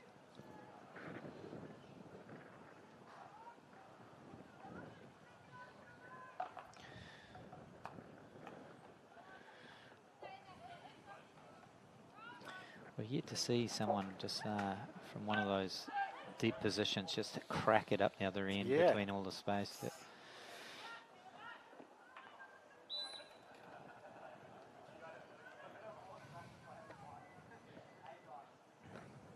Interestingly, the young children that we Ollie Stewart and those young boys Oh, yeah. that we coach in the summer, when they played this, they worked that out towards the end of the day. Yeah.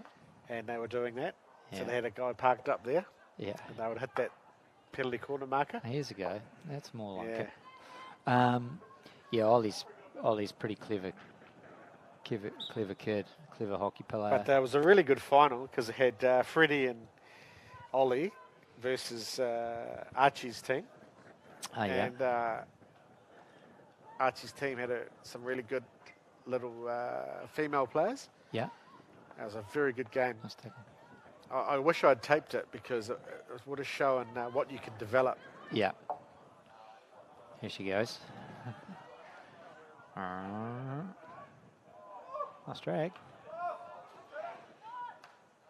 Oh, it's a good goal. Hello. You picked it, Shane. Cavaliers 2 up.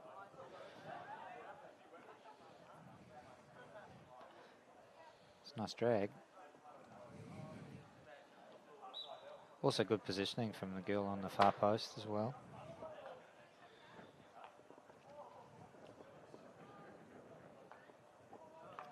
Yeah, I really do like that idea of true development can happen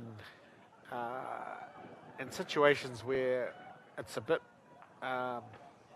less worry about the results. So touring, going on a exchange to another province, living 24/7 can really get some good development. Yeah, yeah, and that's A tournament can sometimes be it's a little bit cutthroat to develop. yeah. Well, that's it's also the thing that's quite hard to do for New Zealand. You know, like we're often quite isolated. So to get those opportunities, you need to, go overseas to Australia or venture over to Europe and then or even places like Japan and stuff like that. If you can do that, then you see a whole different athlete.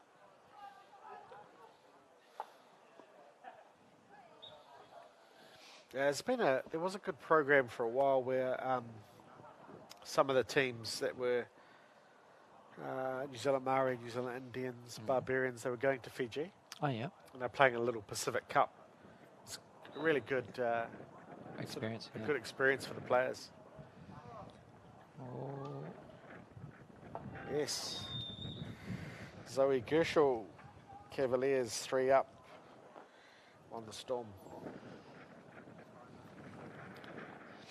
But no, I think the experiences, especially the Japan top experiences, give a cultural element to the trip as well. Yeah, that's right. And that's really cool. Yep, yeah. And such a nice culture to be experiencing as well. Very respectful. And, yeah. Had you been there pre-Tokyo? Yes, yeah. Not with the Belgium side, but we toured there with New Zealand before, and it was quite a good tour. We played 5 games in varying locations, but always very well received. And the quality of game was a good game, So it's certainly a nice place to visit. It's such a diverse sort of country, so it's got everything.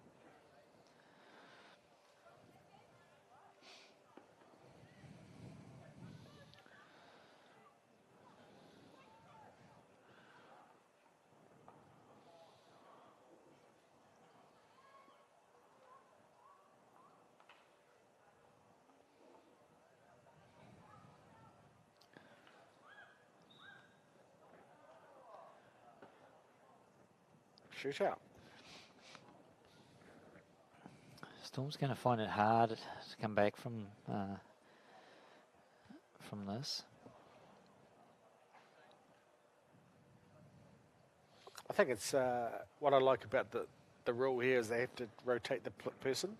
Okay. It can't be the same person all the time. Okay. So we can develop, when you do this with kids, we can develop more people. Oh, she's done that really well. So, another innovation we need to try and keep thinking about and keep people involved in the game is getting more people to experience the different skills. Yeah. Yeah, it's good. The one thing that, she's done really well there.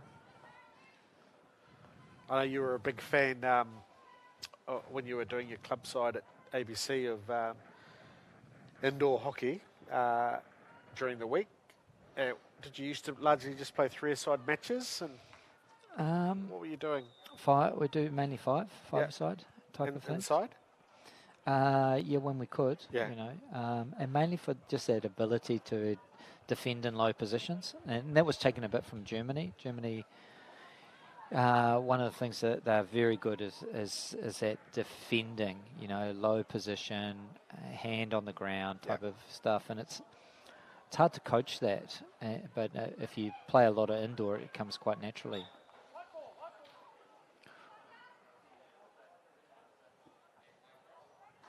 No, I always felt that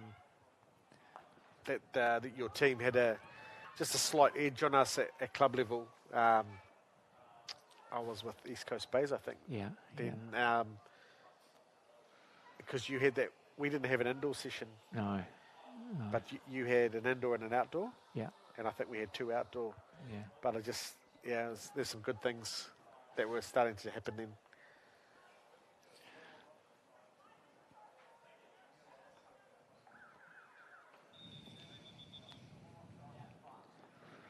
So half-time, 4-0 to the Cavaliers over the Storm.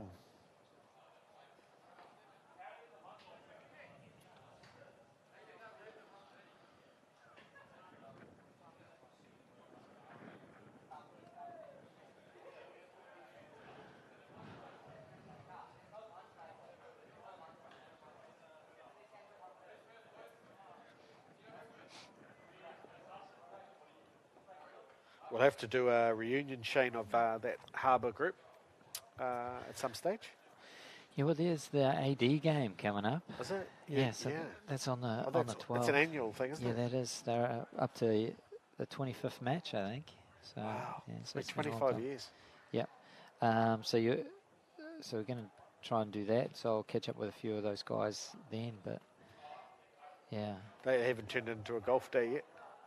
No, they actually still play the hockey. They still play the hockey, but now there's a new generation taking over a bit. As you can imagine, So the Callum Dempster is the organizer. Well, he's a centre half for one of the teams. So yeah, the baton will be passed on, which is pretty cool. That's pretty cool. Yeah. Dad's still alive? Doug Dempster. I'm not sure. I think so. There's him and Ron Dutton were big stalwarts and getting things started over there. Yep. Yeah. It's really nice to know that an association can spawn out of a club. Yeah, I know. It's just fantastic. So. Well, it's one of those fairy tale stories a little bit, if you see where North Harbour's got to from where it began, I think it started in the 3rd division and then from a little club and then went from 3rd to 2nd to 1st and now it's has probably dominant. Yeah, it's one of the dominant associations now. Yeah, for sure, and the facilities they have there, are also impressive. From it used to be a container. on a old field, at Rosedale Park. Yeah, I don't think there would be another facility in the world that would be as impressive as that for a hockey stadium. Yeah, look, the one thing I do remember was the smell when we trained. The ponds, yeah. Especially if you had the late one, Yeah. And the wind. And the wind. Yeah, probably after the. Yeah.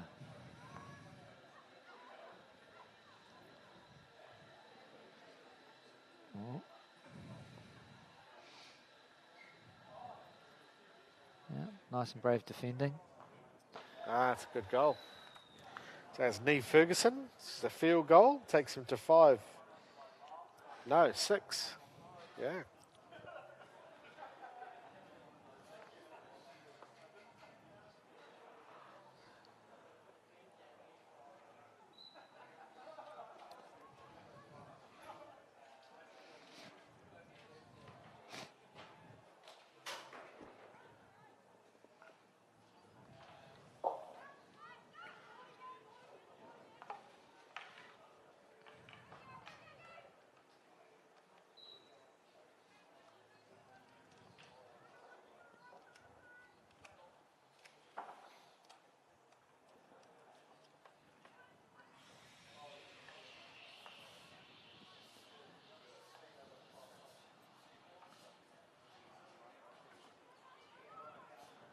One of the few occasions the ball goes out. Yep.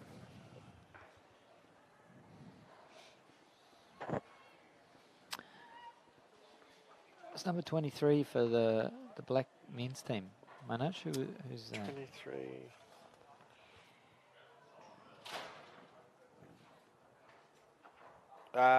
Josh Child. Okay. It's University Hockey Club. Okay. Yeah.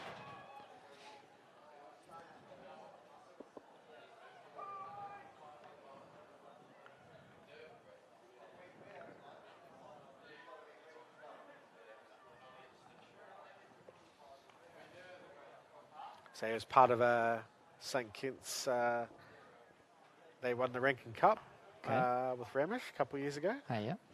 Maybe 3 years ago now. There's a little fairy tale story because they were on survival 2 years before that. Yeah. Because they combined the Rankin and the India Shield together. Yeah. So they came very close to being at the bottom of India. Okay. In fact, they might have been just before the bottom. Yeah. And the next year they won India. Okay. Yep. And the next year they won Rankin. Ah, that's cool. Yeah. So Luke was in that team. Dylan and Josh were in that team. Oh, yeah.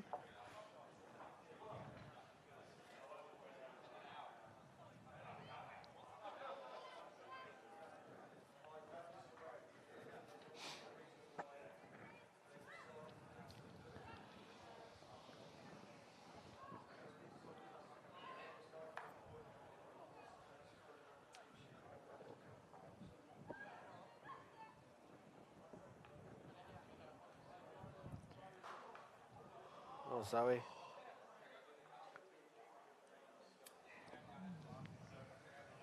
Young Charlie's in the goal there, helping us out today, Shane. From the young Charlie from our RPC group, the goalkeeper. Okay. Oh, yeah. She gave up her Waitangi weekend plans. Oh, yeah. That's good of it. Yeah.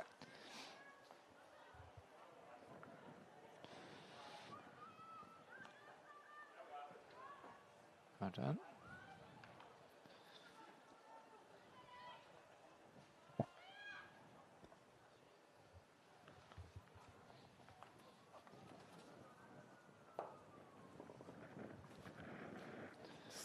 See you.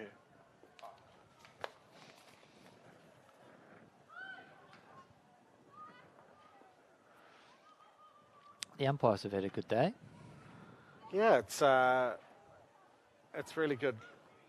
I think some of the younger ones this year have had other plans on Waitangi weekend, but there's 10 people that were very grateful for giving up their time. Yeah, it's cool. And have added to the occasion. Might have missed the back stick there, but...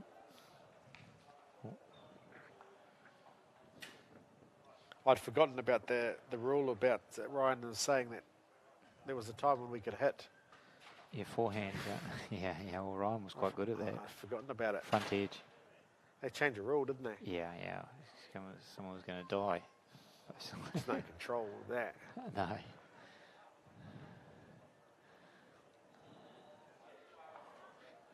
I was telling him of the reverse bow someone had done in Madrid for flicking. Fred Sawyers. Yeah. They changed that rule overnight. Yeah, well, you couldn't actually play hockey with it. You could change at corners, so he would just change his stick then.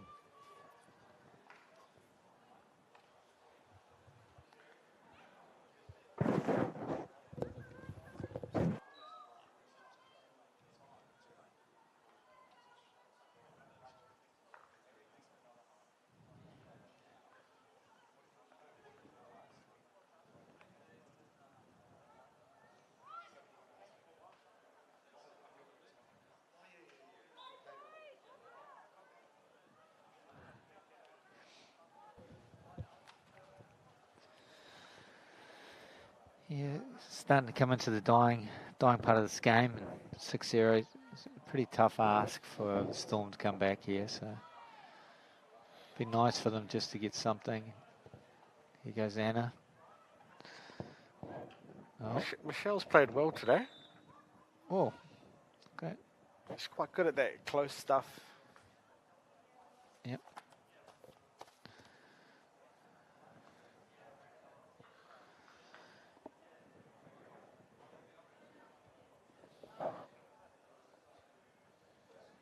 So here goes Lucy.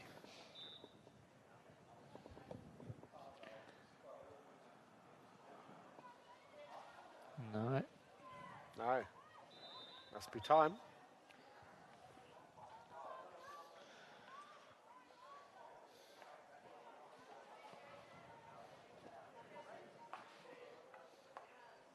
So I just had that thought that I said before is, do we, after a goal, do what we do inside when we're playing, like... Just play straight away. Yeah. Yeah. Could be detrimental to the team that's just defended. Yeah, can be. So you just play straight out.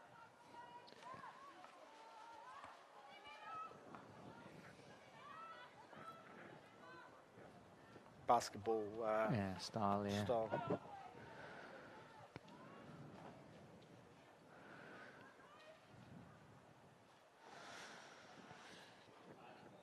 Does give a small opportunity for a quick highlight, Manoj.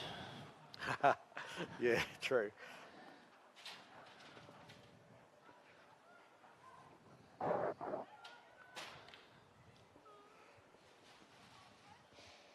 I'm sort of fascinated by why the Americans can sit there for 4 hours and watch Gridiron. NFL. Yeah. Yeah, but they do it. They do it. There's usually a pretty big show in between at half time. Yeah. Probably helps.